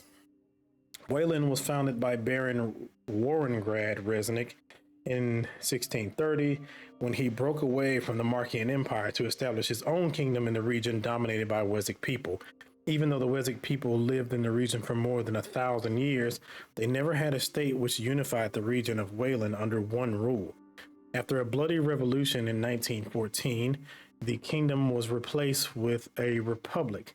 The country went through a brief period of economic golden age when gold and diamond mines as well as oil was discovered in the mountainous region close to Brunberg and Lesbia. In 1930, the country plunged into a civil war after the assassination of their president by a Wessex royalist.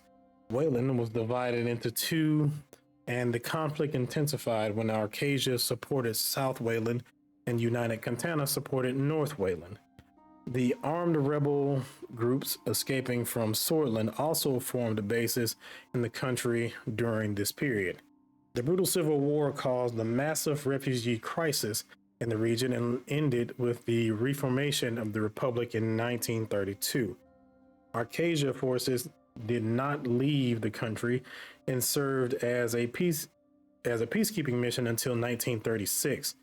The country saw a massive surge in anti-Arcasianism between the 1930s and 1940s, which resulted in the formation of the Wessex Nationalist Party of Neurist Socialism.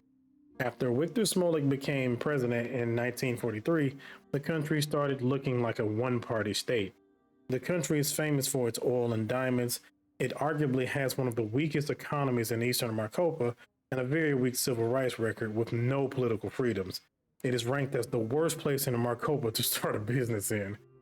It is a member of OMEC and a member of the Alliance of Nations. So yeah, there are some similarities between like North and South Korea there when you saw the split. But of course, in this situation, North Korea won. So it's just one state. All right, so we do have a couple landmarks here. The Ark Sanctuary of Benevin. Nestled within the serene expanse of the Benevin Ark Sanctuary lies the hollowed lake of reflection, a revered site for practitioners of Nurity, encompassing the three main branches: Ruicism, that's Nurity, and Gokandism. The sanctuary's lore accentuates the lake's significance, portraying it as a space where pilgrims master the ancient art of self-reflection. The calm waters of the Lake of Reflection serve as a metaphorical mirror, symbolizing the clarity embedded within divine teachings. Devotees from across the Nurity spectrum congregate by its shores, participating in introspective rituals that forge a profound connection with the sacred. The Ark Sanctuary's ingenious design incorporates reflective elements, ensuring an immersive experience where individuals commune with the divine through the mirrored surface of the lake, deepening their spiritual journey. The sacred place is adorned with meticulously crafted sculptures and symbolic representations that enhance the ethereal atmosphere. Towering spires adorned with intricate carvings reach toward the sky, casting long shadows upon the reflective surface of the lake during the hours of dusk and dawn. Okay. The Ark Sanctuary of Plavo. The Ark Sanctuary of Plavo stands, I feel like I've read about the Ark Sanctuary of Plavo like 5 times now. The Ark Sanctuary of Plavo stands as an illustrious testament to the spiritual heritage of Rizia. Its golden dome dominating the town skyline and serving as the most iconic symbol that draws pilgrims and religious scholars from across the kingdom. Founded in the early centuries of Rizia's existence, Plavo has flourished around its monumental structure, establishing itself as a significant religious site for both Ruisis and Gokandis. Within the hollowed confines of the Ark Sanctuary lies the final resting place of Callus the Devout, Rizia's most revered disciple. Credited for single-handedly spreading the teachings of Saint Warwick throughout the region, Callus's presence within the Ark Sanctuary adds an extra layer of veneration to this sacred site. Pilgrims and devotees pay homage to his memory, finding inspiration in the spiritual legacy left behind by its esteemed figure. The city of Plavo distinguishes itself as one of the most devout Ruisis communities in the entire kingdom. The Ark Sanctuary serves as the heart of the spiritual enclave, where the faithful gather for worship, reflection, and communion with the divine. The Ark Sanctuary is renowned for hosting the significant Gokandis pilgrimage to Plavo, occurring on the night of Gokanda's radiance for Gokandis. Pilgrims embark on the journey to engage in rituals and ceremonies, deepening their connection with Gokanda. Furthermore, the Ark Sanctuary serves as the venue for the consecration of the king, an ecclesiastical ceremony symbolizing a monarch's ascent to the esteemed role of God's paramount representative on earth. Beneath the surface of the Ark Sanctuary, a labyrinth of great catacombs cradles the remains of some of Rizia's greatest and most notable individuals. These silent chambers bear witness to the passage of time and serve as a resting place for those who played pivotal roles in shaping the kingdom's history. Pilgrims and historians alike delve into the depths of these catacombs, paying their respects to the illustrious figures who contributed to the spiritual and temporal legacy of Rizia. All right, the Drazin Citadel. The Port Drazin Citadel is a historical prison complex and landmark situated in the federal capital city of Port Drazin, Rizia. Constructed on an artificial island in Zaphna River, the Citadel serves as a maximum security prison and is connected to the cities by 2 bridges. The Citadel's architecture combines elements of traditional fortifications with modern security features, making it a notable structure within the city's skyline. In addition to its function as a prison, the Citadel holds a museum detailing its history and the evolution of the penal system in Rizia. The facility is known for housing some of the most significant political prisoners in the country's history, and its location in the river serves as both a strategic and symbolic barrier to escape. Okay, the Monkeys Maritime Heritage Complex. This expansive complex, situated at the heart of the Monkeys Port, is a celebration of the city's long-standing maritime history and its pivotal role in shaping the economic and political landscape of Rizia. It includes a large museum showcasing the evolution of naval technology and trade routes, a reconstructed historical shipyard, and a cultural center with exhibits on the city's role as a crucial gateway between southern Mokopa and the Antician Sea. The complex also features a memorial dedicated to the naval heroes of Mongees, commemorating their bravery in defending against Volgish invasions and maintaining the city's independence. Okay. Palace Resna. Palace Resna is both the seat of government of the Kingdom of Rizia and the official living quarters of the Rizian monarch. Originally a simple stone residence inhabited by the Resna family, it has expanded over the centuries, with each successive ruling dynasty adding their own touches of grandeur. The most significant renovations were undertaken during the Rubis era in celebration of Rizia's independence from the Markian Empire. The most recent additions, a hall for chamber music performance, was commissioned by Queen Liza in 1892. In total, the palace boasts over 250 rooms. Largest among them is the Great Hall, where coronations and other significant ceremonies are held.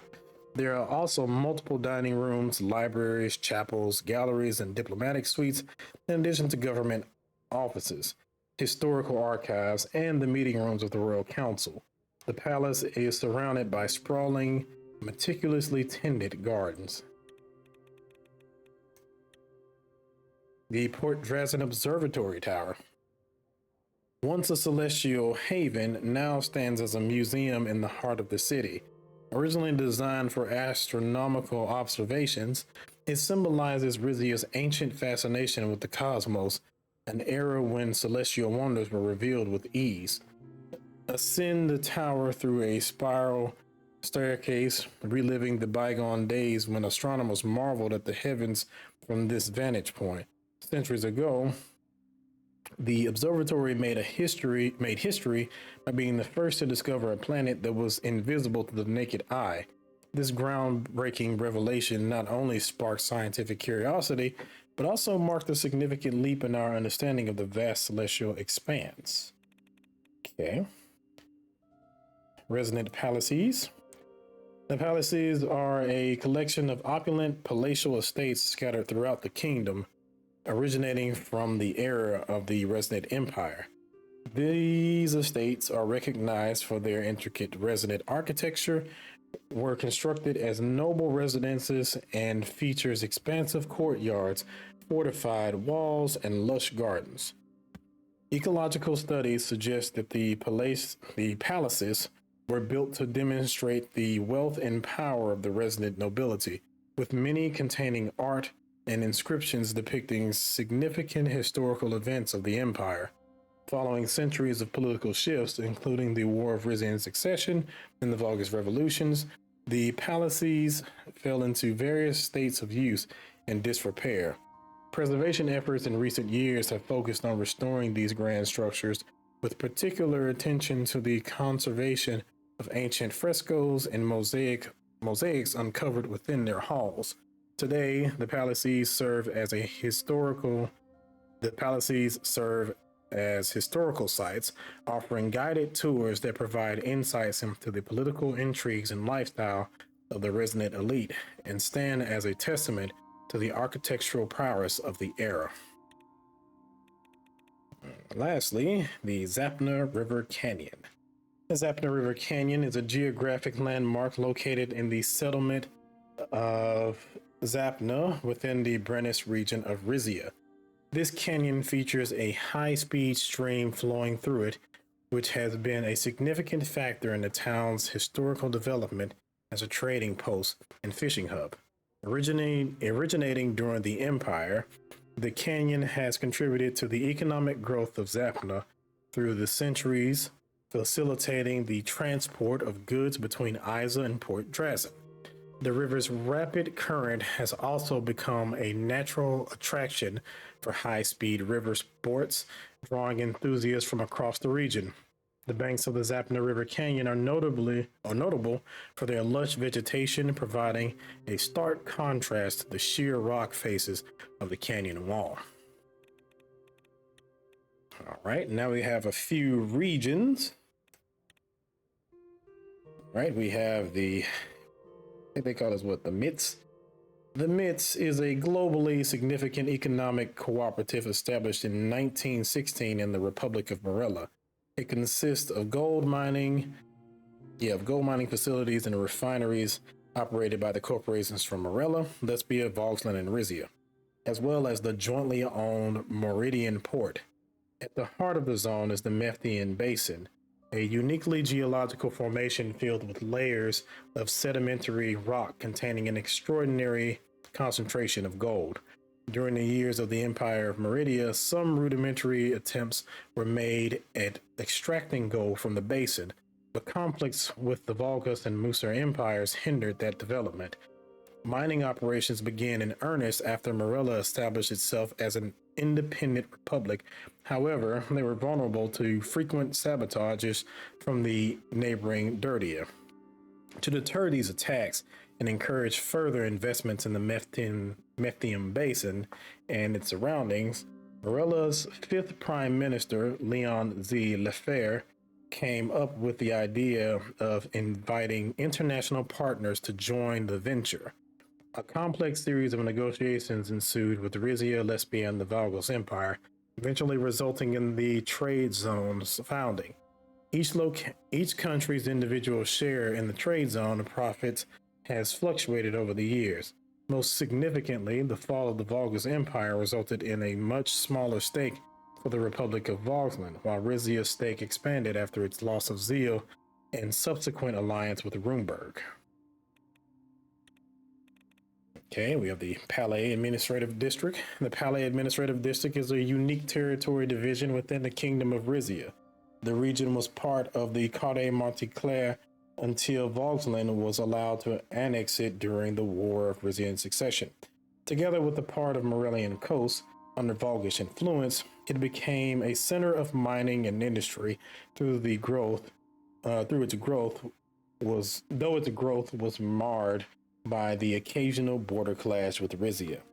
Following the Volgish Revolution, the Rizian government reclaimed the district in a series of military operations, but opted to keep it under central rule rather than return it to House Azaro.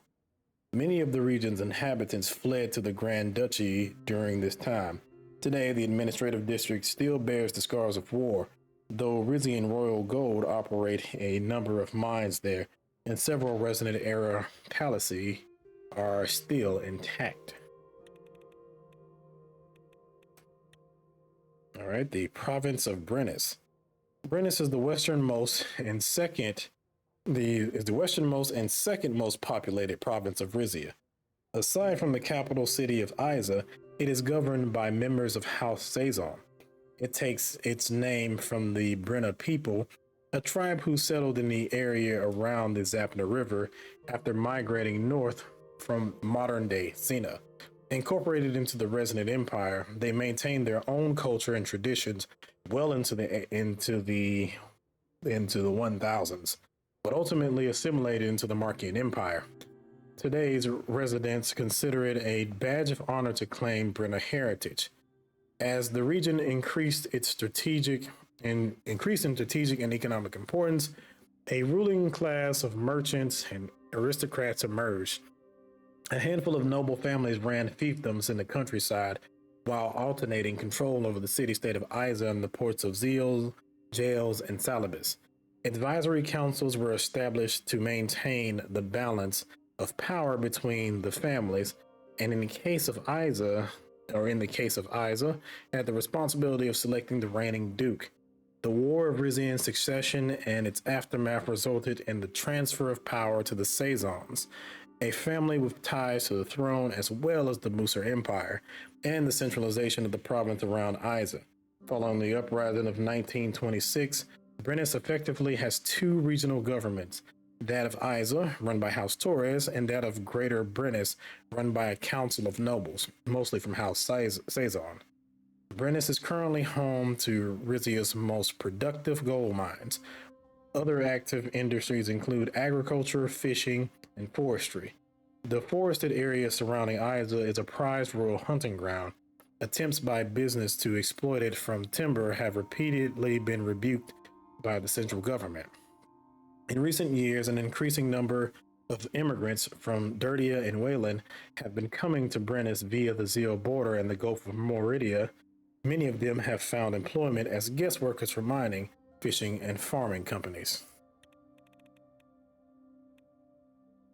Okay, the province of Cade Monteclair. Cade Monteclair, the only completely inland province of Rizia and the seat of House Azaro, encompasses both the bustling capital city of Monteclair and the rural Cade region. Its unique position within Rizia, combined with a rich historical and cultural legacy, establishes it as a key player in the nation's socio-economic landscape. As Rizia's technology and manufacturing heartland, the province's economy thrives on diverse industries along the Alca River Valley. These factories significantly contribute to the national economy, specializing in production of weapons, automobiles, and industrial equipment, thereby playing a crucial role in Rizia's technological advancement. In addition to its industrial importance, Cade Monteclair is known for housing one of Rizia's most revered religious sanctuaries. Despite this, the province maintains a largely secular outlook among its inhabitants. The province's long-standing relationships with the Republic of Morella and the Empire of Meridia have fostered cultural and economic exchanges, enriching its socio-cultural fabric. Most of the populace is of native Rizian or Rizian Meridian descendants.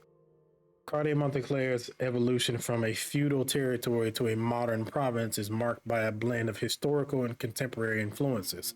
Its landscape features a mix of ancient architectural landmarks from House Azaro and modern industrial complexes, symbolizing the province's balance between tradition and progress.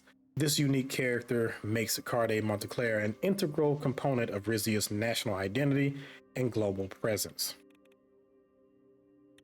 Province of Rizia Imperi. Rizia Imperi, the smallest and most densely populated province of Rizia, is distinguished by its central role in the nation's governance and economy, encompassing the capital city of Port Drazen and its larger metropolitan area. The province is governed by a provincial council under the direct oversight of the central government and the royal family.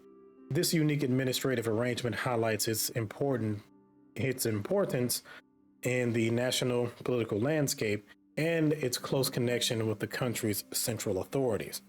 Economically, Rizia Imperi is a powerhouse, largely due to its relatively lax tax laws, which have attracted a multitude of Rizia's most influential corporations and banks. This strategic financial environment has not only bolstered the domestic economy, but has also drawn international businesses, with companies from countries like Lesbia and Rumburg opening branches in the province. The province of Valenquires. Valenquires, situated as the easternmost province of Rizia, holds the dual honor of being the ancestral seat of House Taurus and the most economically developed region in the country.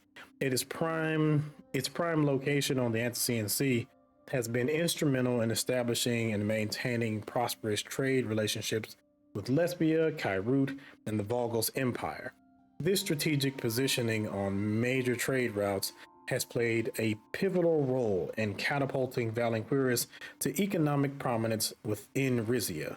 Contributing significantly to the province's economic strength is the Aquarius offshore gas field situated near Topaz along Valenquirus' southern coast. The exploitation of this vast natural gas reserve has greatly enhanced the province's economic portfolio, which also boasts a robust tourism industry. Valenquirus is equally celebrated for its viticulture, particularly in the picturesque hilly inland areas around Qualis that house some of Rizia's most prestigious wineries. These wineries, often set within sprawling estates owned by the Torres family and their noble allies, add to the province's charm and allure. Demographically, Valenquirus is predominantly inhabited by native Rizians and those of Rizian Volgish descent, creating a rich cultural milieu. This province is also home to notable lesbian and Sortis enclaves, contributing to its diverse cultural landscape. And finally, Zeal. Zeal is a territory located in the northernmost tip of Rizia on the Straits of Krelik. The seaside region has historically served as a point of trade between the two countries and to a lesser extent between Rizia and Dirtia. Historically, it has been characterized by its mix of cultures. It was first settled by a mix of Resonant and Wezek tribes before being absorbed by the Resonant Empire. It willingly broke away and joined the Markian Empire in the 900s, over a century before the rest of Rizia. During the dissolution of the Markian Empire in the 1600s, the newly founded kingdoms of Rizia and Wayland fought to annex Zeal. It eventually went to Rizia, with the two countries maintaining joint control over boat traffic through the strait. Its primary economic activities switched from fishing to tourism in the mid-1800s, when numerous spas and resorts along the coastline welcomed wealthy visitors from Lesbia and inland Rizia. This industry began collapsing shortly after 1918, when the Rizian Royal Gold Corporation received permission to exploit the mineral reserves that had recently been discovered in the region. This required the building of new power stations as well as a refinery and the controversial bulldozing of a number of small towns to construct open pit mines. In 1927, Rizian King Valero I ceded control of the territory to Wayland as part of a deal to stop a democratic uprising in the country. The country signed a treaty under which the land and its mines would belong to Wayland for 25 years at the start of the Wayland Civil War. Many of the native Rizians living there immigrated to Brennus, while those affected by the violence in mainland Wayland crossed the strait to Zeal. The city of Zeal itself sustained heavy bombing in the war, and many inhabitants fled to the border, where they stayed in shanty towns while the Rizian authorities processed their asylum claims. All right, and that deals with all the locations. Lastly, we have organizations. So we're nearing the end. We're almost there. Less Power Corporation, headquartered in Perla, the capital of Lesbia, is a prominent energy company and a key player in the global energy market, founded in the early 20th century. Less Power has specialized in the extraction, processing, and distribution of natural gas and oil, particularly focusing on offshore gas fields. By the 1940s, the corporation has significantly expanded its operation, not only within Lesbia, but also internationally, reflecting the corporation's strategic approach to growth and influence in the energy sector. The company's expansion has been marked by significant investment in technological innovation and infrastructure development. This includes construction advancing processing facilities, developing extensive pipeline networks, and acquiring a modern fleet for offshore exploration and transportation. As a major entity in a protectionist Lesbia, less power has played a crucial role in the nation's economic strategies, often intertwining with Lesbia's geopolitical interest. Rizian Oil and Gas. Rizian Oil and Gas, ROG, is Rizia's state energy company. It operates across the entire energy value chain, from exploration and production to refining, distribution, and retail. The company's holdings include the natural gas fields off of off the Valenquira's coast, as well as several minor oil fields within Rizia's territorial boundaries. Officially, the Rizian royal family is ROG's primary investor. In recent years, the company has been exploring potential alternative energy sources as well as international options. And Rizian Royal Gold. Rizian Royal Gold, also known as RRG, is Rizia's official gold mining corporation. It was established in the late 17th century by the Rubis family, who unified the kingdom's small-scale gold mining operations into a single state-owned entity. The establishment of RRG solidified Rizia's position as one of the Marcopian continent's most important gold producers. The mined gold contributed substantially to the national treasury, while benefiting Rizia's trade relations with its neighbors. The company has been majority private since the mid-1800s, when Queen Liza Torres negotiated the acquisition of a rival corporation run by Aurelia Ixaro, a Montclair-based industrialist whose revolutionary new mining technology had the potential to vastly increase gold yields.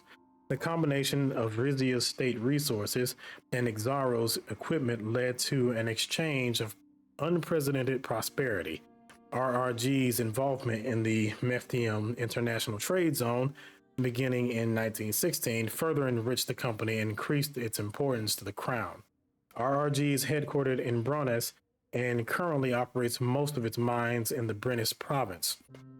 Its CEO, Rusty Montaro, holds majority ownership in the company. All right. We've already went over the factions, so I won't go over those again. Now we have the government, the House of Delegates. The House of Delegates is Rizia's official legislative body.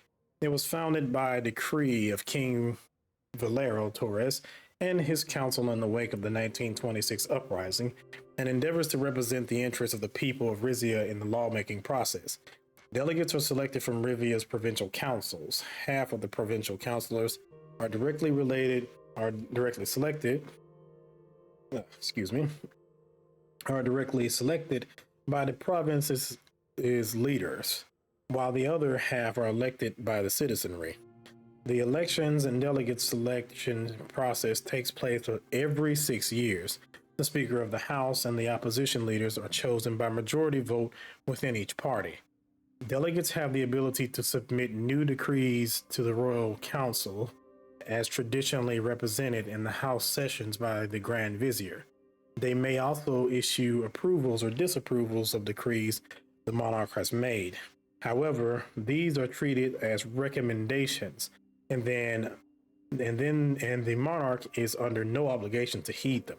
Currently, only two parties are represented in the House of Delegates: the Rizian National Coalition and the Rizian People's Party. All right, the Rizian Armed Forces. The Rizian Armed Forces, RAF, are the military forces of the Kingdom of Rizia. Headquartered in Montclair, they consist of the General Staff, the Land Forces, the Naval Forces, and the Air Forces. They are currently led by General Carlos Azaro, cousin of... They are currently led by General Carlos Azaro, cousin of War and Security Counselor Lucida Azaro. Both the Chief of the General Staff and the War and Security Counselor may have their authority overridden by the King or Queen of Rizia. As equal number of recruits are conscripted from each of Rizia's 4 provinces, Montclair, Brenes, and Valenquires each have their own specialized military forces as well, answerable to the Duke or Duchess of the province in question. While the RAF boasts top-notch training facilities, it is considered one of the smallest and weakest militaries on the Marcopan continent. Experts have pointed to the military mutiny that sparked the uprising of 1926 as the main reason for the Rizian government's reluctance to invest in expanding its armed forces, numbers, and weapons capabilities. All right. The Rizian Navy, once a formidable maritime force safeguarding the kingdom of Rizia's vast coastlines and commercial interests, has a history steeped in both pride and controversy. Its origins can be traced back to the days of the Resident Empire, when sea routes were crucial for trade and territorial defense against potential invasions. By the turn of the 20th century, under the direction of ambitious admirals and with ample royal funding, the Navy expanded its fleet and capabilities, positioning Rizia as a dominant naval power in the region. However, it was significantly weakened during the 1923 invasion of Palais and subsequent mutiny. Though still formidable, the Navy has yet to return to its pre-1920 strength. All right, we have the Rizian Police Force. The Rizian Police Force is responsible for enforcing law in the country. Its current structure dates back to the reign of Queen Liza, when a decision was made to unite the previously decentralized provincial forces into one countrywide institution. Each province now maintains its own police branch and may manage it with some degree of autonomy. However, police activities are ultimately overseen at the federal level by the country's War and Security Counselor, who also directs the central forces based in Rizia Imperi. The police were granted special powers to detain and question potential traitors to the throne following the uprising of 1926. The Rizian Royal Air Force. The Rizian Royal Air Force is the aerial warfare branch of the Rizian Armed Forces. Established in the early 1910s, its initial role was predominantly reconnaissance and support for ground operations. However, its capacities and preparedness were seriously tested during the military campaign on Palais in the early 1920s, when the Rizian fleet faced significant resistance from the superior Lesbian-made aircraft. The RRAF suffered considerable losses both in terms of equipment and personnel during these confrontations, for much of the late 1920s and early 1930s, the RAF operated with reduced numbers and outdated equipment and diminished strategic role.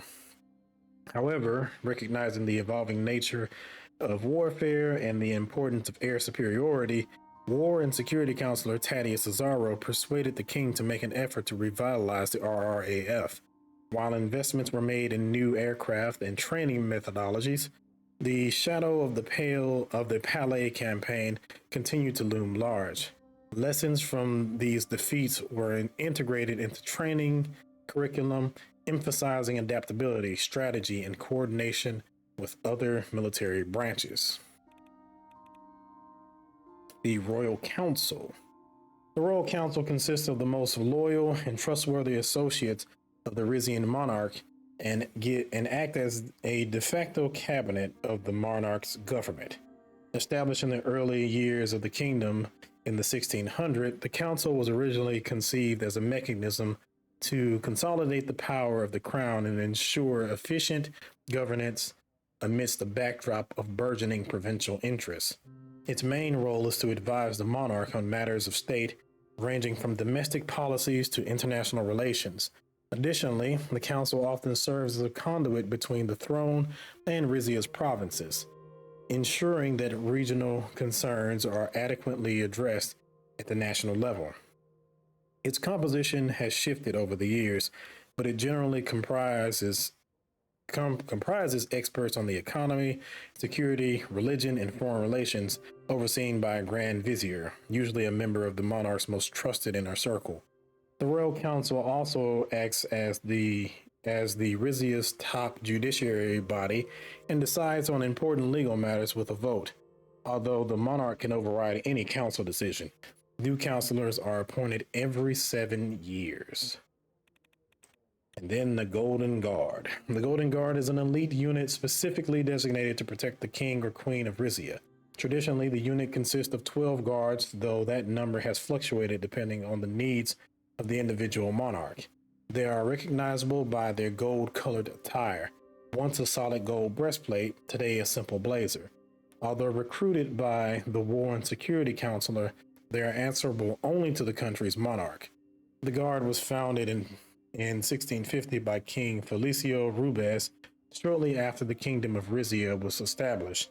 The most promising recruits from the military and provincial law-keeping forces were given extensive special training in combat and self-defense and investigative skills until they were deemed fit to serve the king.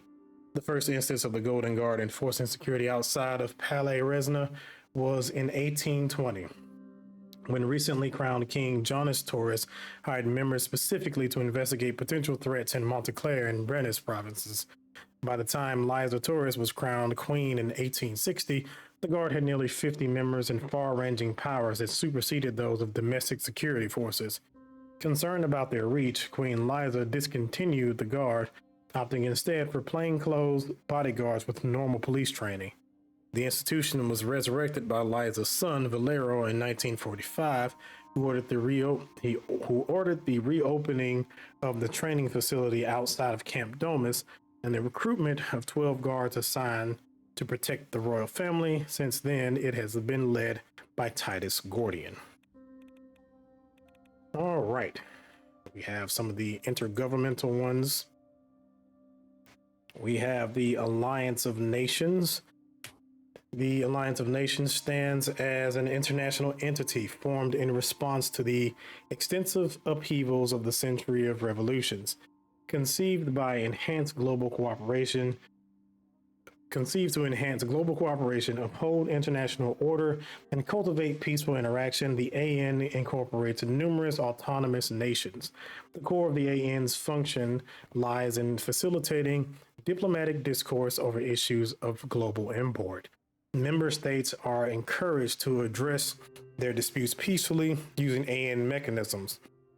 Notably, the AN has the capacity to issue special resolutions via supermajority vote, though the diversity of its membership has prevented its utilization so far.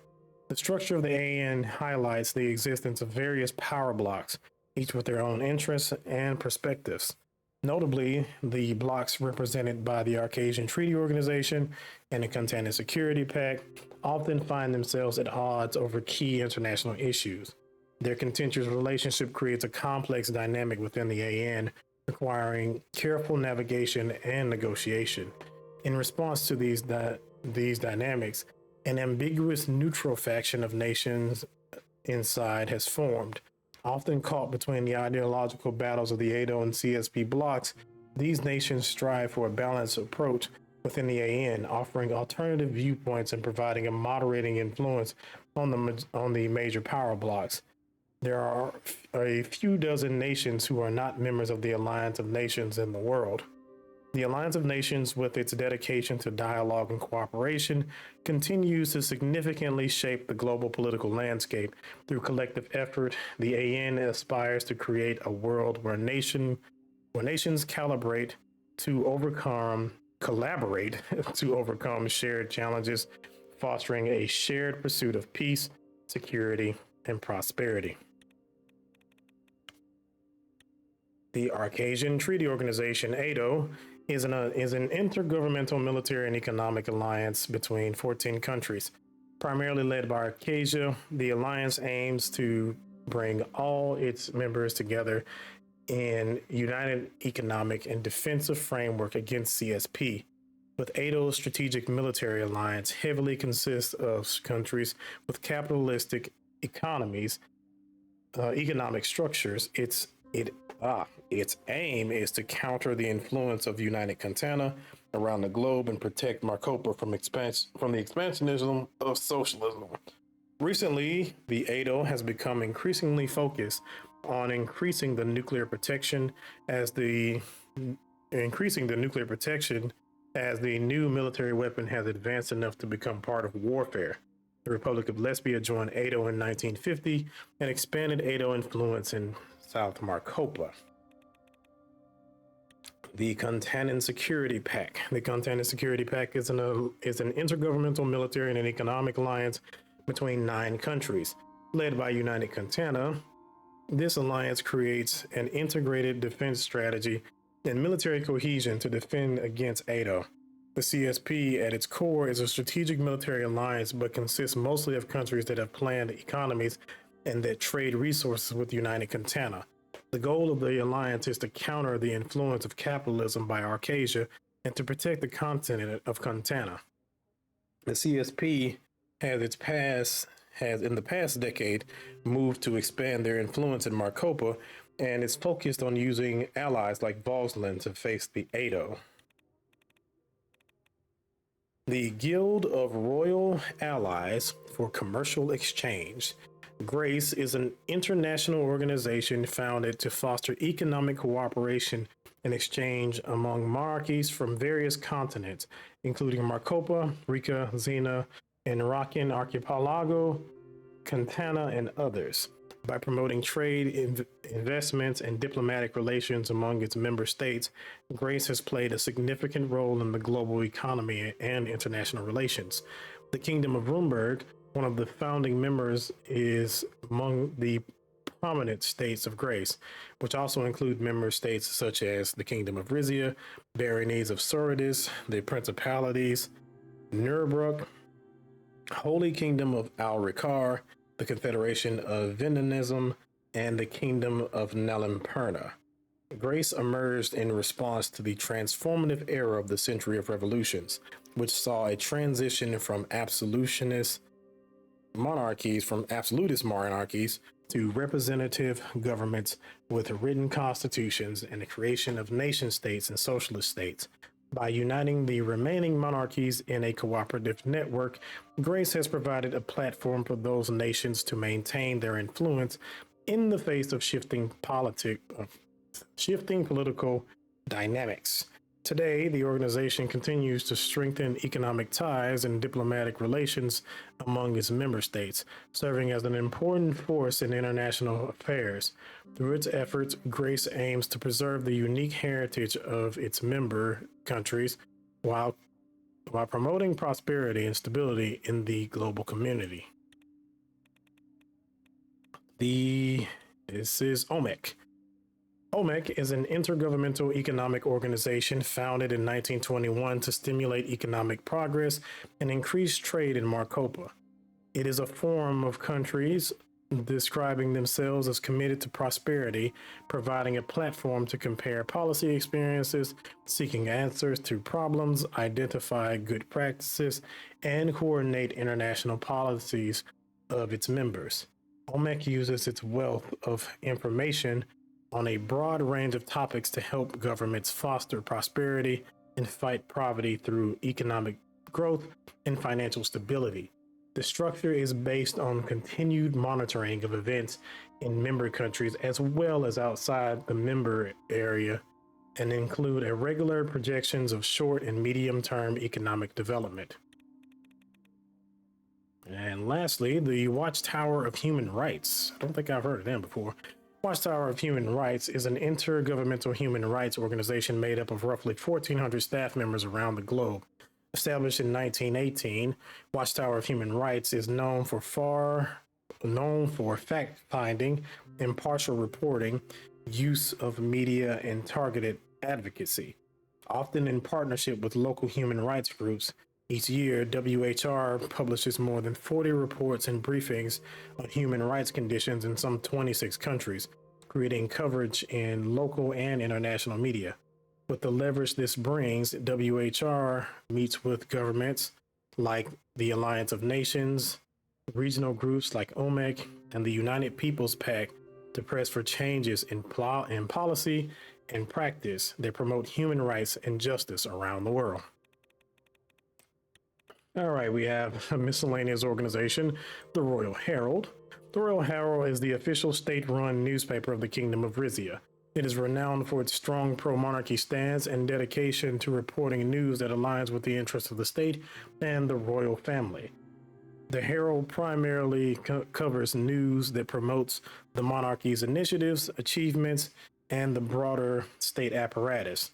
It also publishes the occasional society and gossip pieces, offering readers a glimpse into the lives of Rizia's nobility and elite. Its readership prides itself on being well versed in the nuances of Rizian politics and culture, viewing the newspaper as a bastion of national values and a guide to the country's prestigious heritage. And we have a couple political things here. We have the Ariana Tourist Association. The Ariana Tourist Association is a non-profit organization dedicated to the promotion of Rizian language and culture abroad. It operates language schools and organizes exchange programs, festivals, discussions, and other events in 20 countries worldwide, including Rumberg, Marella, and several Zenin and Rican nations. It was founded under the reign of Queen Ariana Taurus in the years after the War of Rizian Succession, as part of a post-war attempt to restore the country's international reputation and win goodwill from neighbors. The association first established a teacher training facility in Monkeys, offering scholarships to cultural ambassadors interested in teaching the Rizian language in their home countries. Music, theater, art, and literature branches followed. The association is government funded but run autonomously. Its activities are mostly held in positive regard abroad, although it has attracted occasional accusation of gold washing Rizian's history and failing to represent the country's modern day diversity. Okay. The Rizian National Coalition. The Rizian National Coalition is the majority party in the Rizian the Rizian National Coalition is the majority party in the House of Delegates, Rizia's legislative body. Its current speaker is Daria Darava. Founded in the wake of the 1926 uprising, the party consists of a consortium of nobles as well as aristocrats, landowners, and high-ranking business people. Its stated interest is to preserve the kingdom's stability and tradition, and it often proposes tax and land rights policies that favor upper-class economic interests. The party has also played a pivotal role in shaping educational and cultural narratives, promoting a version of Rizian history that lionizes the nobility and underscores its indispensable role in the nation's development. The Rizian People's Party. The Rizian People's Party is the sole opposition party in the House of Delegates, Rizia's legislative body. It is currently led by Manis Sazon. It was founded on the authority of King Valero Torres shortly after the uprising of 1926 in an attempt to channel the grievances of Rizia's non-noble classes. In the years immediately following the uprising, it maintained a nearly negligible presence in government, sustained by a handful of Brennus academics. Over the next decade, the party grew to comprise activists, intellectuals, artists, and blue-collar workers. Though hampered by the Rizian election process, which heavily favors nobles, the RPP gained increasing representation on provincial councils and in the House of Delegates. Under the leadership of Manis Sazon, who galvanized the party on his return to Rizia, they achieved their highest ever result in 1949, winning nearly one-third of the delegate seats. While not allowed to explicitly campaign against the monarchy, the RPP has adopted a pro-democratic agenda, pushing for measures that empower and uplift commoners without disrupting the kingdom's system of governance. And lastly, Suamana. Suamana is a nationalistic organization based in the province of Brennus, with smaller branches active around Rizia. Its self-proclaimed goal is to put native Rizians above all, the literal translation of the Rizian phrase Suamana, and restore the borders the kingdom had prior to the taking of Palais and Zio. The organization was founded in 1932 as Wessex civilians fleeing the war began to enter Rizia via the region of Zio. Wanting to maintain Wayland's favor, King Valero Torres kept Rizia's borders open, imposing a quota system by which Brennus accepted the majority of arrivals, with Montclair and Rizia Imperi taking on smaller numbers and valuing critters the least amount. Claiming the refugees presented a threat to Rizian values and were putting an undue amount of pressure on the country's social system, a handful of citizens in Isa began organizing weekly protests with the tacit approval of then Duke Hugo Torres.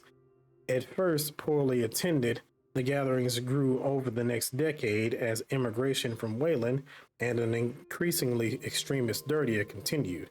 The 1941 recruitment of Rico Torres, King Valero's nephew, resulted in a larger public spotlight and many new members for the organization.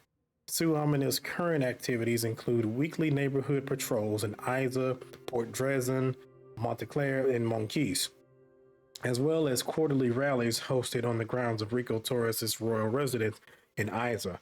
Members have organized boycotts of Wessex-owned businesses and pressured local governments into shutting off aid for asylum seekers, but no direct violence has been recorded as a result of the group. My God. So, yeah, there is a lot of lore in this game. I think this video is going to be about 4 hours or so. I do apologize for a lot of the pronunciation of things and missing words and everything else. My voice is shot now. I think I started this at, I believe it was 10 o'clock. It is now like 6 o'clock in the morning. So yeah, it's took me quite a while to record this. But yeah, that is all the lore in this or whatnot. I may have missed something. I don't think I missed something, but if I did, please let me know in the comment section and I will try to at least talk about it somewhat. But yeah, that is the entire codex of the game. And again, that's just what they have now. I'm pretty sure they're going to add more to it as the game goes on and as the map expands. So that's where we are in the Suzerain verse and in the Suzerpedia. So if you like the video, like the video. If you want to see more content like this, subscribe. I have a lot of things on the channel and I will have many other things in the future. If you have any questions, comments, or concerns, please feel free to leave them in the comment section and I will get back to them as soon as I possibly can. So thank you for watching and I'll see you in the next one. See ya.